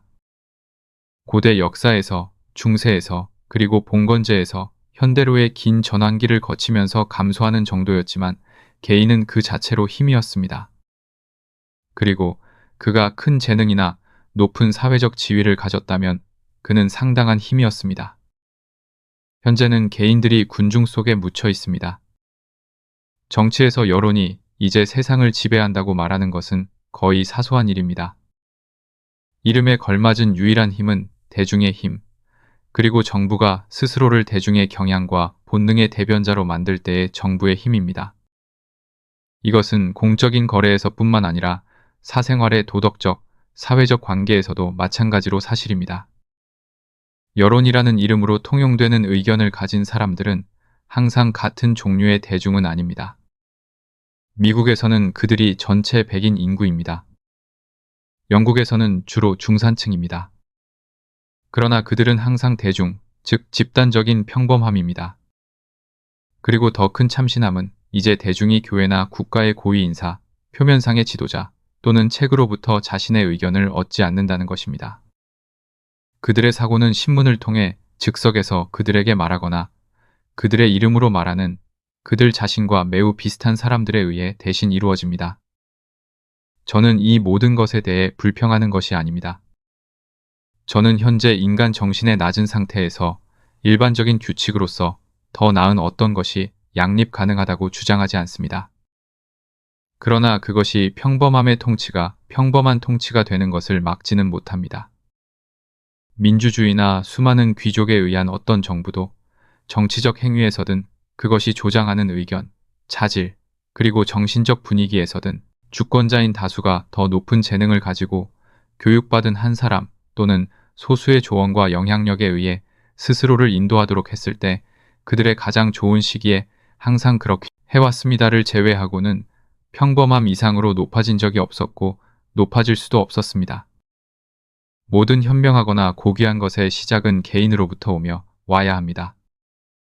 일반적으로 처음에는 어떤 한 개인으로부터 옵니다. 평범한 사람의 명예와 영광은 그가 그 주도권을 따를 수 있다는 것입니다. 즉, 그가 현명하고 고귀한 것에 내적으로 반응할 수 있고 눈을 뜨고 그것들로 인도될 수 있다는 것입니다.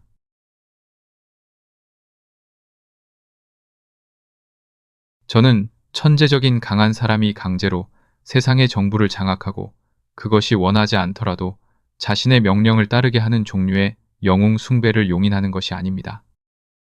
그가 주장할 수 있는 모든 것은 길을 가리킬 자유입니다. 다른 사람들을 그 길로 강제하는 힘은 나머지 모든 사람들의 자유와 발전에 일치하지 않을 뿐만 아니라 강한 사람 그 자신에게도 타락하는 것입니다.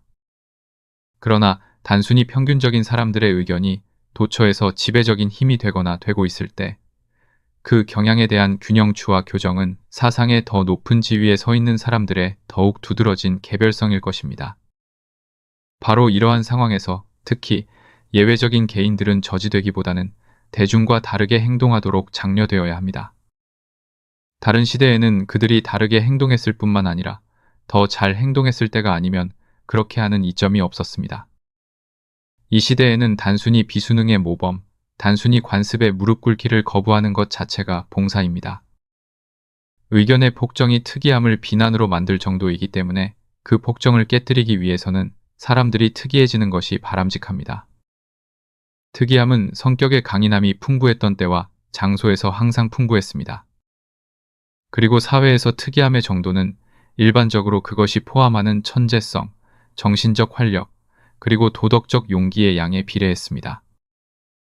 이제 특이해지기를 가미하는 사람이 거의 없다는 것은 이 시대의 주요 위험을 나타냅니다.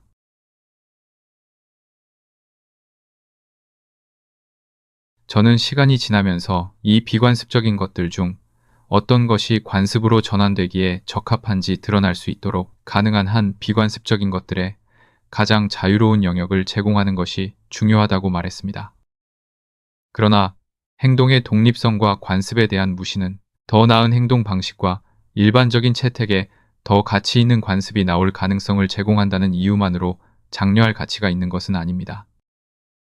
또한 결정적인 정신적 우월성을 가진 사람만이 자신의 방식으로 자신의 삶을 영위할 정당한 주장을 가지는 것도 아닙니다.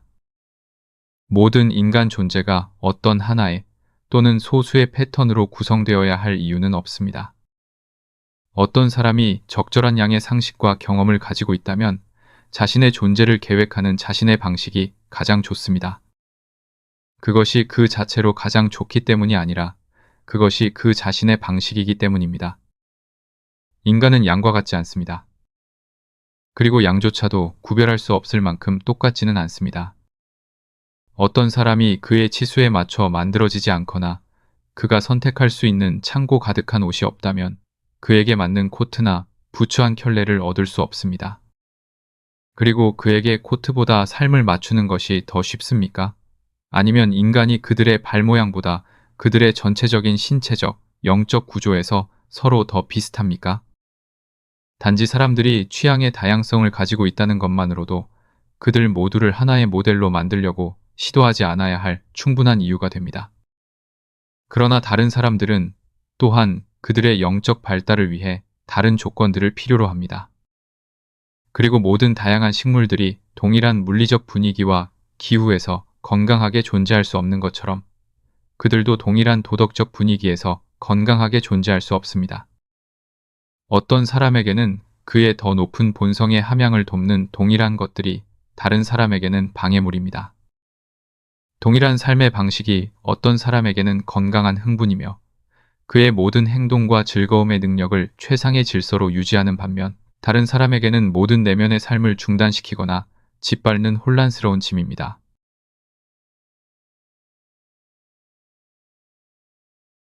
기쁨의 원천, 고통의 감수성, 그리고 다른 물리적 및 도덕적 작용이 그들에게 미치는 영향에서 인간 존재 사이의 차이가 너무나 커서 그들의 삶의 방식에 해당하는 다양성이 없다면 그들은 자신의 공정한 몫의 행복을 얻지 못하고 그들의 본성이 할 수 있는 정신적, 도덕적, 미적 성장에 도달하지도 못합니다. 그렇다면 왜 관용은 대중의 감정에 관한 한, 그것을 지지하는 사람들의 다수에 의해 묵인을 강요하는 취향과 삶의 방식에만 확장되어야 합니까? 일부 수도원 제도를 제외하고는 취향의 다양성이 완전히 인정되지 않는 곳은 없습니다. 어떤 사람은 노젓기, 흡연, 음악, 운동, 체스, 카드 또는 공부를 좋아하거나 싫어할 수 있으며 비난받지 않습니다. 왜냐하면 이러한 것들을 좋아하는 사람들과 싫어하는 사람들 모두 너무 많아서 억압될 수 없기 때문입니다. 그러나 아무도 하지 않는 일을 하거나 모두가 하는 일을 하지 않는다는 비난을 받을 수 있는 사람, 그리고 더욱이 여성은 마치 그가 어떤 심각한 도덕적 비행을 저지른 것처럼 많은 비난적인 언급의 대상이 됩니다. 사람들은 자신의 평가에 해를 끼치지 않고 자신이 좋아하는 대로 하는 사치를 어느 정도 누릴 수 있도록 하기 위해 자귀나 다른 계급의 휘장 또는 지위 있는 사람들의 존중의 휘장을 소유해야 합니다. 어느 정도 누린다고 저는 반복합니다. 왜냐하면 그 사치를 많이 허용하는 사람은 비방적인 말보다 더 나쁜 것의 위험을 감수하기 때문입니다. 그들은 정신 이상자 신문의 위험에 처해 있으며 자신의 재산을 빼앗기고 친척들에게 주어질 위험에 처해 있습니다.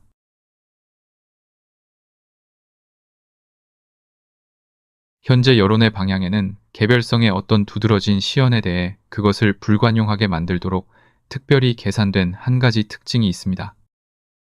인류의 일반적인 평균은 지성에서뿐만 아니라 성향에서도 평범합니다.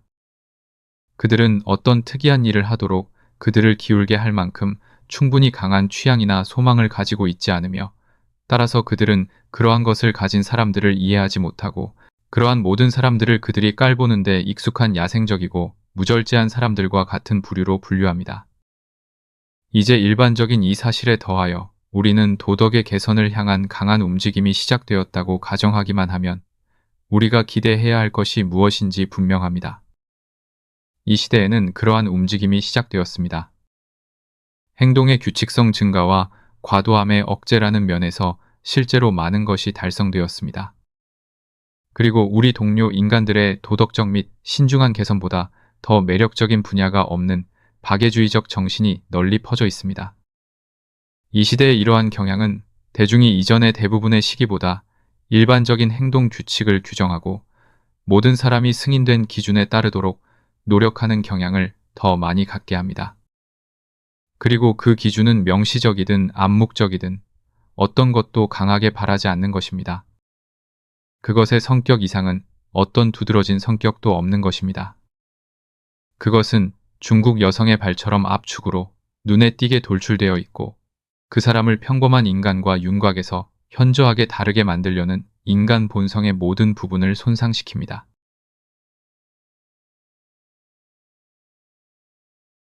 바람직한 것의 절반을 배제하는 이상이 보통 그러하듯이 현재의 승인 기준은 나머지 절반의 열등한 모방만을 낳습니다. 활력 있는 이성에 의해 인도되는 위대한 에너지와 양심적인 의지에 의해 강력하게 통제되는 강한 감정 대신에 그 결과는 약한 감정과 약한 에너지이며 따라서 의지나 이성의 어떤 힘 없이도 규칙에 외적으로 순응하도록 유지될 수 있습니다. 이미 어떤 큰 규모의 정력적인 성격은 단지 전통적인 것이 되어가고 있습니다. 이 나라에서는 이제 사업 외에는 에너지를 위한 출구가 거의 없습니다. 그 일에 소비되는 에너지는 여전히 상당하다고 간주될 수 있습니다. 그 고용에서 남은 아주 작은 것은 어떤 취미에 소비됩니다. 그것은 유용할 수도 있고 심지어 박애적인 취미일 수도 있지만 항상 어떤 한 가지 일이며 일반적으로 작은 규모의 일입니다. 영국의 위대함은 이제 모두 집단적입니다. 개인적으로는 작지만 우리는 결합하는 습관에 의해서만 어떤 위대한 일을 할 수 있는 것처럼 보입니다. 그리고 이것에 대해 우리의 도덕적, 종교적 박애주의자들은 완전히 만족합니다. 그러나 영국을 현재의 모습으로 만든 것은 이와는 다른 유형의 사람들이었습니다.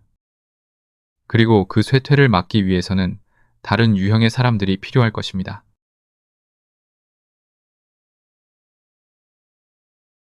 관습의 전제 정치는 모든 곳에서 인간 진보에 대한 영구적인 장애물이며 상황에 따라 자유의 정신 또는 진보나 개선의 정신이라고 불리는 관습적인 것보다 더 나은 것을 목표로 하려는 성향과 끊임없이 대립하고 있습니다.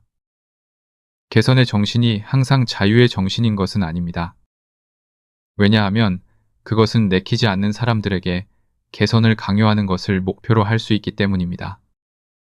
그리고 자유의 정신은 그러한 시도에 저항하는 한 개선의 반대자들과 국지적으로 그리고 일시적으로 동맹을 맺을 수 있습니다. 그러나 개선의 유일한 실패하지 않는 영구적인 원천은 자유입니다. 왜냐하면 그것에 의해 개인의 수만큼 많은 가능한 독립적인 개선의 중심이 있기 때문입니다. 그러나 진보적인 원칙은 자유에 대한 사랑이든 개선에 대한 사랑이든 두 가지 형태 모두에서 관습의 지배에 적대적이며 적어도 그 멍해로부터의 해방을 포함합니다. 그리고 이 둘 사이의 투쟁은 인류 역사의 주요 흥미를 구성합니다. 세계의 대부분은 관습의 전제 정치가 완전하기 때문에 엄밀히 말하면 역사가 없습니다. 이것은 동양 전체의 경우입니다. 그곳에서는 모든 일에서 관습이 최종적인 호소입니다. 정의와 옳음은 관습에 순응하는 것을 의미합니다. 관습의 주장을 거부할 생각을 하는 사람은 권력에 도취된 어떤 폭군 외에는 아무도 없습니다. 그리고 우리는 그 결과를 봅니다. 그 나라들은 한때 독창성을 가졌음에 틀림없습니다. 그들은 인구가 많고 그를 알며 삶의 많은 예술에 능통한 채 땅에서 솟아나지 않았습니다. 그들은 이 모든 것을 스스로 만들었고 그때는 세계에서 가장 위대하고 가장 강력한 나라들이었습니다. 지금 그들은 무엇입니까? 그들의 조상들이 장엄한 궁전과 화려한 사원을 가졌을 때 숲을 헤매던 부족들의 신민 또는 종속국입니다. 그러나 그 부족들은 관습이 자유와 진보와 함께 분할된 통치만을 행사했습니다. 한 민족은 일정 기간 동안 진보적일 수 있고 그런 다음 멈출 수 있는 것으로 보입니다. 언제 멈춥니까? 개별성을 소유하는 것을 멈출 때입니다. 만약 비슷한 변화가 유럽의 국가들에게 닥친다면 그것은 정확히 같은 형태는 아닐 것입니다. 이 국가들이 위협받는 관습의 전제 정치는 정확히 정지 상태는 아닙니다. 그것은 특이함을 금지하지만 모든 것이 함께 변하는 한 변화를 배제하지는 않습니다. 우리는 우리 조상들의 고정된 복장을 버렸습니다. 모든 사람은 여전히 다른 사람들처럼 옷을 입어야 하지만 유행은 1년에 한두 번 바뀔 수 있습니다. 우리는 이로써 변화가 있을 때 그것이 아름다움이나 편리함의 어떤 생각에서가 아니라 변화를 위한 변화임을 확인합니다. 왜냐하면 아름다움이나 편리함에 대한 같은 생각이 모두에게 동시에 떠오르고 다른 순간에 모두에게 동시에 버려지지는 않을 것이기 때문입니다. 그러나 우리는 변하기 쉬울 뿐만 아니라 진보적이기도 합니다. 우리는 기계적인 것들에서 계속해서 새로운 발명품을 만들고 더 나은 것으로 다시 대체될 때까지 그것들을 유지합니다. 우리는 정치, 교육, 심지어 도덕에서도 개선을 열망합니다. 비록 이 마지막에서 우리의 개선 아이디어가 주로 다른 사람들을 우리 자신만큼 선하게 설득하거나 강제하는 것으로 구성되지만 말입니다. 우리가 반대하는 것은 진보가 아닙니다. 오히려 우리는 스스로를 지금까지 살았던 가장 진보적인 사람이라고 자부합니다. 우리가 싸우는 것은 개별성입니다. 우리는 우리 자신을 모두 똑같이 만들었다면 경이로운 일을 했다고 생각할 것입니다. 한 사람이 다른 사람과 다름이 일반적으로 각자가 자신의 유형의 불완전함과 다른 사람의 우월함 또는 둘의 장점을 결합하여 둘보다 더 나은 것을 생산할 가능성에 주의를 기울이게 하는 첫 번째 것임을 잊고 말입니다. 우리는 중국에서 경고의 예시를 가지고 있습니다. 중국은 많은 재능을 가진 민족이며 어떤 면에서는 지혜까지도 가지고 있습니다. 이는 초기 단계에서 특히 좋은 일련의 관습을 가질 수 있었던 드문 행운 덕분이며 그 관습은 가장 계몽된 유럽인조차도 어떤 제한 하에 현인과 철학자의 칭호를 부여해야 할 사람들의 작품입니다. 그들은 또한 그들이 소유한 최고의 지혜를 공동체의 모든 정신에 가능한 한 깊이 새기고 그것을 가장 많이 취득한 사람들이 명예와 권력의 직책을 차지하도록 보장하는 그들의 장치의 우수성에서도 주목할 만합니다. 분명히 이것을 했던 사람들은 인간 진보성의 비밀을 발견했으며 스스로를 세계 운동의 선두에 꾸준히 유지했음에 틀림없습니다. 그 반대로 그들은 정체되어 왔으며 수천 년 동안 그래왔습니다. 그리고 그들이 앞으로 더 개선되려면 외국인에 의해서여야 합니다. 그들은 영국 박애주의자들이 그토록 열심히 노력하고 있는 것, 모든 사람을 똑같이 만들고 모든 사람이 동일한 격언과 규칙으로 자신의 생각과 행동을 통제하도록 하는 것에서 모든 희망을 넘어 성공했습니다.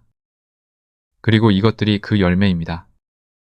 현대의 여론 체제는 조직화되지 않은 형태로 중국의 교육 및 정치 시스템이 조직화된 형태인 것과 같습니다. 그리고 개별성이 이 멍해에 맞서 성공적으로 스스로를 주장할 수 없다면 유럽은 그 고귀한 선례와 공헌된 기독교에도 불구하고 또 다른 중국이 되는 경향이 있을 것입니다.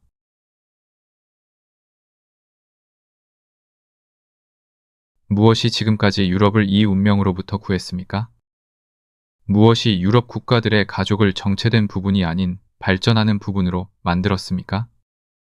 그들 안에 있는 어떤 우월한 탁월성이 아니라 그것이 존재할 때도 원인이 아니라 결과로서 존재하는 것입니다. 바로 그들의 주목할 만한 성격과 문화의 다양성입니다. 개인, 계층, 국가들이 서로 극도로 달랐습니다. 그들은 각각 가치 있는 무언가로 이어지는 다양한 경로를 개척했습니다. 그리고 모든 시기에 다른 경로를 여행했던 사람들이 서로에게 불관용했으며 나머지 모두가 자신의 길을 따르도록 강요받을 수 있었다면 훌륭한 일이라고 생각했을지라도 서로의 발전을 좌절시키려는 그들의 시도는 거의 영구적인 성공을 거두지 못했으며 각자는 시간이 지남에 따라 다른 사람들이 제공한 선을 받는 것을 견뎌냈습니다. 제 판단으로는 유럽은 이 경로들의 다원성 덕분에 전적으로 그 진보적이고 다면적인 발전을 이루었습니다. 그러나 그것은 이미 이 점을 상당히 덜 소유하기 시작했습니다. 그것은 모든 사람을 똑같이 만들려는 중국의 이상을 향해 단호하게 나아가고 있습니다. 드토크빌은 그의 마지막 중요한 저서에서 현재의 프랑스인들이 바로 지난 세대의 사람들보다 서로 얼마나 더 닮았는지를 언급합니다. 같은 언급이 영국인들에게는 훨씬 더 큰 정도로 이루어질 수 있습니다.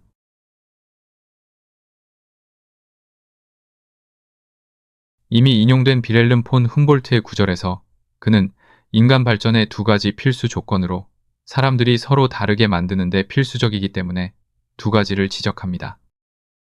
즉, 자유와 다양한 상황입니다. 이 두 조건 중 두 번째 조건은 이 나라에서 매일 감소하고 있습니다. 다른 계층과 개인들을 둘러싸고 그들의 성격을 형성하는 상황이 매일 더욱 동화되고 있습니다. 이전에는 다른 계급, 다른 이웃, 다른 직업과 직종이 다른 세계라고 불릴 수 있는 곳에서 살았습니다. 현재는 상당한 정도로 같은 곳에서 살고 있습니다. 비교적으로 말해서 그들은 이제 같은 것을 읽고, 같은 것을 듣고, 같은 것을 보고, 같은 장소에 가고, 같은 대상에 희망과 두려움을 두고, 같은 권리와 자유, 그리고 그것들을 주장할 같은 수단을 가지고 있습니다. 남아있는 지위의 차이가 크더라도 사라진 차이에 비하면 아무것도 아닙니다. 그리고 동화는 여전히 진행 중입니다. 이 시대의 모든 정치적 변화는 그것을 촉진합니다. 왜냐하면 그것들은 모두 낮은 사람들을 높이고 높은 사람들을 낮추는 경향이 있기 때문입니다. 교육의 모든 확장은 그것을 촉진합니다. 왜냐하면 교육은 사람들을 공통의 영향 아래로 데려오고 그들에게 사실과 감정의 일반적인 저장소에 접근할 수 있게 하기 때문입니다. 통신수단의 개선은 그것을 촉진합니다. 왜냐하면 멀리 떨어진 장소의 거주자들을 개인적인 접촉으로 데려오고 한 장소와 다른 장소 사이의 거주지 변경의 빠른 흐름을 유지하기 때문입니다. 상업과 제조업의 증가는 그것을 촉진합니다.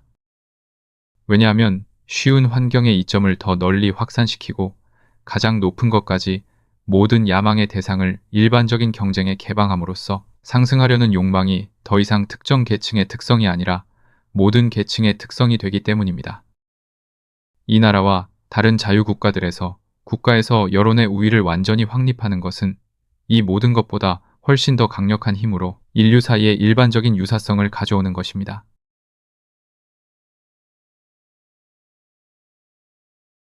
요새화된 사람들이 대중의 의견을 무시할 수 있도록 했던 다양한 사회적 탁월함이 점차 평준화됨에 따라 대중이 의지를 가지고 있다는 것이 긍정적으로 알려졌을 때 그들의 의지에 저항한다는 바로 그 생각이 실제적인 정치가들의 마음에서 점점 더 사라짐에 따라 비수능에 대한 어떤 사회적 지원도 사라집니다. 즉, 숫자 우위에 반대하는 그 자체로 실질적인 힘을 가진 어떤 사회적 힘도 대중의 의견과 경향에 어긋나는 의견과 경향을 보호하는데 관심을 갖지 않게 됩니다.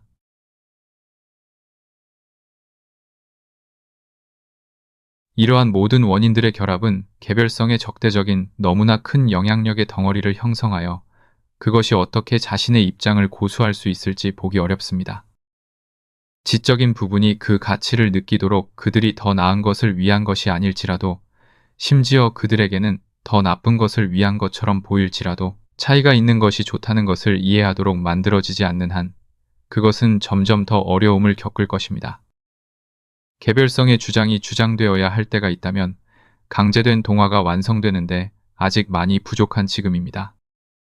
치매에 맞서 어떤 입장이 성공적으로 취해질 수 있는 것은 오직 초기 단계에서 뿐입니다. 다른 모든 사람들이 우리 자신과 닮아야 한다는 요구는 그것이 먹고 사는 것에 의해 성장합니다. 만약 저항이 삶이 거의 하나의 획일적인 유형으로 축소될 때까지 기다린다면 그 유형으로부터의 모든 일탈은 불경하고 부도덕하며 심지어 괴물 같고 자연에 반하는 것으로 간주될 것입니다.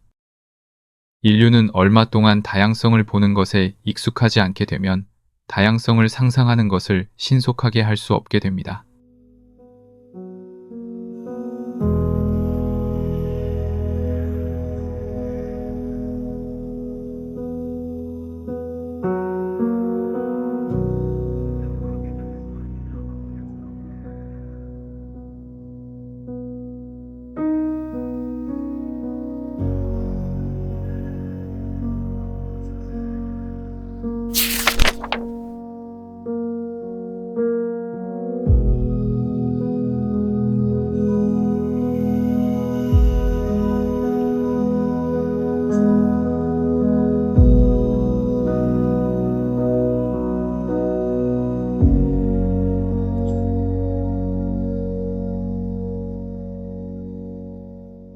제4장 개인에 대한 사회 권위의 한계에 대하여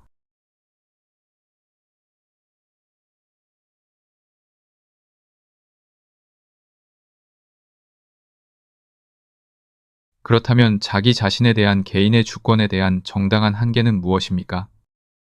사회의 권위는 어디에서 시작됩니까? 인간 생활의 얼마나 많은 부분을 개별성에 할당해야 하고 얼마나 많은 부분을 사회에 할당해야 합니까?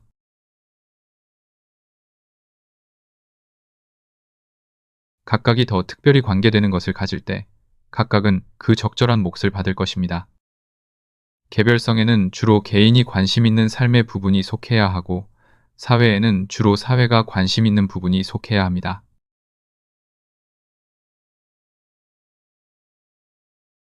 비록 사회가 계약 위에 세워진 것이 아니고 그로부터 사회적 의무를 추론하기 위해 계약을 고안하는 것이 어떤 좋은 목적에도 도움이 되지 않지만 사회의 보호를 받는 모든 사람은 그 혜택에 대한 보답을 해야 하며 사회에서 산다는 사실은 각자가 나머지 사람들에 대해 특정한 행동 노선을 준수할 의무가 있다는 것을 필수적으로 만듭니다.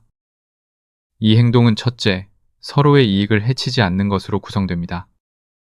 아니, 오히려 명시적인 법적 규정이든 암묵적인 이해든 권리로 간주되어야 할 특정한 이익들을 해치지 않는 것입니다. 그리고 둘째, 각자가 사회나 그 구성원들을 해악과 방해로부터 방어하기 위해 발생하는 노동과 희생에 대한 자신의 몫을 어떤 공평한 원칙에 따라 정해질 부담하는 것으로 구성됩니다. 사회는 이러한 조건들을 이행을 거부하려는 사람들에게 어떤 대가를 치르더라도 강제할 정당한 이유가 있습니다.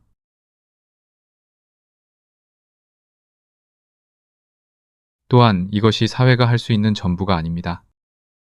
개인의 행동은 타인에게 해롭거나 그들의 복지에 대한 적절한 고려가 부족할 수 있지만 그들의 구성된 권리 중 어떤 것도 위반하는 정도까지는 이르지 않을 수 있습니다. 그럴 경우 위반자는 법이 아닌 의견에 의해 정당하게 처벌받을 수 있습니다. 어떤 사람의 행동의 일부가 타인의 이익에 해로운 영향을 미치자마자 사회는 그것에 대한 관할권을 가지며 그것에 간섭함으로써 일반 복지가 증진될지 아닐지의 문제가 논의의 대상이 됩니다. 그러나 어떤 사람의 행동이 자기 자신 외에 다른 사람의 이익에 영향을 미치지 않거나 또는 그들이 원하지 않는 한 영향을 미칠 필요가 없는 경우 관련된 모든 사람이 성년이고 보통 수준의 이해력을 가진 경우 그러한 질문을 제기할 여지는 없습니다. 이러한 모든 경우에 그 행동을 하고 그 결과를 감수할 완전한 자유, 법적, 그리고 사회적 자유가 있어야 합니다.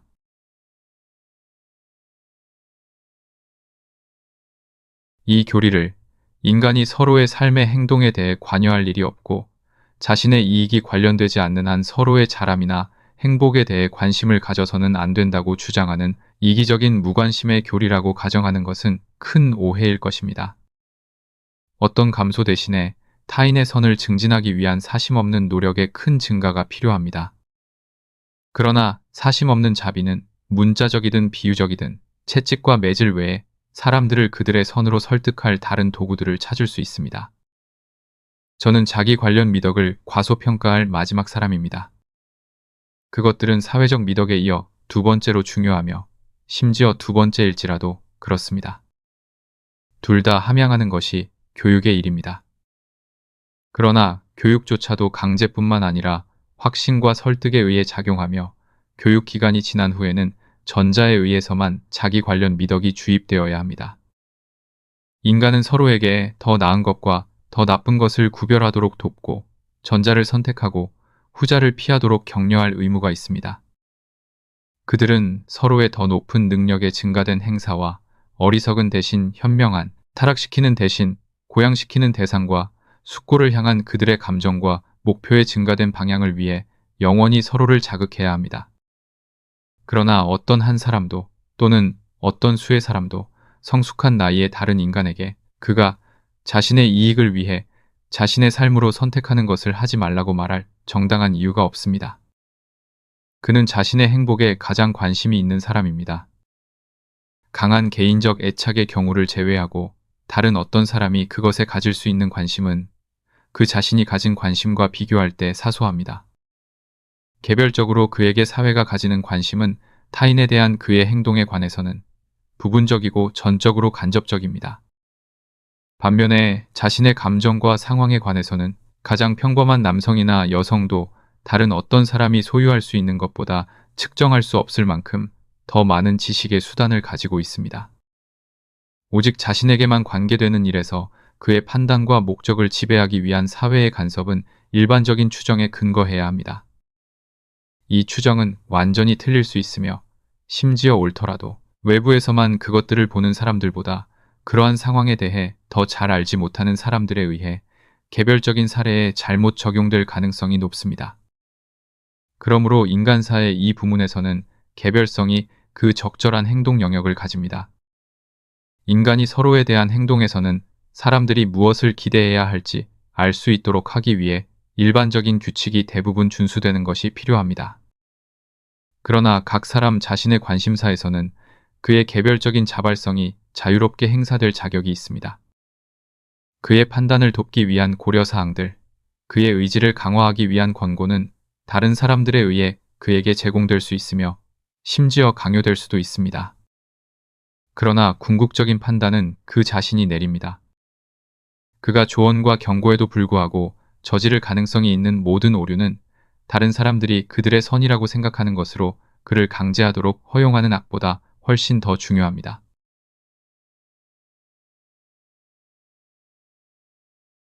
저는 다른 사람들이 어떤 사람을 보는 감정이 그의 자기 관련 자질이나 결함에 의해 어떤 식으로든 영향을 받아서는 안 된다는 것을 의미하지 않습니다.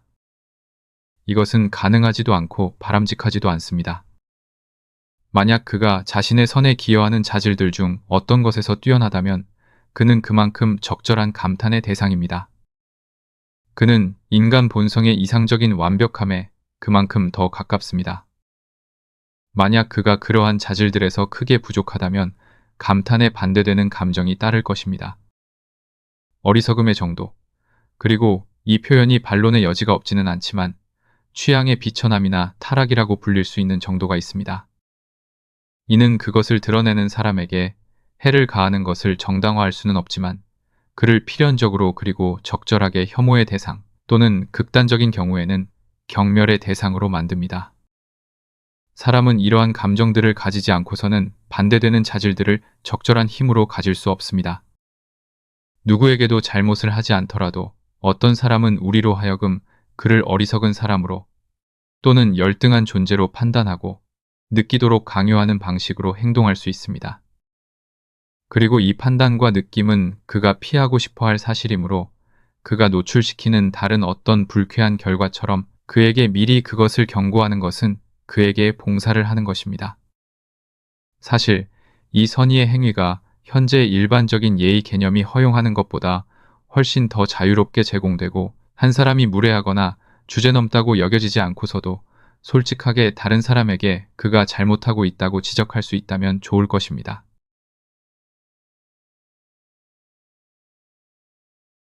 우리는 또한 다양한 방식으로 어떤 사람에 대한 우리의 불리한 의견에 따라 행동할 권리가 있습니다.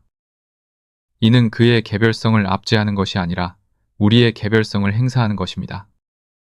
예를 들어 우리는 그의 교제를 찾을 의무가 없습니다. 우리는 그것을 피할 권리가 있습니다. 비록 그 회피를 과시해서는 안 되지만. 왜냐하면 우리는 우리에게 가장 받아들여지는 교제를 선택할 권리가 있기 때문입니다. 만약 그의 모범이나 대화가 그가 교제하는 사람들에게 해로운 영향을 미칠 것 같다고 생각한다면 우리는 다른 사람들에게 그에 대해 경고할 권리가 있으며 그것은 우리의 의무일 수도 있습니다. 우리는 그에게 선택적인 선의의 행위에서 그의 개선에 기여하는 것을 제외하고는 다른 사람들에게 그보다 선호를 줄 수 있습니다. 이러한 다양한 방식으로 어떤 사람은 오직 자신에게만 직접적으로 관계되는 잘못에 대해 다른 사람들의 손에 의해 매우 심각한 처벌을 받을 수 있습니다. 그러나 그는 이러한 처벌을 그것들이 처벌을 목적으로 의도적으로 그에게 가해지기 때문이 아니라 그것들이 잘못 그 자체의 자연적인 그리고 마치 자발적인 결과인 한에서만 받습니다. 경솔함, 완고함, 자만심을 보이는 사람, 절제된 수단 내에서 살 수 없는 사람, 해로운 방종으로부터 자신을 억제할 수 없는 사람, 감정과 지성의 즐거움을 희생하여 동물적인 쾌락을 추구하는 사람은 다른 사람들의 의견에서 낮아지고 그들의 호의적인 감정의 몫을 덜 가질 것으로 예상해야 합니다. 그러나 그가 자신의 사회적 관계에서 특별한 탁월함으로 그들의 호의를 받을 자격이 있었고 따라서 자신에게 대한 그의 단점으로는 영향을 받지 않는 그들의 선의의 행위에 대한 권리를 확립하지 않는 한 그는 이것에 대해 불평할 권리가 없습니다. 제가 주장하는 것은 타인의 불리한 판단으로부터 엄격하게 분리될 수 없는 불편함만이 자신의 선에 관계되지만 타인과의 관계에서 그들의 이익에 영향을 미치지 않는 그의 행동과 성격의 부분에 대해 어떤 사람이 받아야 할 유일한 것이라는 것입니다. 타인에게 해로운 행동은 완전히 다른 대우를 필요로 합니다. 그들의 권리 침해, 자신의 권리에 의해 정당화되지 않는 어떤 손실이나 피해의 가함, 그들을 다루는 데 있어서의 거짓이나 이중성, 그들에 대한 우위에 불공정하거나 비관대한 사용, 심지어 부상으로부터 그들을 방어하는 것의 이기적인 자제, 이것들은 도덕적 비난의 적절한 대상이며 중대한 경우에는 도덕적 응보와 처벌의 적절한 대상입니다. 그리고 이러한 행동뿐만 아니라 그것들로 이어지는 성향도 적절하게 부도덕하며 혐오감으로 상승할 수 있는 비난의 적절한 대상입니다. 성격의 잔인함, 악의와 나쁜 천성, 모든 열정 중에서 가장 반사회적이고 혐오스러운 질투, 위장과 불성실, 불충분한 이유에 대한 분노, 도발에 비례하지 않는 분개, 타인을 지배하려는 욕구, 이익에 자신의 목이상을 독점하려는 욕구, 타인의 비하에서 만족을 얻는 자부심, 자신과 자신의 관심사를 다른 모든 것보다 더 중요하다고 생각하고 모든 의심스러운 문제를 자신에게 유리하게 결정하는 이기심. 이것들은 도덕적 악덕이며 나쁘고 혐오스러운 도덕적 성격을 구성합니다. 이전에 언급된 자기 관련 잘못과는 달리 이것들은 적절하게 부도덕이 아니며 아무리 극단적으로 치닫더라도 사악함을 구성하지 않습니다.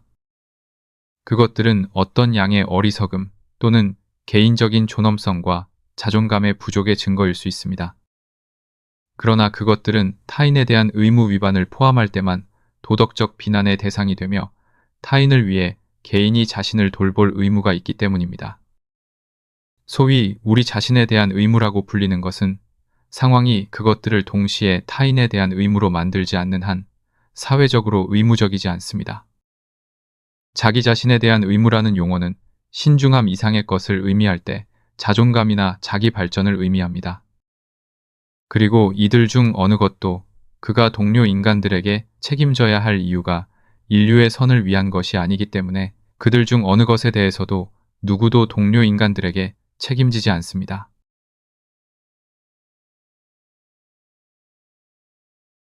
어떤 사람이 신중함이나 개인적인 존엄성의 결함으로 인해 정당하게 입을 수 있는 존중의 상실과 타인의 권리에 대한 범죄로 인해 그에게 마땅한 비난 사이의 구별은 단지 명목상의 구별이 아닙니다. 우리가 그를 통제할 권리가 있다고 생각하는 일에서 우리를 불쾌하게 하는지 아니면 우리가 통제할 권리가 없다는 것을 아는 일에서 불쾌하게 하는지에 따라 그에 대한 우리의 감정과 행동에 막대한 차이가 생깁니다. 만약 그가 우리를 불쾌하게 한다면 우리는 우리의 혐오감을 표현할 수 있으며 우리를 불쾌하게 하는 사물에서뿐만 아니라 사람으로부터도 거리를 둘 수 있습니다. 그러나 우리는 그 때문에 그의 삶을 불편하게 만들어야 할 의무를 느끼지 않을 것입니다. 우리는 그가 이미 자신의 오류의 전체 처벌을 받고 있거나 받을 것이라고 숙고할 것입니다. 만약 그가 잘못된 관리로 자신의 삶을 망친다면 우리는 그 이유 때문에 그것을 더욱 망치기를 바라지 않을 것입니다. 그를 처벌하기를 바라는 대신 우리는 오히려 그의 행동이 그에게 가져올 경향이 있는 악을 어떻게 피하거나 고칠 수 있는지 보여줌으로써 그의 처벌을 완화하려고 노력할 것입니다. 그는 우리에게 연민의 대상일 수 있고 어쩌면 싫어함의 대상일 수도 있지만 분노나 분개의 대상은 아닙니다. 우리는 그를 사회의 적처럼 대하지 않을 것입니다. 우리가 스스로 정당하다고 생각할 가장 나쁜 것은 우리가 자비롭게 개입하여 그에 대한 관심이나 염려를 보이지 않는다면 그를 그 자신에게 내버려 두는 것입니다.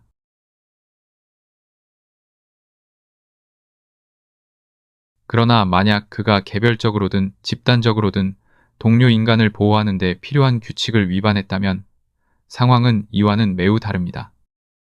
그때 그의 행동의 나쁜 결과는 그 자신에게 떨어지는 것이 아니라 다른 사람들에게 떨어집니다. 그리고 사회는 모든 구성원의 보호자로서 그에게 보복해야 합니다. 처벌을 위한 명확한 목적으로 그에게 고통을 가해야 하며 그것이 충분히 가혹하도록 신경 써야 합니다. 전자의 경우 그는 우리 법정의 위반자이며 우리는 그를 재판할 뿐만 아니라 어떤 형태로든 우리 자신의 판결을 집행하도록 요구받습니다. 후자의 경우 그에게 그의 일에서 허용하는 것과 같은 자유를 우리 자신의 일을 규제하는 데 사용하는 것으로부터 우연히 따를 수 있는 것 외에는 그에게 어떤 고통도 가하는 것은 우리의 몫이 아닙니다.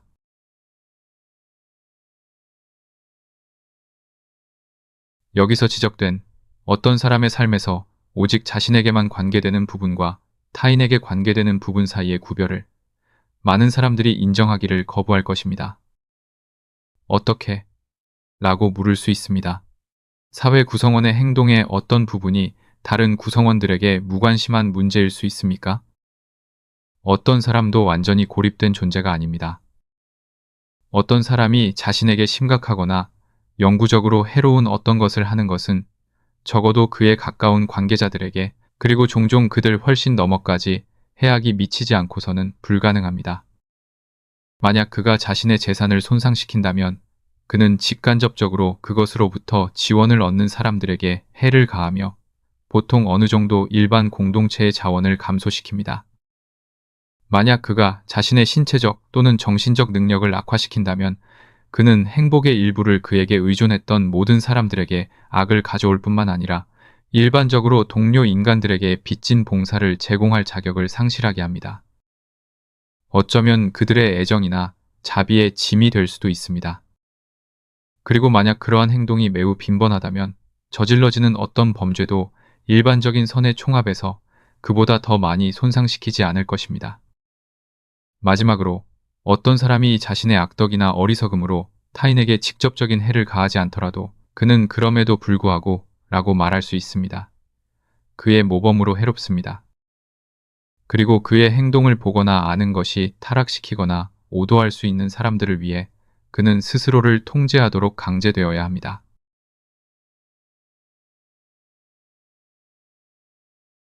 그리고 심지어 추가될 것입니다. 잘못된 행동의 결과가 악덕하거나 경솔한 개인에게만 국한될 수 있다고 하더라도 사회가 명백히 스스로를 다스릴 자격이 없는 사람들을 그들 자신의 인도에 맡겨야 합니까? 만약 아이들과 미성년자에게 스스로에 대한 보호가 마땅히 주어져야 한다는 것이 공공연히 인정된다면 스스로를 다스릴 능력이 똑같이 없는 성숙한 나이의 사람들에게도 사회가 그것을 제공해야 할 의무가 있지 않습니까?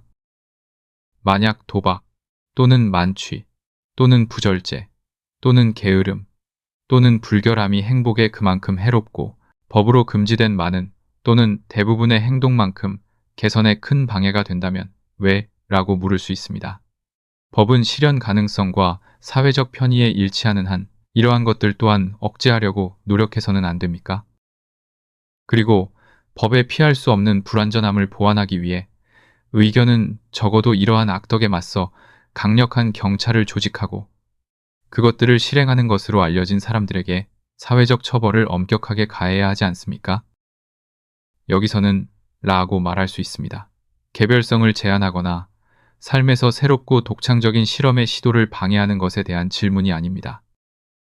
방지하려고 추구되는 유일한 것은 세상이 시작될 때부터 지금까지 시도되고 비난받아 온 것들입니다.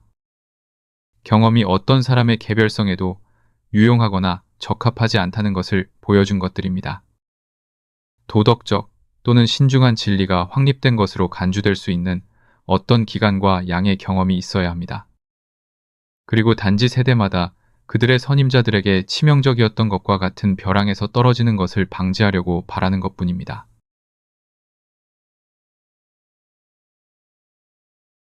저는 어떤 사람이 자신에게 가하는 해악이 그들의 공감과 이익을 통해 그와 밀접하게 관련된 사람들에게 그리고 미미한 정도로 사회 전체에 심각하게 영향을 미칠 수 있다는 것을 완전히 인정합니다. 이러한 종류의 행동으로 인해 어떤 사람이 다른 어떤 사람이나 사람들에게 대한 명확하고 지정 가능한 의무를 위반하게 될 때 그 경우는 자기 관련 범주에서 벗어나 용어의 적절한 의미에서 도덕적 비난을 받을 수 있게 됩니다. 예를 들어 어떤 사람이 무절제나 낭비 때문에 자신의 빚을 갚을 수 없게 되거나 가족의 도덕적 책임을 맡았음에도 같은 이유로 그들을 부양하거나 교육할 능력이 없게 된다면 그는 마땅히 비난받아야 하고 정당하게 처벌받을 수 있습니다. 그러나 그것은 낭비 때문이 아니라 그의 가족이나 채권자에 대한 의무 위반 때문입니다. 만약 그들에게 바쳐졌어야 할 자원이 가장 신중한 투자로 그들로부터 다른 곳으로 돌려졌다면 도덕적 비난 가능성은 같았을 것입니다. 조지 바넬은 그의 정부에게 돈을 얻기 위해 그의 삼촌을 살해했지만 그가 사업을 시작하기 위해 그것을 했다면 그는 똑같이 교수형에 처해졌을 것입니다. 다시 나쁜 습관에 대한 중독으로 가족에게 슬픔을 야기하는 흔한 경우에 그는 그의 불친절함이나 배은망덕함 때문에 비난받을 자격이 있습니다. 그러나 그가 그 자체로는 악덕하지 않은 습관을 기르더라도 그것이 그와 함께 삶을 보내는 사람들에게 고통스럽거나 개인적인 유대 때문에 그의 편안함에 의존하는 사람들에게 고통스럽다면 그는 그렇게 될 수 있습니다. 더 필수적인 의무에 의해 강요받지 않거나 허용되는 자기 선호에 의해 정당화되지 않는 한 타인의 이익과 감정에 일반적으로 마땅히 주어져야 할 고려에 실패하는 사람은 그 실패 때문에 도덕적 비난의 대상이 되지만 그 원인 때문에 또는 그것으로 인해 멀리서 야기되었을 수 있는 오직 자신에게만 개인적인 오류 때문에 비난받지는 않습니다. 마찬가지로 어떤 사람이 순전히 자기 관련적인 행동으로 인해 그에게 부과된 공공에 대한 어떤 명확한 의무를 수행할 수 없게 될 때 그는 사회적 범죄를 저지른 것입니다. 어떤 사람도 단순히 술에 취했다는 이유만으로 처벌받아서는 안 됩니다. 그러나 군인이나 경찰관은 근무 중에 술에 취했다는 이유로 처벌받아야 합니다. 요컨대 개인에게든 공공에게든 명확한 손해 또는 명확한 손해의 위험이 있을 때마다 그 경우는 자유의 영역에서 벗어나 도덕 또는 법의 영역에 놓입니다.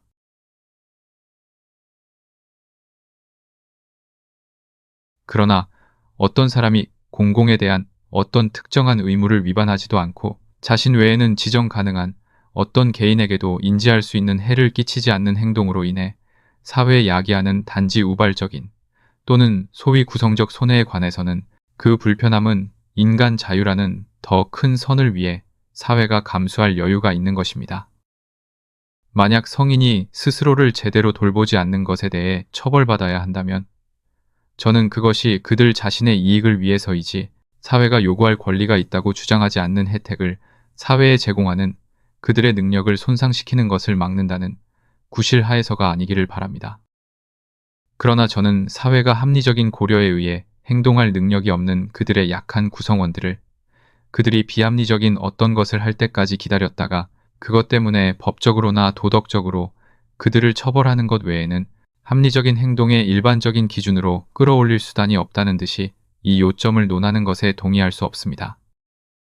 사회는 그들의 존재의 초기 부분 전체 동안 그들에 대한 절대적인 권력을 가졌습니다.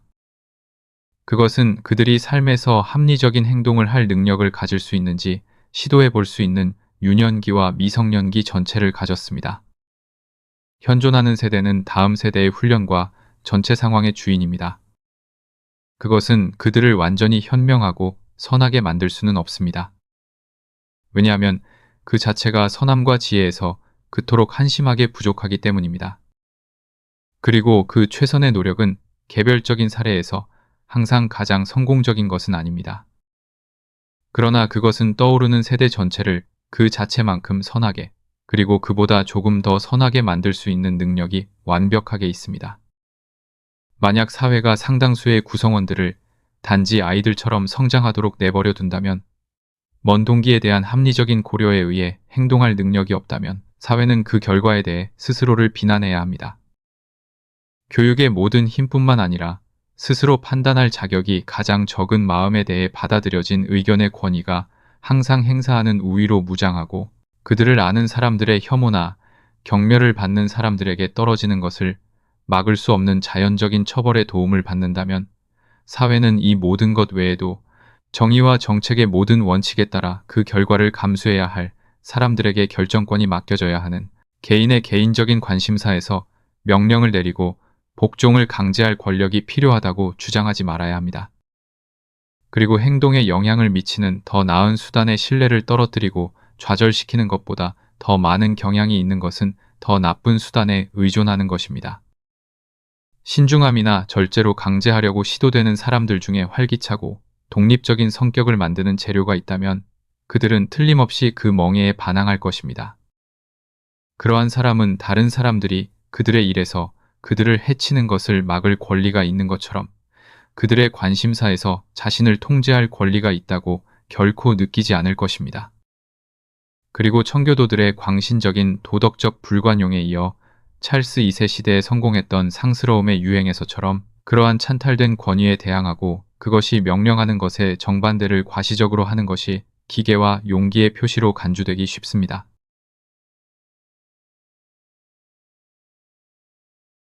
악덕하거나 자기 방종적인 사람들에 의해 다른 사람들에게 설정된 나쁜 모범으로부터 사회를 보호할 필요성에 대해 말하는 것과 관련하여 나쁜 모범이 해로운 영향을 미칠 수 있다는 것은 사실입니다. 특히 잘못을 저지르는 사람에게 처벌 없이 타인에게 잘못을 저지르는 모범은 더욱 그렇습니다. 그러나 우리는 이제 타인에게 잘못을 하지 않으면서 행위자 자신에게 큰 해를 가한다고 가정되는 행동에 대해 이야기하고 있습니다. 그리고 이것을 믿는 사람들이 그 모범이 전체적으로 유익하기보다는 해롭다고 생각할 수 있는 방법을 모르겠습니다. 왜냐하면 그것이 잘못된 행동을 보여준다면 그 행동이 정당하게 비난받는다면 모든 경우 또는 대부분의 경우에 그것에 수반되어야 한다고 가정해야 하는 고통스럽거나 타락시키는 결과도 보여주기 때문입니다.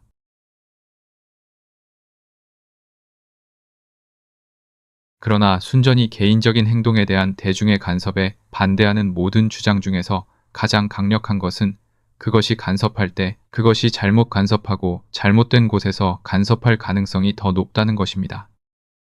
사회적 도덕, 타인에 대한 의무의 문제에 대해서는 대중의 의견, 즉 지배적인 다수의 의견은 비록 종종 틀릴지라도 여전히 더 자주 옳을 가능성이 높습니다. 왜냐하면 그러한 문제에 대해서는 그들이 자신의 이익만을 판단하도록 요구받기 때문입니다. 즉, 어떤 행동 방식이 실행되도록 허용된다면 그것이 그들 자신에게 어떻게 영향을 미칠지에 대해서만 판단하도록 요구받기 때문입니다. 그러나 자기 관련 행동의 문제에 대해 소수에게 법으로 부과되는 비슷한 다수의 의견은 옳을 가능성만큼이나 틀릴 가능성이 높습니다. 왜냐하면 이러한 경우의 여론은 기껏해야 다른 사람들에게 무엇이 좋거나 나쁜지에 대한 어떤 사람들의 의견을 의미하기 때문입니다. 반면에 종종 그것은 심지어 그것조차도 의미하지 않습니다.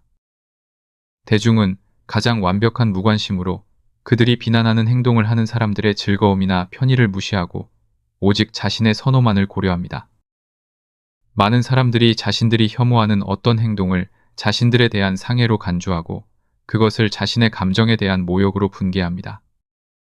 종교적 광신자가 다른 사람들의 종교적 감정을 무시한다는 비난을 받았을 때 그들이 자신의 혐오스러운 예배나 신조를 고집함으로써 자신의 감정을 무시한다고 반박했던 것으로 알려져 있습니다.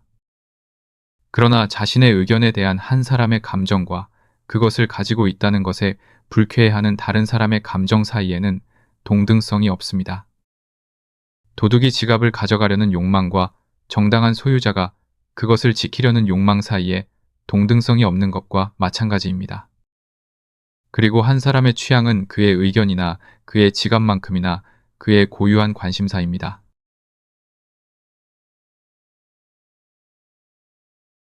누군가가 모든 불확실한 문제에서 개인의 자유와 선택을 방해하지 않고 보편적인 경험이 비난한 행동 방식으로부터만 그들이 삼가도록 요구하는 이상적인 대중을 상상하는 것은 쉽습니다. 그러나 자신의 검열에 그러한 한계를 설정한 대중이 어디에서 보였습니까? 또는 대중이 언제 보편적인 경험에 대해 신경을 씁니까? 개인적인 행동에 대한 간섭에서 그것은 스스로와 다르게 행동하거나 느끼는 것의 엄청난 정도 외에는 거의 아무것도 생각하지 않습니다. 그리고 얇게 위장된 이 판단 기준은 모든 도덕가와 사변적 저술가의 10분의 9에 의해 종교와 철학의 명령으로 인류에게 제시됩니다. 이들은 어떤 것이 옳기 때문에 옳다고 가르칩니다. 우리가 그것을 그렇게 느낀다고 말합니다. 그들은 우리 자신과 다른 모든 사람에게 구속력이 있는 행동의 법률을 우리 자신의 마음과 심장에서 찾으라고 말합니다. 가련한 대중은 이 지침을 적용하고 그들의 선악에 대한 그들 자신의 개인적인 감정을, 만약 그것들이 상당히 만장일치라면 세상 전체에 의무적으로 만드는 것 외에 무엇을 할 수 있겠습니까?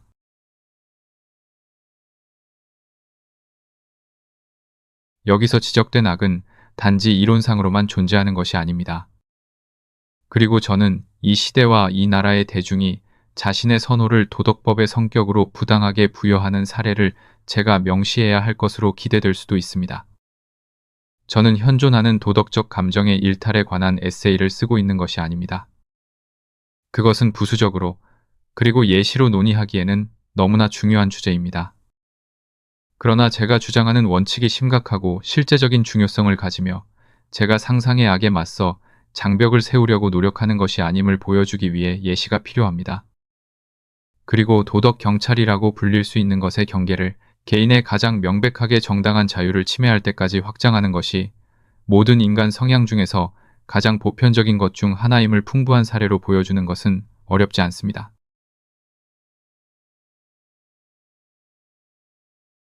첫 번째 사례로 종교적 의견이 다른 사람들이 그들의 종교적 의례, 특히 종교적 금욕을 실행하지 않는다는 이유 외에는 더 나은 근거 없이 사람들이 품는 반감을 생각해 보십시오. 다소 사소한 예를 들자면 기독교인의 신조나 관행 중에서 무함마드 교도의 기독교인에 대한 증오를 더 악화시키는 것은 그들이 돼지 고기를 먹는다는 사실보다 더 큰 것이 없습니다. 기독교인과 유럽인이 가장 꾸밈없는 혐오감으로 간주하는 행동은 무슬림이 굶주림을 만족시키는 이 특정한 방식을 간주하는 것보다 더 적습니다. 그것은 첫째로 그들의 종교에 대한 위반입니다. 그러나 이 상황은 그들의 혐오의 정도나 종류를 전혀 설명하지 않습니다. 왜냐하면 술 또한 그들의 종교에 의해 금지되어 있으며 그것을 마시는 것은 모든 무슬림에 의해 잘못으로 간주되지만 역겹지는 않기 때문입니다. 부정한 짐승의 고기에 대한 그들의 혐오감은 반면에 일단 그 감정에 철저히 가라앉으면 개인적인 습관이 결코 철저하게 깨끗하지 않은 사람들조차도 항상 불러일으키는 것처럼 보이는 본능적인 반감과 유사한 그 특유의 성격을 가지고 있으며 힌두교도들에게 그토록 강렬한 종교적 불순함의 감정이 그 주목할 만한 예시입니다. 이제 대다수가 무슬림인 민족에서 그 다수가 그 나라의 경계 내에서 돼지 고기를 먹는 것을 허용하지 않겠다고 주장한다고 가정해 봅시다. 이것은 무함마드교 국가에서는 새로운 것이 아닐 것입니다. 그것이 여론의 도덕적 권위의 정당한 행사일까요? 그리고 아니라면 왜 아닙니까? 그 관행은 그러한 대중에게는 정말로 역겨운 것입니다.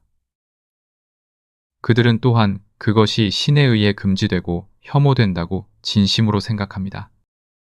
그 금지는 종교적 박해로 비난받을 수도 없습니다. 그것은 그 기원이 종교적일 수 있지만 종교를 위한 박해는 아닐 것입니다. 왜냐하면 아무도 종교가 돼지고기를 먹는 것을 의무로 만들지 않기 때문입니다. 비난에 유일하게 옹호할 수 있는 근거는 개인의 개인적인 취향과 자기 관련 관심사에 대해 대중이 간섭할 일이 없다는 것입니다.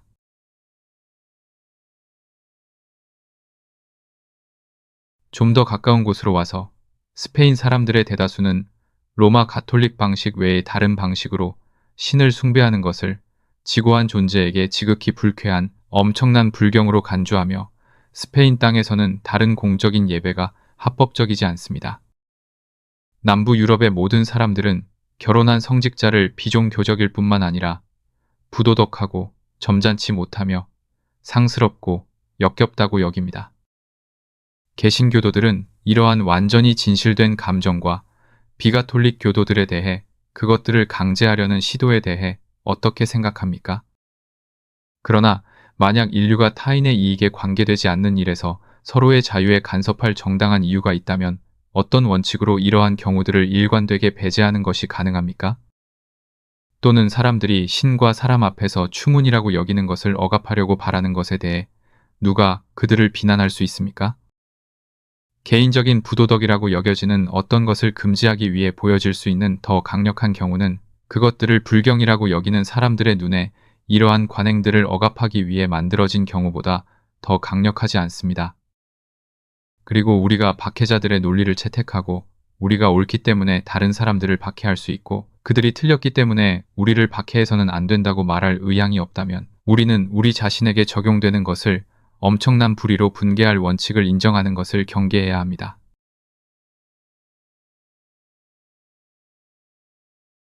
앞의 사례들은 우리 사이에서는 불가능한 우발적 상황에서 비롯되었다는 이유로 비록 불합리하게라도 반론이 제기될 수 있습니다. 이 나라의 의견은 고기를 삼가도록 강제하거나 그들의 신조나 성향에 따라 예배하거나 결혼하거나 결혼하지 않는 사람들에게 간섭할 가능성이 없습니다. 그러나 다음 예시는 우리가 모든 위험을 넘어섰다고는 결코 말할 수 없는 자유에 대한 간섭에서 취해질 것입니다. 청교도들이 충분히 강력했던 곳에서는 뉴잉글랜드와 영국의 공화국 시대에서처럼 그들은 모든 공적인 그리고 거의 모든 사적인 오락을 억압하려고 상당한 성공을 거두었습니다. 특히 음악, 춤, 공공게임 또는 오락을 위한 다른 모임, 그리고 극장을 말입니다. 이 나라에는 여전히 그들의 도덕과 종교 개념에 의해 이러한 오락이 비난받는 대규모의 사람들이 있습니다. 그리고 그 사람들이 주로 중산층에 속하며 이 왕국의 현재 사회적, 정치적 조건에서 우세한 힘이므로 이러한 감정을 가진 사람들이 언젠가 의회에서 다수를 지휘할 수 있다는 것은 전혀 불가능하지 않습니다. 나머지 공동체는 그들에게 허용되어야 할 오락이 더 엄격한 칼뱅주의자와 감리교도의 종교적, 도덕적 감정에 의해 규제되는 것을 어떻게 좋아할까요? 그들은 이 침입적으로 경건한 사회 구성원들에게 그들 자신의 일에 신경 쓰라고 상당히 단호하게 요구하지 않을까요? 이것이 바로 그들이 잘못이라고 생각하는 어떤 즐거움도 아무도 누리지 않아야 한다고 주장하는 모든 정부와 모든 대중에게 말해야 할 것입니다.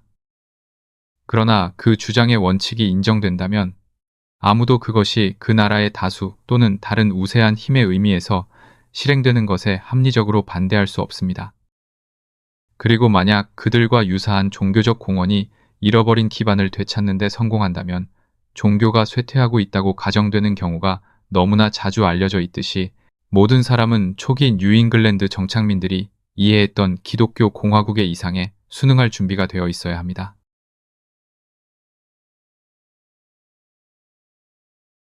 마지막으로 언급된 것보다 아마도 실현될 가능성이 더 높은 또 다른 우발적 상황을 상상해 봅시다.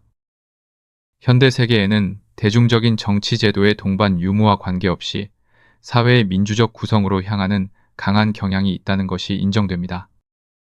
이 경향이 가장 완전히 실현된 나라, 사회와 정부 모두가 가장 민주적인 미국에서는 자신들이 필적할 수 있기를 희망하는 것보다 더 화려하거나 값비싼 생활 방식의 어떤 모습이라도 불쾌하게 여기는 다수의 감정이 꽤 효과적인 사치 금지법으로 작용하며 연합의 많은 지역에서는 매우 큰 수입을 가진 사람이 대중의 비난을 받지 않을 어떤 소비 방식도 찾기가 실제로 어렵다고 단언됩니다. 비록 이러한 진술들이 현존하는 사실의 표현으로서는 의심할 여지 없이 크게 과장되었지만 그들이 묘사하는 상황은 상상 가능하고 가능할 뿐만 아니라 개인이 자신의 수입을 어떻게 써야 하는지에 대해 대중이 거부권을 가질 권리가 있다는 생각과 결합된 민주적 감정에 있을 법한 결과입니다. 우리는 사회주의적 의견이 상당히 확산되었다고 가정하기만 하면 아주 적은 양 이상의 재산을 소유하거나 수동노동으로 벌지 않은 어떤 수입을 가지는 것이 다수의 눈에는 수치스러운 일이 될 수 있습니다.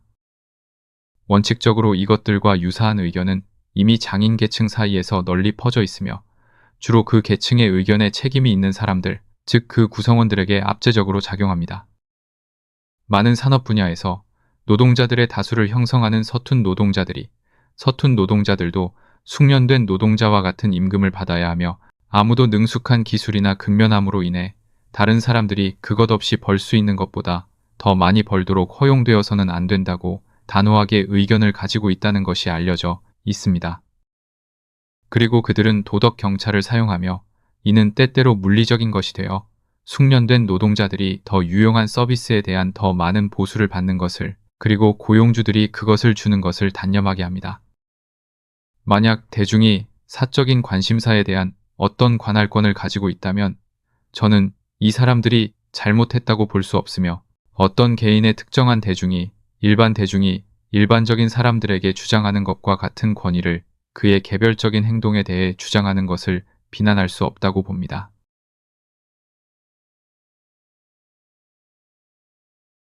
그러나 가상의 사례에 대해 자세히 설명하지 않고도 우리 시대에는 사생활의 자유에 대한 노골적인 찬탈이 실제로 실행되고 있으며 더 큰 찬탈이 성공에 대한 어떤 기대로 위협받고 있고 대중이 그것이 잘못이라고 생각하는 모든 것을 법으로 금지할 뿐만 아니라 그것이 잘못이라고 생각하는 것에 도달하기 위해 그것이 무해하다고 인정하는 어떤 수의 것들도 금지할 무제한적인 권리를 주장하는 의견들이 제한되고 있습니다.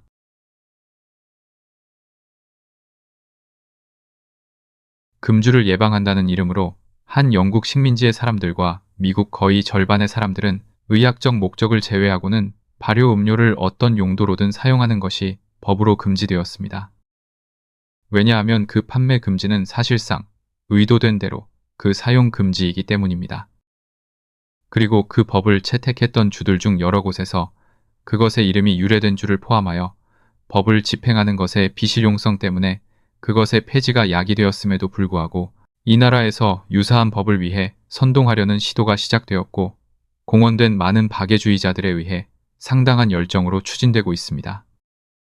이 목적을 위해 결성된 협회 또는 그들 자신이 칭하는 동맹은 그 비서와 정치가의 의견이 원칙에 근거해야 한다고 주장하는 극소수의 영국 공인들 중 한 명과의 서신 공개를 통해 어느 정도 악명을 얻었습니다. 이 서신에서 스탠리 경의 몫은 정치 생활에서 눈에 띄는 사람들 사이에서 그의 일부 공개적인 모습에서 드러나는 것과 같은 자질들이 얼마나 드문지 아는 사람들에 의해 이미 그에게 쌓인 희망을 강화하도록 계산되었습니다.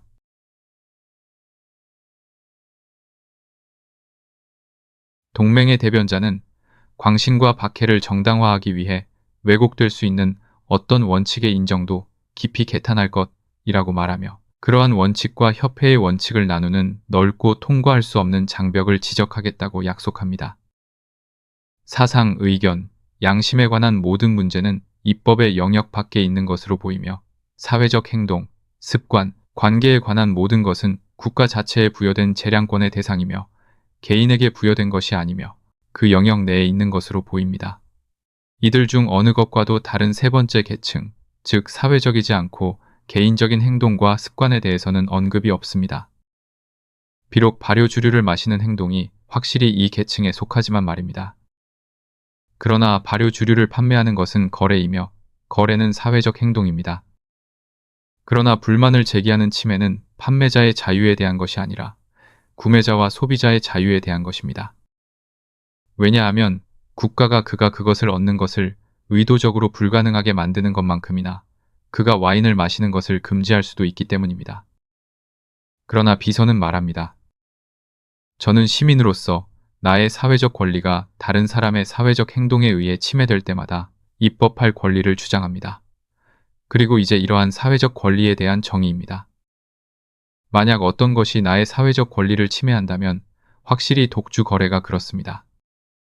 그것은 끊임없이 사회적 무질서를 창출하고 자극함으로써 나의 일차적인 안전의 권리를 파괴합니다. 그것은 내가 지원하기 위해 세금을 내는 비참함의 창출로부터 이익을 얻음으로써 나의 평등의 권리를 침해합니다. 그것은 나의 경로를 위험으로 둘러싸고 상호 원조와 교류를 주장할 권리가 있는 사회를 약화시키고 타락시킴으로써 나의 자유로운 도덕적, 지적 발전의 권리를 방해합니다. 사회적 권리에 대한 이론은 아마도 이전에 명확한 언어로 표현된 적이 없었던 것과 같습니다. 즉, 모든 다른 개인이 모든 면에서 그가 해야 하는 대로 정확하게 행동해야 한다는 것이 모든 개인의 절대적인 사회적 권리라는 것입니다. 최소한의 세부 사항에서라도 그것에 실패하는 사람은 누구든지 나의 사회적 권리를 위반하며 입법부에게 그 고충의 제거를 요구할 자격을 나에게 부여한다는 것입니다. 이토록 괴물 같은 원칙은 자유에 대한 어떤 단일한 간섭보다 훨씬 더 위험합니다. 그것이 정당화하지 않을 자유의 위반은 없습니다. 그것은 어떤 자유에 대한 권리도 인정하지 않습니다. 아마도 비밀리에 의견을 가지고 그것을 결코 드러내지 않는 자유 외에는 말입니다. 왜냐하면 제가 해롭다고 생각하는 의견이 어떤 사람의 입술을 떠나는 순간 그것은 동맹이 저에게 귀속시키는 모든 사회적 권리를 침해하기 때문입니다. 이 교리는 모든 인류에게 서로의 도덕적, 지적, 심지어 신체적 완벽함에 대한 기득권을 귀속시키며 이는 각 청구인이 자신의 기준에 따라 정의해야 합니다. 개인의 정당한 자유에 대한 불법적인 간섭의 또 다른 중요한 예는 단순히 위협받는 것이 아니라 이미 승리적으로 실행된 지 오래인 안식일 준수 입법입니다.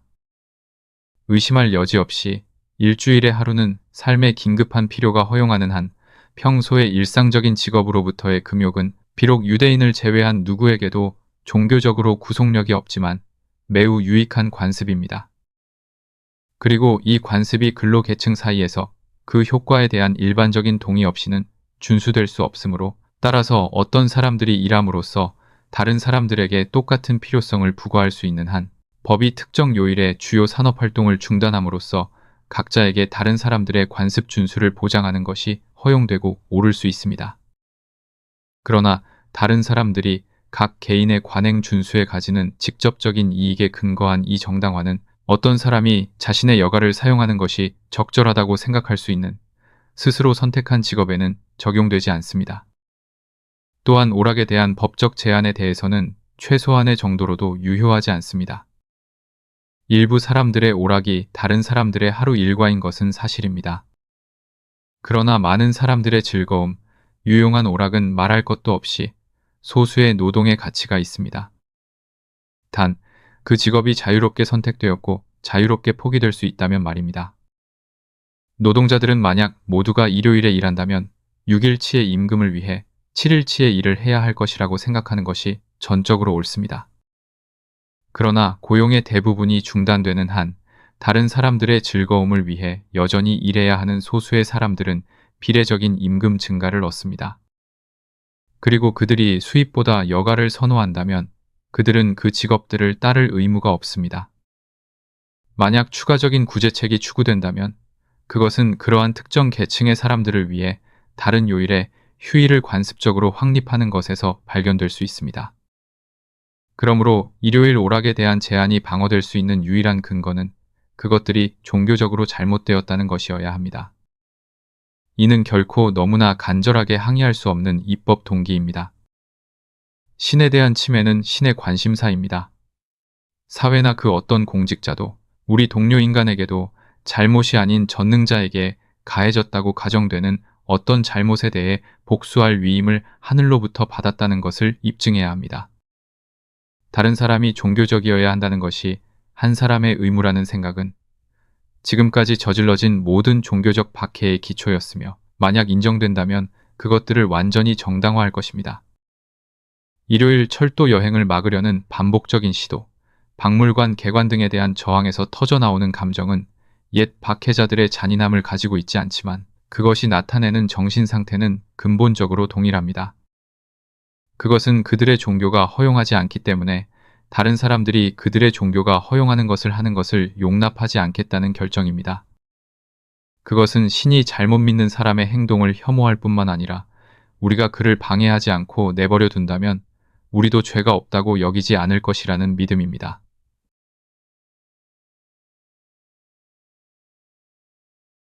저는 일반적으로 인간의 자유에 대해 거의 고려하지 않는 이러한 예시들에 몰몬교라는 놀라운 현상에 주목하라고 요청받을 때마다 이 나라의 언론에서 터져나오는 노골적인 박해의 언어를 추가하는 것을 삼갈 수 없습니다.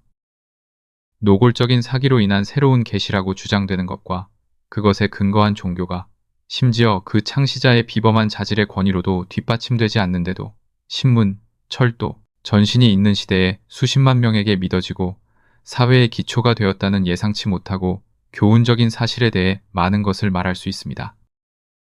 여기서 우리에게 관계되는 것은 이 종교가 다른 더 나은 종교들처럼 순교자들을 가지고 있다는 것입니다. 그들의 예언자이자 창시자는 그의 가르침 때문에 폭도에 의해 사형에 처해졌습니다. 그 추종자들 중 다른 사람들은 같은 불법적인 폭력으로 목숨을 잃었습니다. 그들은 그들이 처음 성장했던 나라에서 단체로 강제로 추방되었습니다. 반면에 그들이 사막 한가운데에 외딴 은둔처로 쫓겨난 지금 이 나라의 많은 사람들은 그들에게 원정대를 보내 무력으로 다른 사람들의 의견에 따르도록 강요하는 것이 옳을 것 단지 편리하지 않을 뿐이라고 공개적으로 선언합니다. 종교적 관용의 일반적인 제약을 뚫고 나오는 이러한 반감을 불러일으키는 주된 원인인 몰몬교 교리의 조항은 일부다 처제를 승인한다는 것입니다. 이는 무함마드교도, 힌두교도 중국인에게는 허용되지만 영어를 사용하고 일종의 기독교인이라고 공언하는 사람들에 의해 실행될 때는 꺼지지 않는 적개심을 불러일으키는 것 같습니다.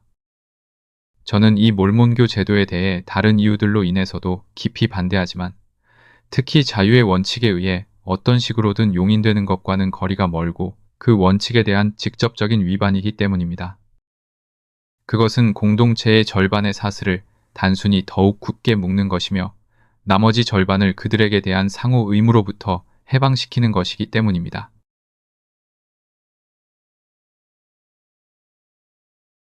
그러나 이 관계가 그것으로 인해 고통받는다고 여겨질 수 있는 여성들 편에서도 다른 어떤 형태의 결혼제도에서와 마찬가지로 자발적이라는 것을 기억해야 합니다.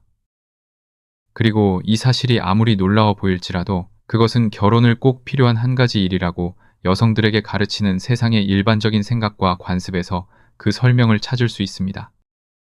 이는 많은 여성이 아내가 되지 않는 것보다 여러 아내 중 한 명이 되는 것을 선호한다는 것을 이해 가능하게 만듭니다.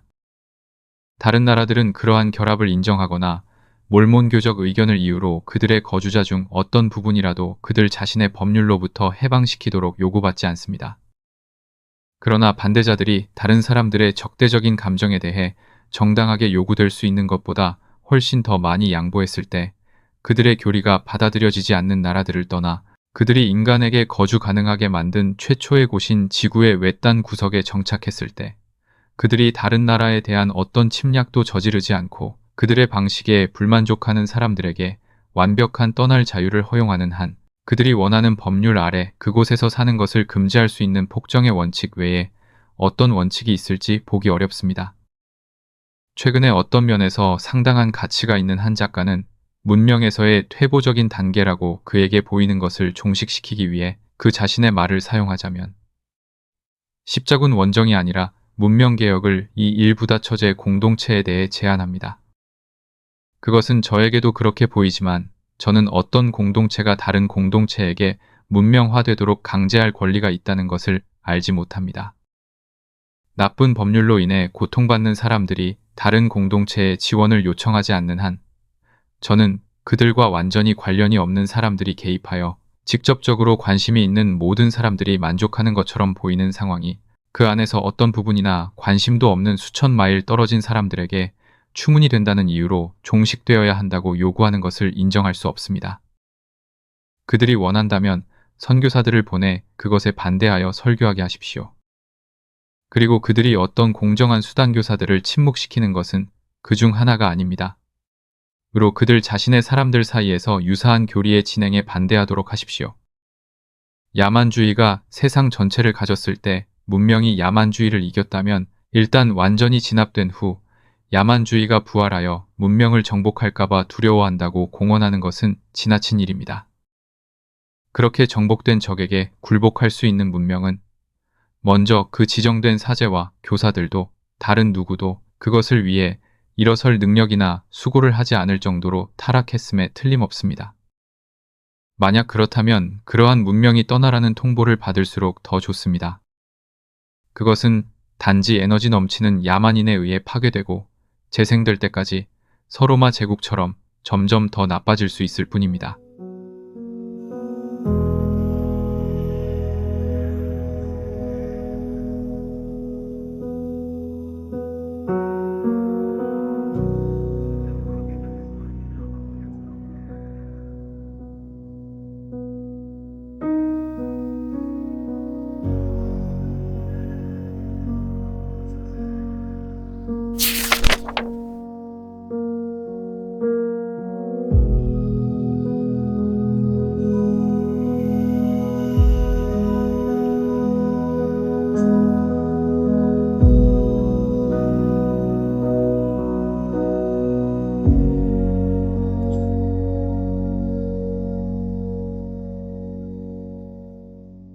제5장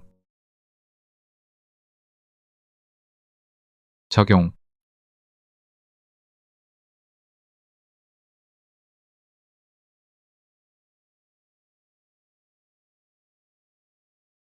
이 책에서 주장된 원칙들이 세부 사항에 대한 논의의 기초로서 더 일반적으로 인정되어야만 그것들을 정부와 도덕의 모든 다양한 부문에 일관성 있게 적용하려는 시도가 어떤 이익의 전망을 가지고 이루어질 수 있습니다. 제가 제안하고자 하는 세부 문제에 대한 몇 가지 관찰은 그 원칙들을 그 결과까지 추적하기보다는 그것들을 예시하기 위해 고안된 것입니다. 저는 적용이라기보다는 적용의 표본을 제시합니다. 이는 이 논문의 전체 교리를 형성하는 두 가지 격언의 의미와 한계를 더 명확하게 하고 그들 중 어느 것이 그 사례에 적용되는지 의심스러워 보일 때 그들 사이의 균형을 유지하는 데 판단을 돕는 역할을 할 수 있습니다.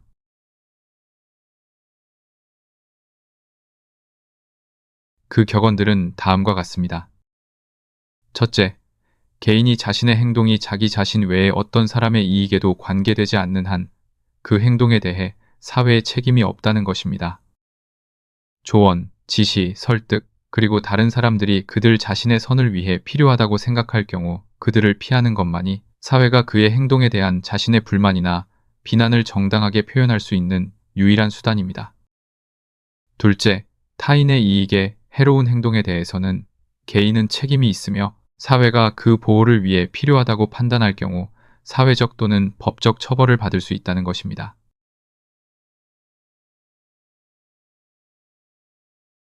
두 가지 격언의 적용과 예외. 첫째로, 타인의 이익에 대한 손해 또는 손해의 가능성만이 사회의 간섭을 정당화할 수 있기 때문에 그것이 항상 그러한 간섭을 정당화한다고 가정해서는 결코 안 됩니다. 많은 경우에 개인은 정당한 목표를 추구하면서 필연적으로 그리고 따라서 정당하게 타인에게 고통이나 손실을 야기하거나 그들이 합리적인 희망을 가지고 있었던 선을 가로챕니다. 개인들 사이의 이러한 이익의 대립은 종종 나쁜 사회 제도로부터 발생하지만 그 제도가 지속되는 동안에는 피할 수 없으며 일부는 어떤 제도 하에서도 피할 수 없을 것입니다. 혼잡한 직업이나 경쟁 시험에서 성공하는 사람, 양쪽 모두가 바라는 목표를 위한 어떤 경쟁에서 다른 사람보다 선호되는 사람은 다른 사람들의 손실, 그들의 헛된 노력, 그리고 그들의 실망으로부터 혜택을 얻습니다. 그러나 사람들이 이러한 종류의 결과에 낙담하지 않고 자신의 목표를 추구하는 것이 인류의 일반적인 이익을 위해 더 낫다는 것이 공통적으로 인정됩니다.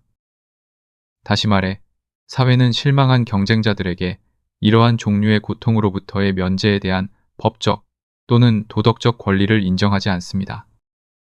그리고 성공의 수단이 일반적인 이익에 반하는 즉 사기나 배신, 그리고 무력과 같은 것이 허용될 때에만 간섭해야 할 의무를 느낍니다.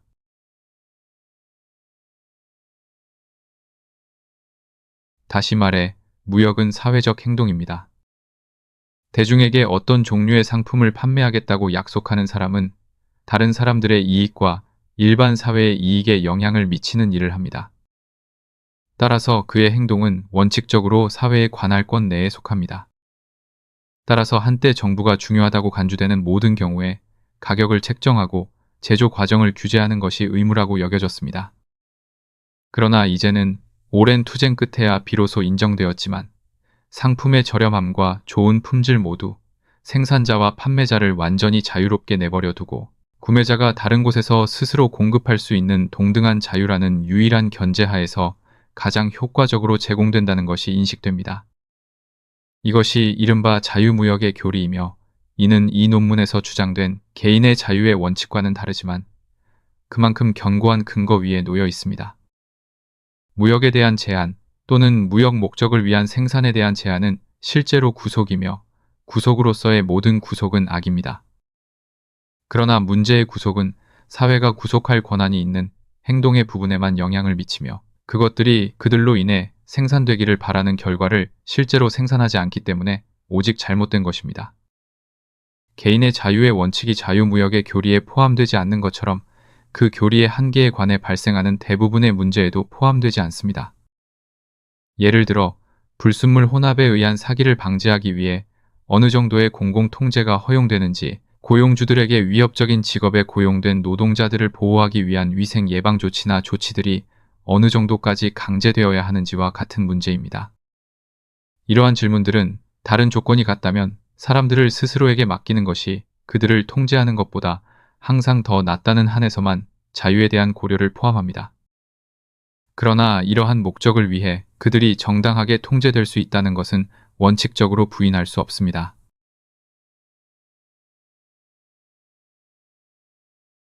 반면에 무역에 대한 간섭과 관련된 질문들 중에는 본질적으로 자유의 질문인 것들이 있습니다.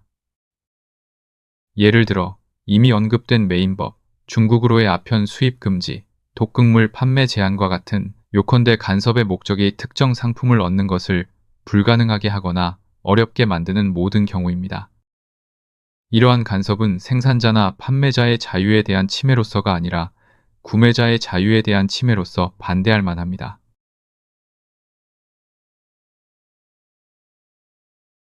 이러한 예시들 중 하나인 독극물 판매는 새로운 질문을 열어줍니다. 이른바 경찰의 기능의 적절한 한계는 무엇인가? 범죄나 사고를 방지하기 위해 자유가 어느 정도까지 정당하게 침해될 수 있는가? 정부의 논란의 여지가 없는 기능 중 하나는 범죄가 저질러지기 전에 예방 조치를 취하고 그 후에는 그것을 탐지하고 처벌하는 것입니다. 그러나 정부의 예방 기능은 처벌 기능보다 자유에 해를 끼치면서 남용될 가능성이 훨씬 더 높습니다. 왜냐하면 인간의 정당한 행동의 자유 중 어떤 부분도 어떤 형태의 비행에 대한 편의를 증가시키는 것으로 표현되는 것을 피하기는 어렵기 때문입니다. 그럼에도 불구하고 만약 공권력이나 심지어 사적인 사람이 누군가가 명백히 범죄를 저지르려고 준비하는 것을 본다면 그들은 범죄가 저질러질 때까지 비활동적으로 구경할 의무가 없습니다. 오히려 그것을 막기 위해 간섭할 수 있습니다. 만약 독극물이 살인을 저지르는 목적 외에는 어떤 용도로도 구매되거나 사용되지 않는다면 그것의 제조와 판매를 금지하는 것이 옳을 것입니다. 그러나 그것들은 무해할 뿐만 아니라 유용한 목적을 위해서도 필요할 수 있으며 한 경우에 제한을 부과하면 다른 경우에도 작용하지 않고는 안 됩니다.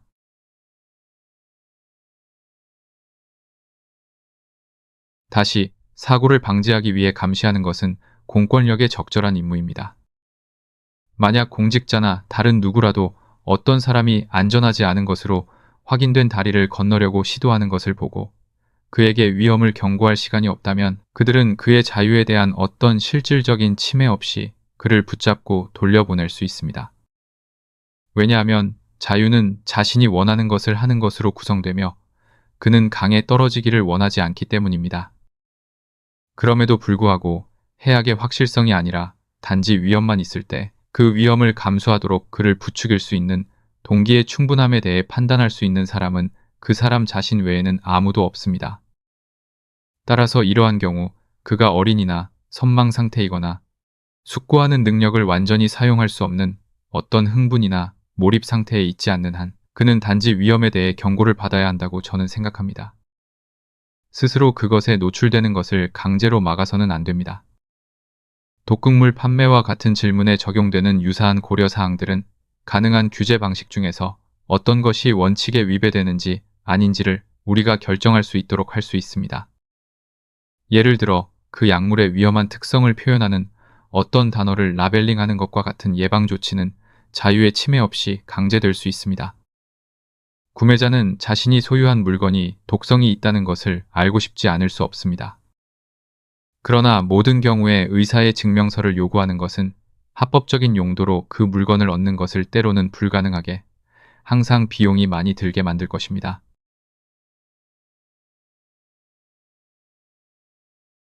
이 수단을 통해 저질러지는 범죄를 방해하는 다른 목적으로 독극물을 원하는 사람들의 자유에 대해 고려할 가치가 있는 어떤 침해도 없이 할 수 있는 저에게 명백한 유일한 방식은 벤담의 적절한 언어로 사전 지정된 증거라고 불리는 것을 제공하는 데 있습니다. 이 규정은 계약의 경우에 모든 사람에게 친숙합니다. 계약이 체결될 때 법이 그 이행을 강제하는 조건으로 서명, 증인의 증명 등과 같은 특정한 형식들이 준수되도록 요구하는 것은 일반적이고 옳습니다. 이는 나중에 분쟁이 발생할 경우 계약이 실제로 체결되었고 그 상황에 법적으로 무효화할 만한 것이 없었다는 것을 증명할 증거가 있도록 하기 위함입니다. 그 효과는 허위 계약 또는 알려진다면 그 유효성을 파괴할 상황에서 만들어진 계약을 방해하는데 큰 장애물을 던지는 것입니다. 유사한 성격의 예방 조치는 범죄의 도구가 되도록 개조된 물건의 판매에 강제될 수 있습니다. 예를 들어 판매자는 거래의 정확한 시간, 구매자의 이름과 주소, 판매된 정확한 품질과 수량을 등록부에 기록하도록 요구받을 수 있습니다. 그것이 원했던 목적을 묻고 받은 답변을 기록하도록 요구받을 수 있습니다. 의사의 처방전이 없을 때 그 물건이 범죄 목적으로 사용되었다고 나중에 믿을 이유가 있을 경우 구매자에게 그 사실을 확증하기 위해 어떤 제3자의 존재가 요구될 수 있습니다. 그러한 규정들은 일반적으로 그 물건을 얻는데 실질적인 방해물이 되지는 않겠지만 탐지 없이 부적절하게 사용하는 데는 매우 상당한 방해물이 될 것입니다. 행동의 자유에 대한 추가적인 제한. 사회에 내재된 선행하는 예방 조치를 통해 스스로에 대한 범죄를 막을 권리는 순전히 자기 관련적인 잘못은 예방이나 처벌의 방식으로 적절하게 간섭될 수 없다는 격언에 대한 명백한 제한을 시사합니다. 예를 들어 일반적인 경우의 만취는 입법적 간섭의 적절한 대상이 아닙니다. 그러나 저는 술의 영향 아래에서 타인에게 어떤 폭력 행위를 저지른 적이 있는 사람이 그 자신에게 개인적인 특별한 법적 제한 아래 놓여야 한다고 완전히 정당하다고 여길 것입니다. 즉, 그가 나중에 술에 취한 것이 발견되면 처벌을 받아야 하고 그 상태에서 다른 범죄를 저지르면 그 다른 범죄에 대해 그가 받을 처벌이 더 엄격해져야 합니다. 만취가 타인에게 해를 가하도록 흥분시키는 사람에게는 스스로 술에 취하는 것이 타인에 대한 범죄입니다. 다시 게으름은 공공으로부터 지원을 받는 사람이거나 계약 위반을 구성하는 경우를 제외하고는 폭정 없이 법적 처벌의 대상이 될 수 없습니다. 그러나 어떤 사람이 게으름이나 다른 피할 수 있는 원인으로 인해 예를 들어 자녀를 부양하는 것과 같은 타인에 대한 자신의 법적 의무를 수행하지 못한다면 다른 수단이 없다면 강제 노동으로 그 의무를 이행하도록 강제하는 것은 폭정이 아닙니다.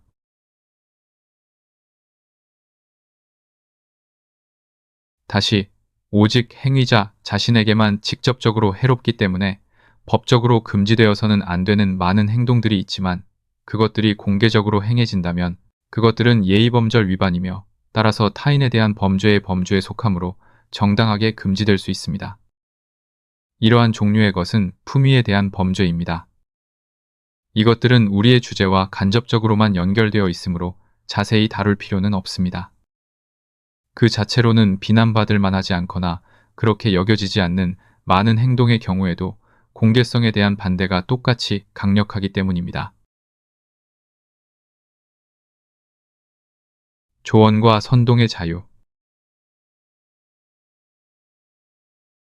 이전에 제시된 원칙들과 일치하는 답을 찾아야 할 또 다른 질문이 있습니다. 비난받을 만하다고 여겨지지만 직접적인 결과적인 악이 전적으로 행위자에게 떨어지기 때문에 자유 존중이 사회가 그것을 예방하거나 처벌하는 것을 배제하는 개인적인 행동의 경우에 행위자가 자유롭게 할 수 있는 것을 다른 사람들도 똑같이 자유롭게 조언하거나 선동할 수 있어야 합니까? 이 질문은 어려움이 없는 것은 아닙니다. 다른 사람에게 어떤 행동을 하도록 간청하는 사람의 경우는 엄격하게 자기 관련 행동의 경우는 아닙니다. 어떤 사람에게 조언을 주거나 유인을 제공하는 것은 사회적 행동이며 따라서 타인에게 영향을 미치는 일반적인 행동처럼 사회적 통제를 받을 수 있다고 가정할 수 있습니다. 그러나 약간의 숙고는 그 경우가 개별적인 자유의 정의 내에 엄격하게 속하지 않더라도 개별적인 자유의 원칙이 근거하는 이유들이 그것에 적용 가능하다는 것을 보여줌으로써 첫인상을 수정합니다.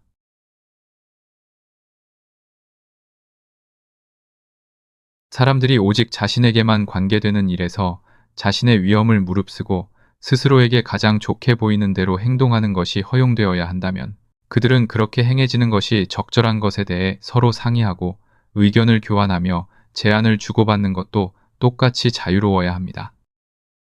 행하는 것이 허용되는 모든 것은 조언하는 것도 허용되어야 합니다.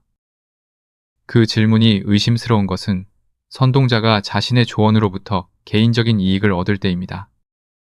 즉, 그가 사회와 국가가 악이라고 생각하는 것을 증진하는 것을 생계 또는 금전적 이익을 위해 자신의 직업으로 삼을 때입니다.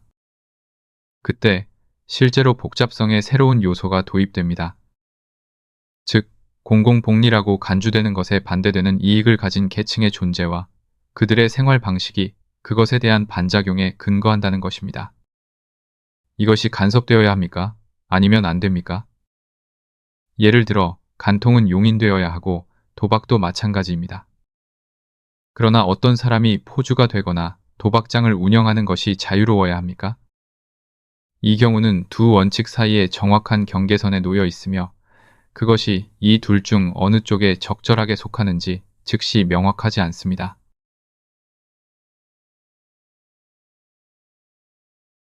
양쪽의 주장이 있습니다. 관용의 측면에서는 어떤 것을 직업으로 삼고 그것의 관행으로 살거나 이익을 얻는다는 사실이 그렇지 않았다면 허용될 수 있는 것을 범죄로 만들 수는 없다고 말할 수 있습니다. 즉, 그 행동은 일관성 있게 허용되거나 일관성 있게 금지되어야 합니다. 우리가 지금까지 옹호해온 원칙들이 진실이라면 사회는 사회로서 오직 개인에게만 관계되는 어떤 것이든 잘못되었다고 결정할 일이 없습니다. 사회는 설득 이상의 것을 할 수 없으며 한 사람이 설득하는 것이 자유로워야 하는 만큼 다른 사람도 설득하지 않도록 하는 것이 자유로워야 합니다. 이에 반대하여 주장될 수 있는 것은 비록 대중이나 국가가 억압이나 처벌의 목적으로 오직 개인의 이익에만 영향을 미치는 그러한 행동이 좋거나 나쁘다고 권위적으로 결정할 정당한 이유가 없더라도 그들이 그것을 나쁘다고 여긴다면 그것이 그러한지 아닌지가 적어도 논란의 여지가 있는 문제라고 가정할 정당한 이유는 충분히 있다는 것입니다. 이것이 가정될 때 그들은 이기적이지 않은 간청의 영향, 즉 편파적일 수 없는 선동자들 한쪽에는 직접적인 개인적인 이익을 가지고 있으며 그쪽은 국가가 잘못이라고 믿는 쪽이며 오직 개인적인 목적으로만 그것을 증진한다고 공언하는 애의 영향을 배제하려고 노력하는데 잘못 행동하는 것이 아닐 수 있습니다. 자신의 이기적인 목적을 위해 그들의 성향을 자극하는 사람들의 기술로부터 가능한 한 자유롭게 자신의 충동에 따라 현명하게든 어리석게든 사람들이 선택하도록 상황을 정렬함으로써 잃을 것은 아무것도 없고 어떤 선의 희생도 없다고 확실히 주장될 수 있습니다.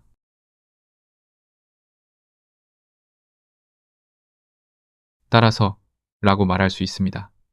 불법적인 게임에 관한 법규가 완전히 옹호할 수 없더라도 모든 사람이 자신의 집이나 서로의 집에서 또는 자신의 기부금으로 설립되고 회원들과 그들의 방문객에게만 개방된 어떤 모임 장소에서 도박을 하는 것이 자유로워야 하더라도 공개 도박장은 허용되어서는 안 됩니다.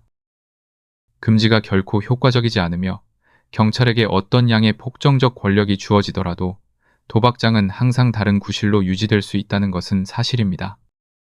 그러나 그들은 그들의 운영을 어느 정도의 비밀과 신비로 수행하도록 강제될 수 있으며 그들을 찾는 사람들 외에는 아무도 그들에 대해 알지 못합니다. 그리고 사회가 목표로 삼아야 할 것은 이것 이상이 아닙니다. 이러한 주장에는 상당한 힘이 있습니다. 저는 주범이 그리고 그래야만 하는 자유롭게 풀려날 때 종범을 처벌하는 도덕적 변칙을 정당화하기에 충분한지 또는 간통자를 처벌하지 않고 포주를 벌금형에 처하거나 투옥하는 것, 도박꾼을 처벌하지 않고 도박장 주인을 처벌하는 것을 정당화하기에 충분한지 감히 결정하지 않겠습니다. 금지와 제한에 대한 추가 고려사항. 유사한 근거로 사고팔기의 일반적인 운영에 간섭해서는 안 됩니다.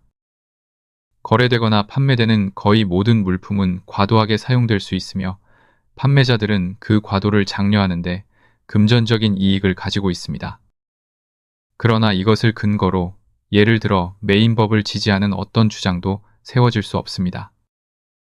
왜냐하면 독주 판매업자 계층은 그 남용에 관심이 있지만 그들의 합법적인 사용을 위해 필수적으로 필요하기 때문입니다.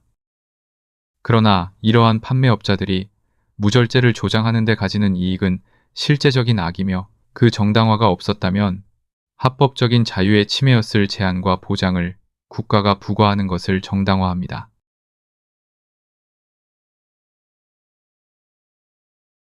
또 다른 질문은 국가가 그것이 행위자의 최선의 이익에 반한다고 생각하는 행동을 허용하면서도 그럼에도 불구하고 간접적으로 낙담시켜야 하는지 여부입니다. 예를 들어 만취 수단을 더 비싸게 만들거나 판매 장소의 수를 제한함으로써 그것들을 얻는 것에 어려움을 추가해야 하는지 여부입니다. 이것에 대해서는 대부분의 다른 실제적인 질문과 마찬가지로 많은 구별이 이루어져야 합니다. 오직 그것들을 얻는 것을 더 어렵게 만들 목적으로만 자극제에 세금을 부과하는 것은 그것들의 전체 금지와 정도만 다를 뿐인 조치입니다.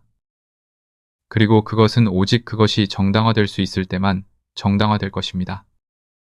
비용의 모든 증가는 증가된 가격에 미치지 못하는 수단을 가진 사람들에게는 금지이며 그러한 사람들에게는 특정 취향을 만족시키는 것에 대해 그들에게 부과된 처벌입니다. 국가와 개인에 대한 그들의 법적 및 도덕적 의무를 만족시킨 후 그들의 쾌락 선택과 수입 지출 방식은 그들 자신의 관심사이며 그들 자신의 판단에 달려 있어야 합니다. 이러한 고려사항들은 처음에는 수입 목적으로 자극제를 특별한 과세 대상으로 선택하는 것을 비난하는 것처럼 보일 수 있습니다. 그러나 재정 목적을 위한 과세가 절대적으로 피할 수 없다는 것을 기억해야 합니다. 대부분의 나라에서 그 과세의 상당 부분이 간접적이어야 한다는 것이 필요하며 따라서 국가는 일부 사람들에게는 금지적일 수 있는 처벌을 일부 소비 물품의 사용에 부과하는 것을 피할 수 없습니다. 그러므로 국가는 세금을 부과할 때 소비자들이 가장 잘 아낄 수 있는 상품이 무엇인지를 고려하는 것이 의무입니다. 그리고 더 나아가 아주 적절한 양을 넘어서는 사용이 명확하게 해롭다고 생각하는 것들을 우선적으로 선택하는 것이 의무입니다. 따라서 자극제에 대한 과세는 가장 많은 수입을 산출하는 지점까지 국가가 그것이 산출하는 모든 수입을 필요로 한다고 가정할 때 허용될 뿐만 아니라 승인되어야 합니다.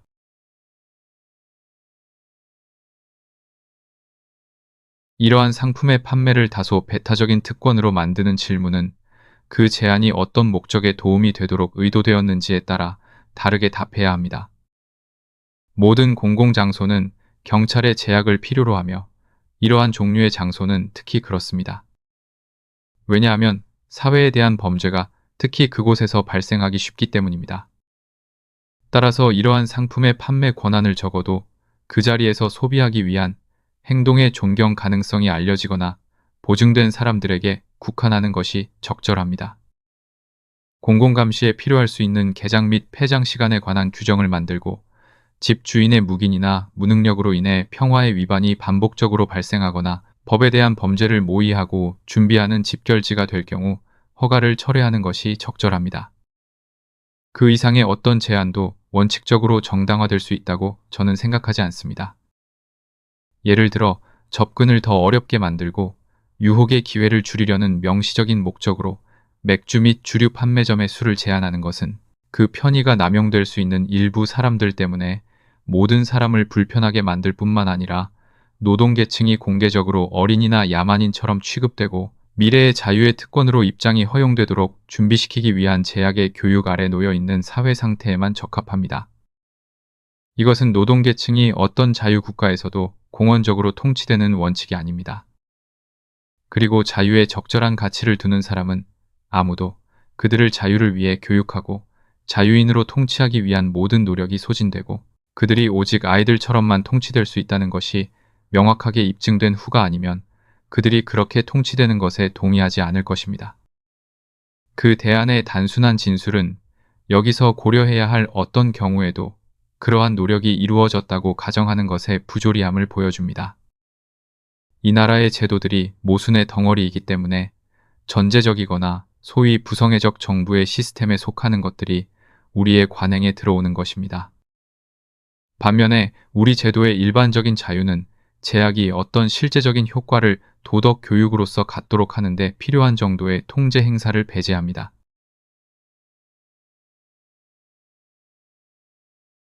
이 논문의 초기 부분에서 개인이 홀로 관계되는 일에서 개인의 자유는 상응하는 수의 개인들이 상호 합의에 의해 그들에게 공동으로 관계되고 그들 외에는 어떤 사람에게도 관계되지 않는 그러한 일들을 규제할 수 있는 상응하는 자유를 의미한다고 지적되었습니다. 이 질문은 관련된 모든 사람의 의지가 변하지 않는 한 어떤 어려움도 제시하지 않습니다. 그러나 그 의지가 변할 수 있기 때문에 오직 그들에게만 관계되는 일에서도 그들이 서로 약속을 맺는 것이 종종 필요합니다. 그리고 그들이 그렇게 할 때 일반적인 규칙으로서 그 약속들이 지켜져야 하는 것이 적절합니다. 그러나 아마도 모든 나라의 법률에는 이 일반적인 규칙에 대한 몇 가지 예외가 있습니다.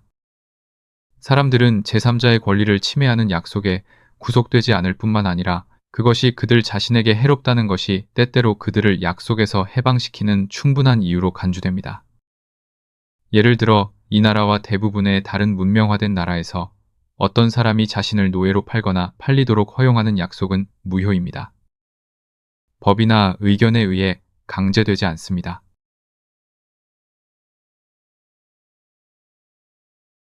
자신의 삶에서 자신의 운명을 자발적으로 처리할 수 있는 그의 권한을 이처럼 제한하는 근거는 명백하며 이 극단적인 경우에 매우 명확하게 보입니다.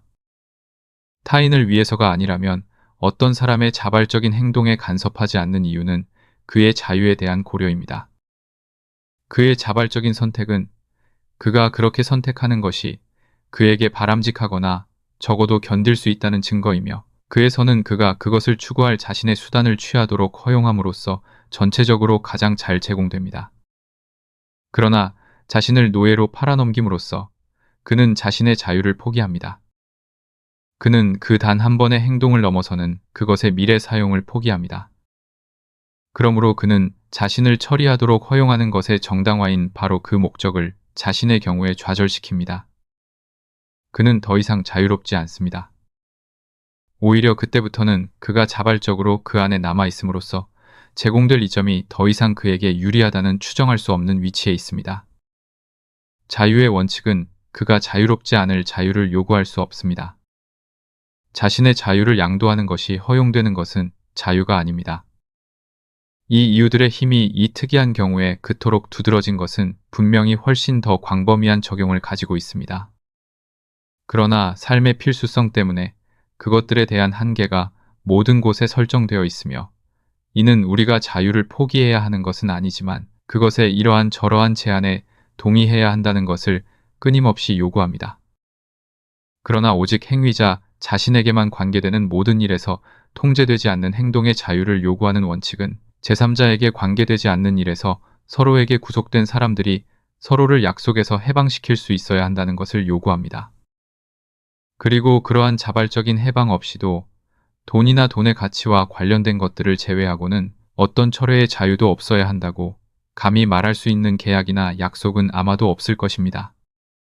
제가 이미 인용한 훌륭한 에세이에서 빌헬름 폰 훔볼트 남작은 개인적인 관계나 봉사를 포함하는 약속은 제한된 기간을 넘어서는 법적 구속력을 가져서는 안 된다는 자신의 확신을 진술합니다.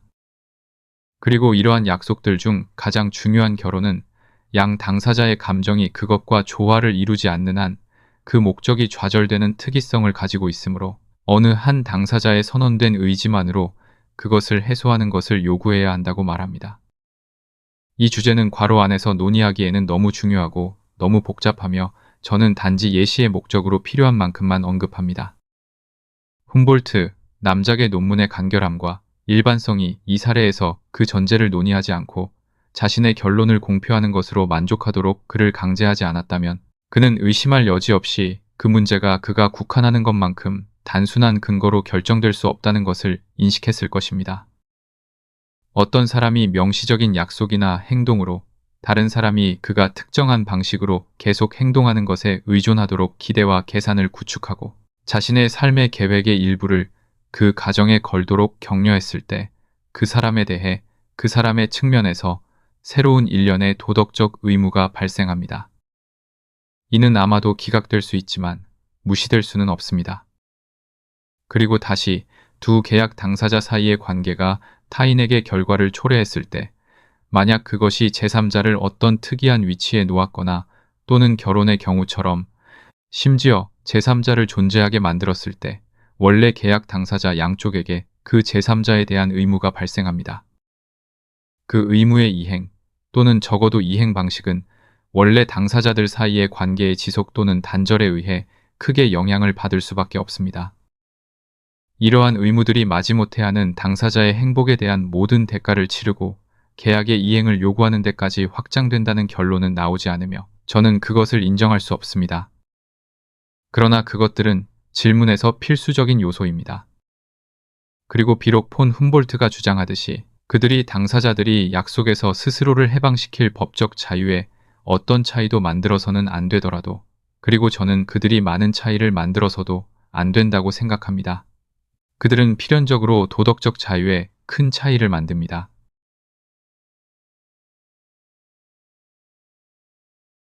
어떤 사람은 타인의 그토록 중요한 이익에 영향을 미칠 수 있는 단계를 결정하기 전에 이 모든 상황을 고려할 의무가 있습니다. 그리고 만약 그가 그러한 이익에 적절한 비중을 두지 않는다면 그는 그 잘못에 대해 도덕적으로 책임이 있습니다. 저는 자유의 일반적인 원칙을 더 잘 예시하기 위해 이러한 명백한 발언을 했습니다. 이 특정 질문에서 그것들이 전혀 필요하기 때문이 아니라 오히려 이 질문은 보통 아이들의 이익이 전부이고 성인의 이익은 아무것도 아닌 것처럼 논의되기 때문입니다. 저는 이미 인정된 일반적인 원칙의 부재로 인해 자유가 부여되어야 할 곳에서도 보류될 뿐만 아니라 보류되어야 할 곳에서도 종종 부여된다는 것을 관찰했습니다. 그리고 현대 유럽 세계에서 자유의 감정이 가장 강한 사례 중 하나는 제 견해로는 완전히 잘못 적용된 사례입니다. 어떤 사람은 자신의 관심사에서 자신이 좋아하는 대로 할 자유가 있어야 합니다. 그러나 그는 다른 사람의 일이 자신의 일이라는 구실로 다른 사람을 위해 행동하는데 자신이 좋아하는 대로 할 자유가 있어서는 안 됩니다. 국가는 각자의 자유를 특별히 자신에게 관계되는 일에서 존중하는 동시에 그가 타인에 대해 소유하도록 허용하는 어떤 권력의 행사에 대해서도 경계하는 통제를 유지할 의무가 있습니다. 이 의무는 가족 관계의 경우에 거의 전적으로 무시됩니다. 이는 인간의 행복에 대한 직접적인 영향에서 다른 모든 것을 합친 것보다 더 중요한 경우입니다. 남편이 아내에 대해 가지는 거의 전제적인 권력에 대해서는 여기서 자세히 설명할 필요가 없습니다. 왜냐하면 그 악의 완전한 제거를 위해 필요한 것은 아내가 다른 모든 사람과 같은 권리를 가지고 같은 방식으로 법의 보호를 받는 것 이상이 아니기 때문입니다. 그리고 이 주제에 대해서는 확립된 불의의 옹호자들이 자유의 변론을 이용하지 않고 권력의 옹호자로서 공개적으로 나서기 때문입니다. 국가가 자신의 의무를 이행하는데 진정한 장애물이 되는 것은 잘못 적용된 자유의 개념이 아이들의 경우입니다. 어떤 사람은 남자의 자녀가 문자적으로, 은유적으로가 아니라 그의 일부라고 가정되는 것처럼 거의 생각할 것입니다. 법이 그들에 대한 그의 절대적이고 배타적인 통제에 조금이라도 간섭하는 것에 대해 의견이 그토록 질투심이 많습니다. 그의 자신의 행동의 자유에 대한 거의 모든 간섭보다 더 질투심이 많습니다. 그만큼 일반적인 인류가 권력보다 자유를 덜 가치 있게 여깁니다.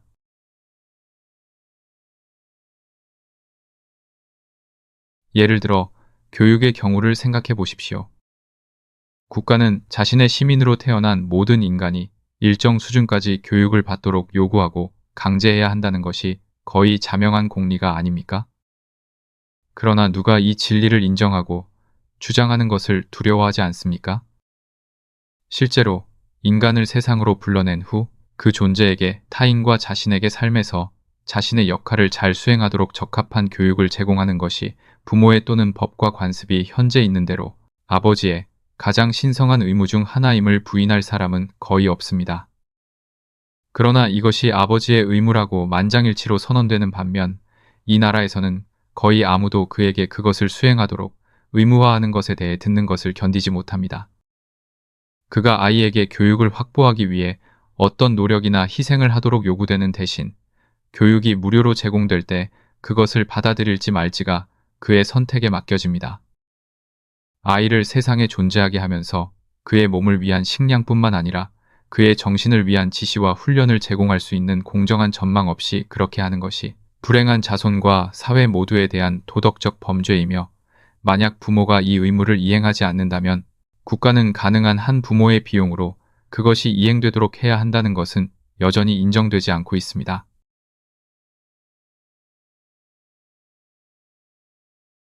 보편적인 교육을 강제하는 의무가 일단 인정된다면 현재 그 주제를 종파와 정당들을 위한 단순한 전쟁터로 만들고, 교육에 소비되었어야 할 시간과 노동이 교육에 대해 다투는 데 낭비되도록 하는 국가가 무엇을 가르쳐야 하고 어떻게 가르쳐야 하는지에 대한 어려움은 끝날 것입니다. 만약 정부가 모든 아이에게 좋은 교육을 요구하기로 마음먹는다면 그것은 스스로 교육을 제공하는 수고를 덜 수 있습니다. 그것은 부모들이 원하는 곳에서 원하는 방식으로 교육을 얻도록 내버려 두고 가난한 계층의 아이들의 학비를 지불하는 것을 돕고, 그들을 위해 지불할 다른 사람이 없는 아이들의 전체 학교 비용을 지불하는 것으로 만족할 수 있습니다. 국가 교육에 대해 이성적으로 제기되는 반론은 국가에 의한 교육의 강제에는 적용되지 않고 국가가 그 교육을 지시하는 것을 스스로 떠맡는 것에 적용됩니다. 이는 완전히 다른 문제입니다. 국민의 전체 또는 어떤 큰 부분이 국가의 손에 있어야 한다는 것을 저는 누구 못지않게 비난합니다. 성격의 개별성, 그리고 의견과 행동 방식의 다양성의 중요성에 대해 말해진 모든 것은 똑같이 형언할 수 없는 중요성으로서 교육의 다양성을 포함합니다. 일반적인 국가 교육은 사람들을 정확히 서로 똑같이 만들도록 주조하기 위한 단순한 고안입니다. 그리고 그것이 그들을 주조하는 틀은 정부의 지배적인 권력, 이것이 군주든 성직자 집단이든 귀족이든 현존하는 세대의 다수든을 기쁘게 하는 것이기 때문에 그것이 효율적이고 성공적일수록 그것은 정신에 대한 전제 정치를 확립하며 자연적인 경향으로 신체에 대한 전제 정치로 이어집니다. 국가에 의해 설립되고 통제되는 교육은 만약 존재한다면 다른 것들을 어떤 우수성의 기준으로 유지하기 위한 예시와 자극의 목적으로 수행되는 많은 경쟁적인 실험들 중 하나로서만 존재해야 합니다. 물론 사회 전체가 너무 후진적인 상태에 있어서 정부가 그 임무를 맡지 않는 한 스스로 어떤 적절한 교육기관도 제공할 수 없거나 제공하지 않을 때를 제외하고는 말입니다. 그때는 실제로 정부가 두 가지 큰 악 중 덜한 것으로서 사립기업이 큰 산업사업을 수행하는데 적합한 형태로 나라에 존재하지 않을 때 공동 주식회사의 사업을 맡는 것처럼 학교와 대학의 사업을 스스로 떠맡을 수 있습니다. 그러나 일반적으로 만약 나라가 정부의 후원하에 교육을 제공할 자격이 있는 충분한 수의 사람들을 포함한다면 같은 사람들이 교육을 의무화하는 법률과 비용을 감당할 수 없는 사람들에게 국가 지원이 결합되어 제공하는 보수의 확신하에 자발적인 원칙으로 똑같이 좋은 교육을 제공할 수 있고 기꺼이 제공할 것입니다.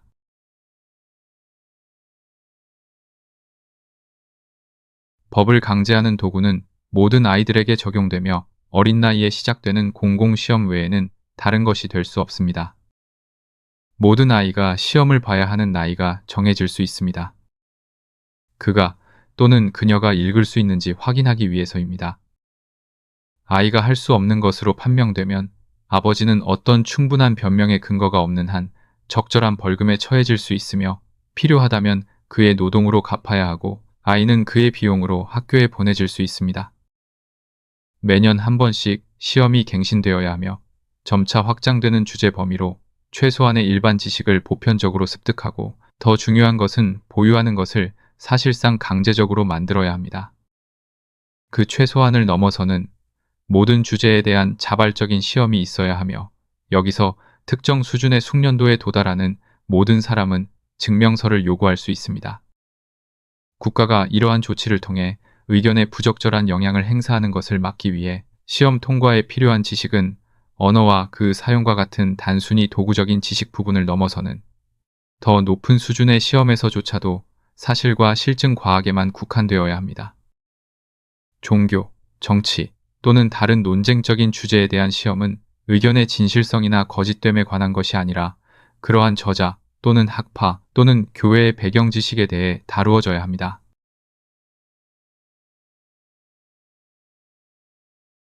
이 시스템 하에서 떠오르는 세대는 모든 논쟁적인 진리에 관해서는 현재보다 더 나쁘지 않을 것입니다. 그들은 지금처럼 교회 신자나 비국 교도로 양육될 것이며 국가는 단지 그들이 교육받은 교회 신자나 교육받은 비국 교도가 되도록 신경 쓸 뿐입니다. 그들의 부모가 원한다면 그들이 다른 것을 배우는 같은 학교에서 종교를 가르치는 것을 막을 것은 아무것도 없을 것입니다. 논쟁적인 주제에 대해 시민들의 결론에 편견을 주려는 국가의 모든 시도는 악입니다.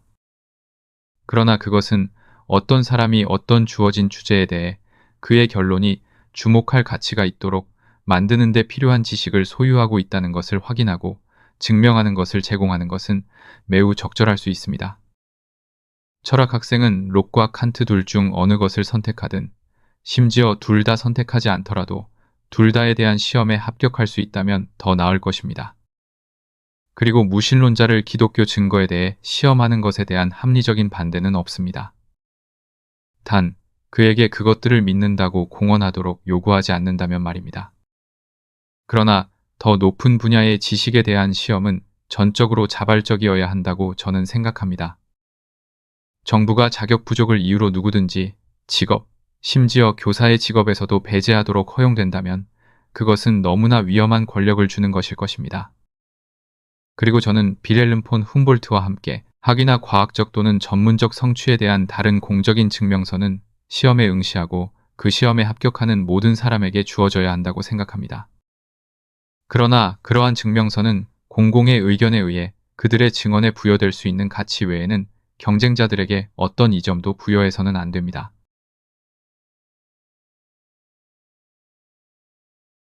잘못 적용된 자유의 개념이 부모의 도덕적 의무가 인정되는 것과 전자의 가장 강력한 근거가 항상 있고 많은 경우에 후자의 근거도 있는 곳에서 법적 의무가 부과되는 것을 막는 것은 교육의 문제에만 있는 것은 아닙니다. 인간 존재의 존재를 야기하는 그 사실 자체가 인간 생활의 범위에서 가장 책임감 있는 행동 중 하나입니다. 이 책임을 떠맡는 것, 저주가 될 수도 있고 축복이 될 수도 있는 삶을 부여하는 것. 그것이 부여될 존재가 적어도 바람직한 존재의 일반적인 기회를 갖지 않는 한 그 존재에 대한 범죄입니다.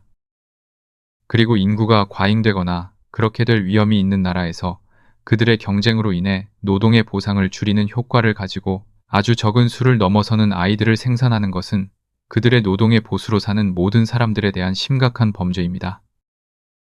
유럽 대륙의 많은 나라에서 당사자들이 가족을 부양할 수단을 가지고 있음을 보여줄 수 없는 한 결혼을 금지하는 법률은 국가의 정당한 권한을 초과하지 않습니다.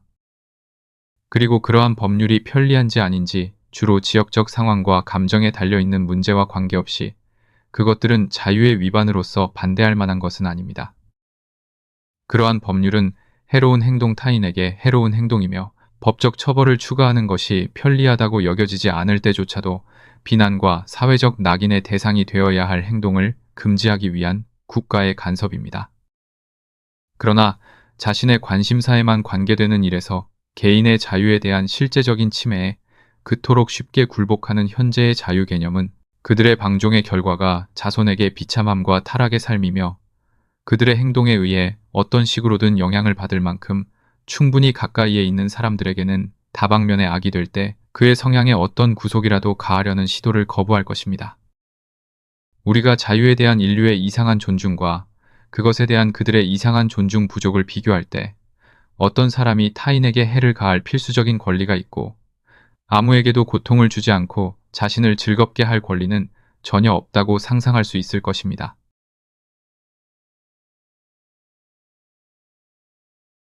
정부 간섭의 3가지 반대 이유.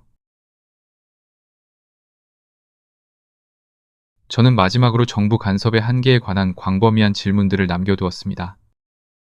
이것들은 이 논문의 주제와 밀접하게 연결되어 있지만 엄격히 말하면 그것에 속하지는 않습니다. 이것들은 간섭에 반대하는 이유가 자유의 원칙에 근거하지 않는 경우입니다. 질문은 개인의 행동을 구속하는 것에 관한 것이 아니라 그들을 돕는 것에 관한 것입니다. 정부가 그들의 이익을 위해 어떤 것을 해야 하는지 또는 하도록 야기해야 하는지 아니면 그들 스스로 개별적으로 또는 자발적인 결합으로 하도록 내버려 두어야 하는지 묻는 것입니다.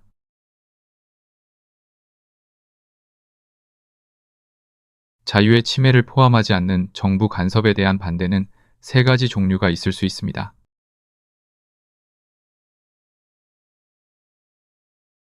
첫째는 해야 할 일이 정부에 의해서보다 개인에 의해 더 잘 될 가능성이 있을 때입니다.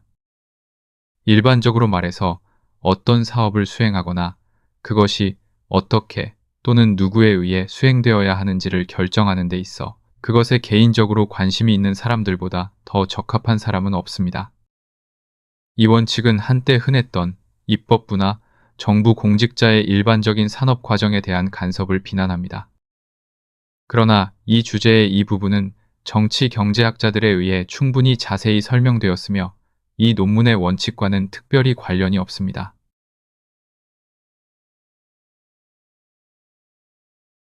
둘째 반대는 우리의 주제와 더 밀접하게 관련되어 있습니다. 많은 경우에 비록 개인들이 정부 공직자들만큼 평균적으로 그 특정 일을 잘하지 못하더라도 그것이 그들 자신의 정신적 교육의 수단으로서 그들의 능동적인 능력을 강화하고 그들의 판단을 행사하며 그들이 다루도록 내버려진 주제에 대한 친숙한 지식을 그들에게 제공하는 방식으로서 정부에 의해서보다 그들에 의해 수행되는 것이 바람직합니다.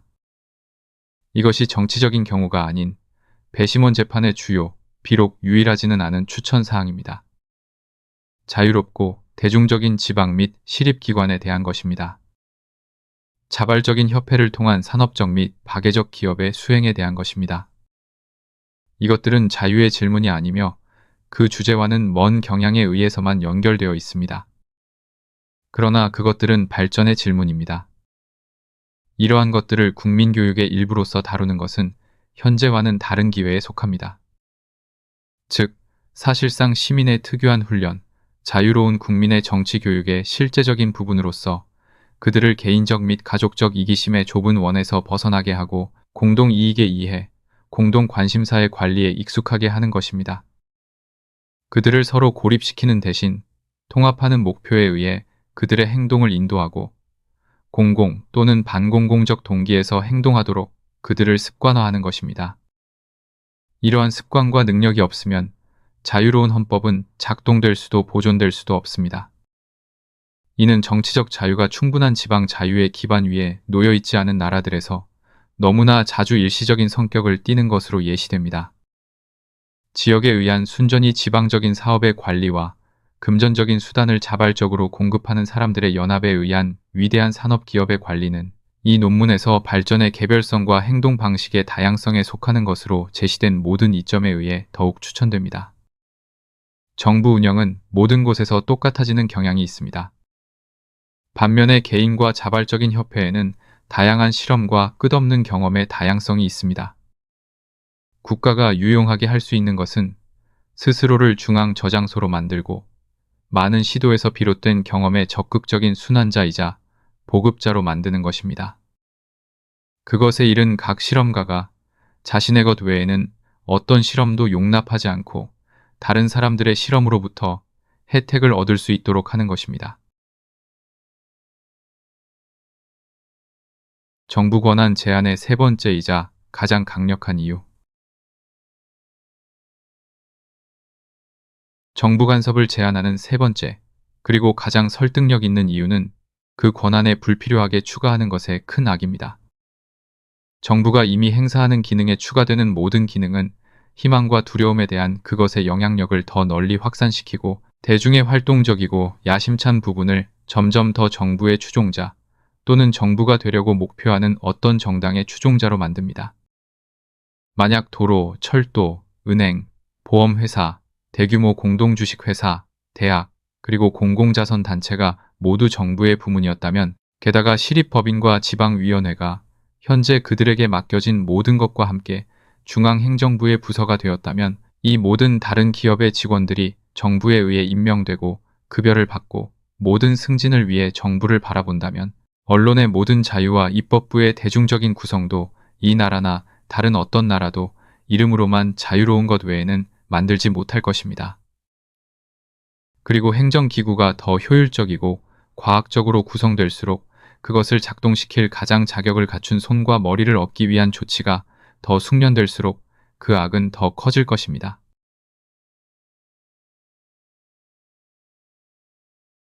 영국에서는 최근에 모든 정부 공무원들이 경쟁 시험을 통해 선발되어 그 고용을 위해 얻을 수 있는 가장 지능적이고 교육받은 사람들을 얻도록 제안되었습니다.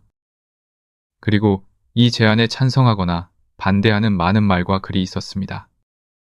그것의 반대자들이 가장 주장하는 주장 중 하나는 국가의 영구적인 공식적인 하인의 직업이 가장 높은 재능을 끌어들이기에 충분한 보수와 중요성의 전망을 제공하지 않는다는 것입니다. 그 재능은 항상 직업에서 또는 회사 및 다른 공공기관의 봉사에서 더 매력적인 경력을 찾을 수 있을 것이기 때문입니다. 이 주장이 그 주요 어려움에 대한 답변으로 그 제안의 친구들에 의해 사용되었다면 놀라지 않았을 것입니다. 반대자들로부터 나오는 것은 충분히 이상합니다. 반대로 반론으로 주장되는 것은 제한된 시스템의 안전 밸브입니다. 만약 실제로 나라의 모든 높은 재능이 정부의 봉사로 끌어들여질 수 있다면 그러한 결과를 초래하는 경향이 있는 제안은 불안을 불러일으킬 수 있습니다. 조직적인 협조 또는 크고 포괄적인 견해를 요구하는 사회사업의 모든 부분이 정부의 손에 있고 정부 공직이 가장 유능한 사람들에 의해 보편적으로 채워진다면 순전히 사변적인 것을 제외한 나라의 모든 확장된 문화와 숙련된 지성은 수많은 관료제에 집중될 것이며 나머지 공동체는 모든 것에 대해 오직 그들에게만 의존할 것입니다. 즉, 대중은 그들이 해야 할 모든 일에서 지시와 명령을 유능하고 야심찬 사람들은 개인적인 승진을 위해 의존할 것입니다. 이 관료제의 계급에 들어가는 것, 그리고 일단 들어가면 그 안에서 승진하는 것이 야망의 유일한 목표가 될 것입니다. 이 체제 하에서는 외부의 대중은 실제적인 경험의 부족으로 인해 관료제의 운영 방식을 비판하거나 견제할 자격이 없을 뿐만 아니라 심지어 전제적인 사고나 대중적인 제도의 자연적인 작동이 때때로 개혁적인 성향을 가진 통치자나 통치자들을 정상으로 끌어올릴지라도 관료제의 이익에 반하는 개혁은 전혀 이루어질 수 없습니다. 이것이 충분한 관찰 기회를 가졌던 사람들의 설명에서 보여지듯이 러시아 제국의 비참한 상황입니다. 차르 자신도 관료체에 대해 무력합니다. 그는 그들 중 누구든지 시베리아로 보낼 수 있지만 그들 없이는 또는 그들의 의지에 반해서는 통치할 수 없습니다.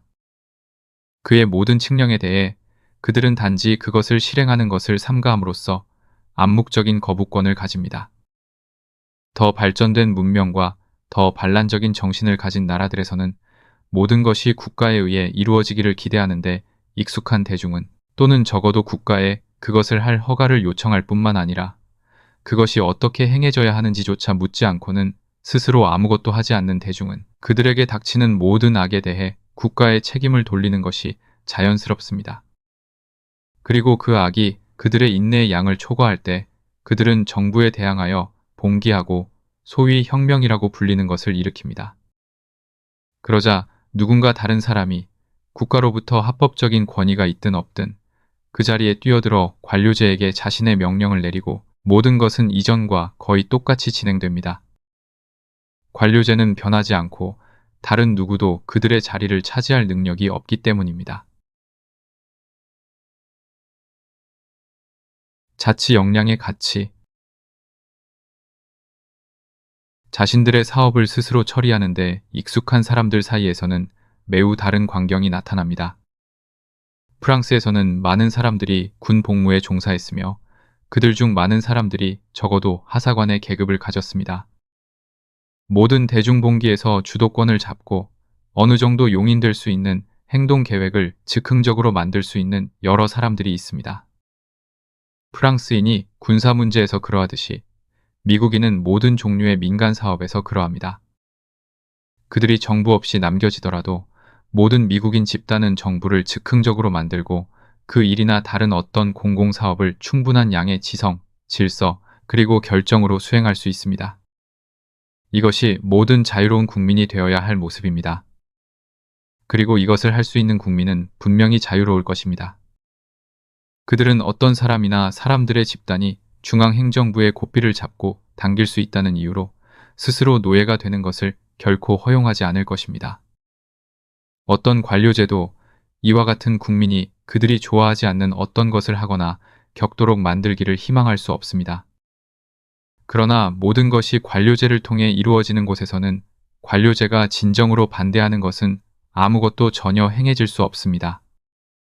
그러한 나라들의 헌법은 국가의 경험과 실제적인 능력을 나머지 사람들을 통치하기 위한 훈련된 조직으로 구성하는 것입니다. 그리고 그 조직이 그 자체로 더 완벽할수록 공동체의 모든 계층에서 가장 큰 능력을 가진 사람들을 자신에게 끌어들이고 자신을 위해 교육하는 데 더 성공적일수록 관료제의 구성원들을 포함한 모든 사람들의 속박은 더 완전해집니다. 왜냐하면 통치자들은 통치받는 사람들이 통치자들의 노예인 것만큼이나 그들의 조직과 훈련의 노예이기 때문입니다. 중국 만다린은 가장 겸손한 경작자만큼이나 전제정치의 도구이자 피조물입니다.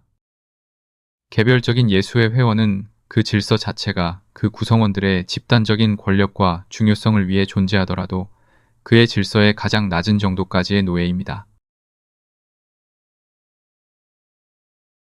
중앙 집중화와 분산의 균형. 또한 나라의 모든 주요 능력이 통치기관으로 흡수되는 것은 조만간 기관 자체의 정신적 활동과 진보성에 치명적이라는 것을 잊어서는 안 됩니다. 그들이 함께 묶여 있는 것처럼 모든 시스템처럼 필연적으로 고정된 규칙에 의해 크게 진행되는 시스템을 작동시키면서 공식적인 기관은 게으른 일상에 빠지거나 이 틀에 밝힌 일상에서 이따금 벗어날 경우 그 조직의 일부 주요 구성원의 환상을 사로잡은 어떤 반쯤 검토된 미숙한 것으로 돌진하려는 끊임없는 유혹 아래에 있습니다. 그리고 이러한 밀접하게 관련되어 있지만 겉보기에는 반대되는 경향에 대한 유일한 견제, 기관 자체의 능력을 높은 수준으로 유지할 수 있는 유일한 자극은 기관 외부의 동등한 능력의 주의 깊은 비판에 대한 책임입니다.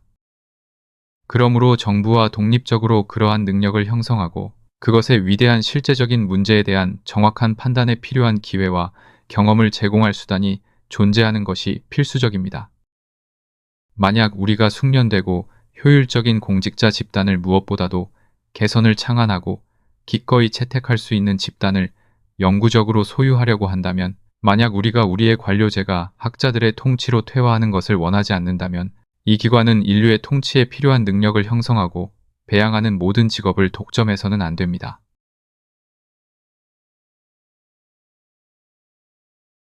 인간의 자유와 발전에 그토록 무서운 악이 시작되는 지점, 또는 오히려 사회의 힘을 그것에 인정된 우두머리 하에 집단적으로 적용하여 그 행복을 가로막는 장애물을 제거하는 데 수반되는 이익보다 우위를 점하기 시작하는 지점을 결정하는 것은 통치 기술에서 가장 어렵고 복잡한 질문 중 하나입니다. 그것은 크게 세부 사항의 문제이며 많은 다양하고 다양한 고려 사항들이 염두에 두어져야 하고 어떤 절대적인 규칙도 정해질 수 없습니다. 그러나 안전이 있는 실제적인 원칙, 염두에 두어야 할 이상, 어려움을 극복하기 위해 의도된 모든 조치를 시험할 기준은 다음과 같은 말로 전달될 수 있다고 저는 믿습니다. 효율성과 일치하는 최대한의 권력 분산입니다. 그러나 정보의 최대한 중앙 집중화와 중앙으로부터의 그것의 보급입니다. 따라서 시 행정에서는 뉴잉글랜드 주들에서처럼 직접적으로 관심 있는 사람들에게 남겨두는 것이 더 낫지 않은 모든 사업에 대해 지역 주민들에 의해 선택된 별도의 공직자들 사이에 매우 세밀한 분할이 있을 것입니다.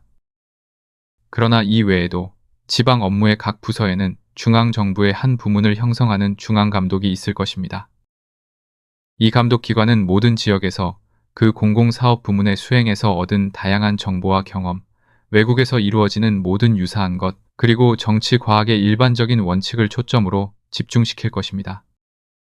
이 중앙기관은 행해지는 모든 것을 알 권리가 있어야 하며 그 특별한 의무는 한 곳에서 얻은 지식을 다른 곳에서 사용할 수 있도록 하는 것이어야 합니다.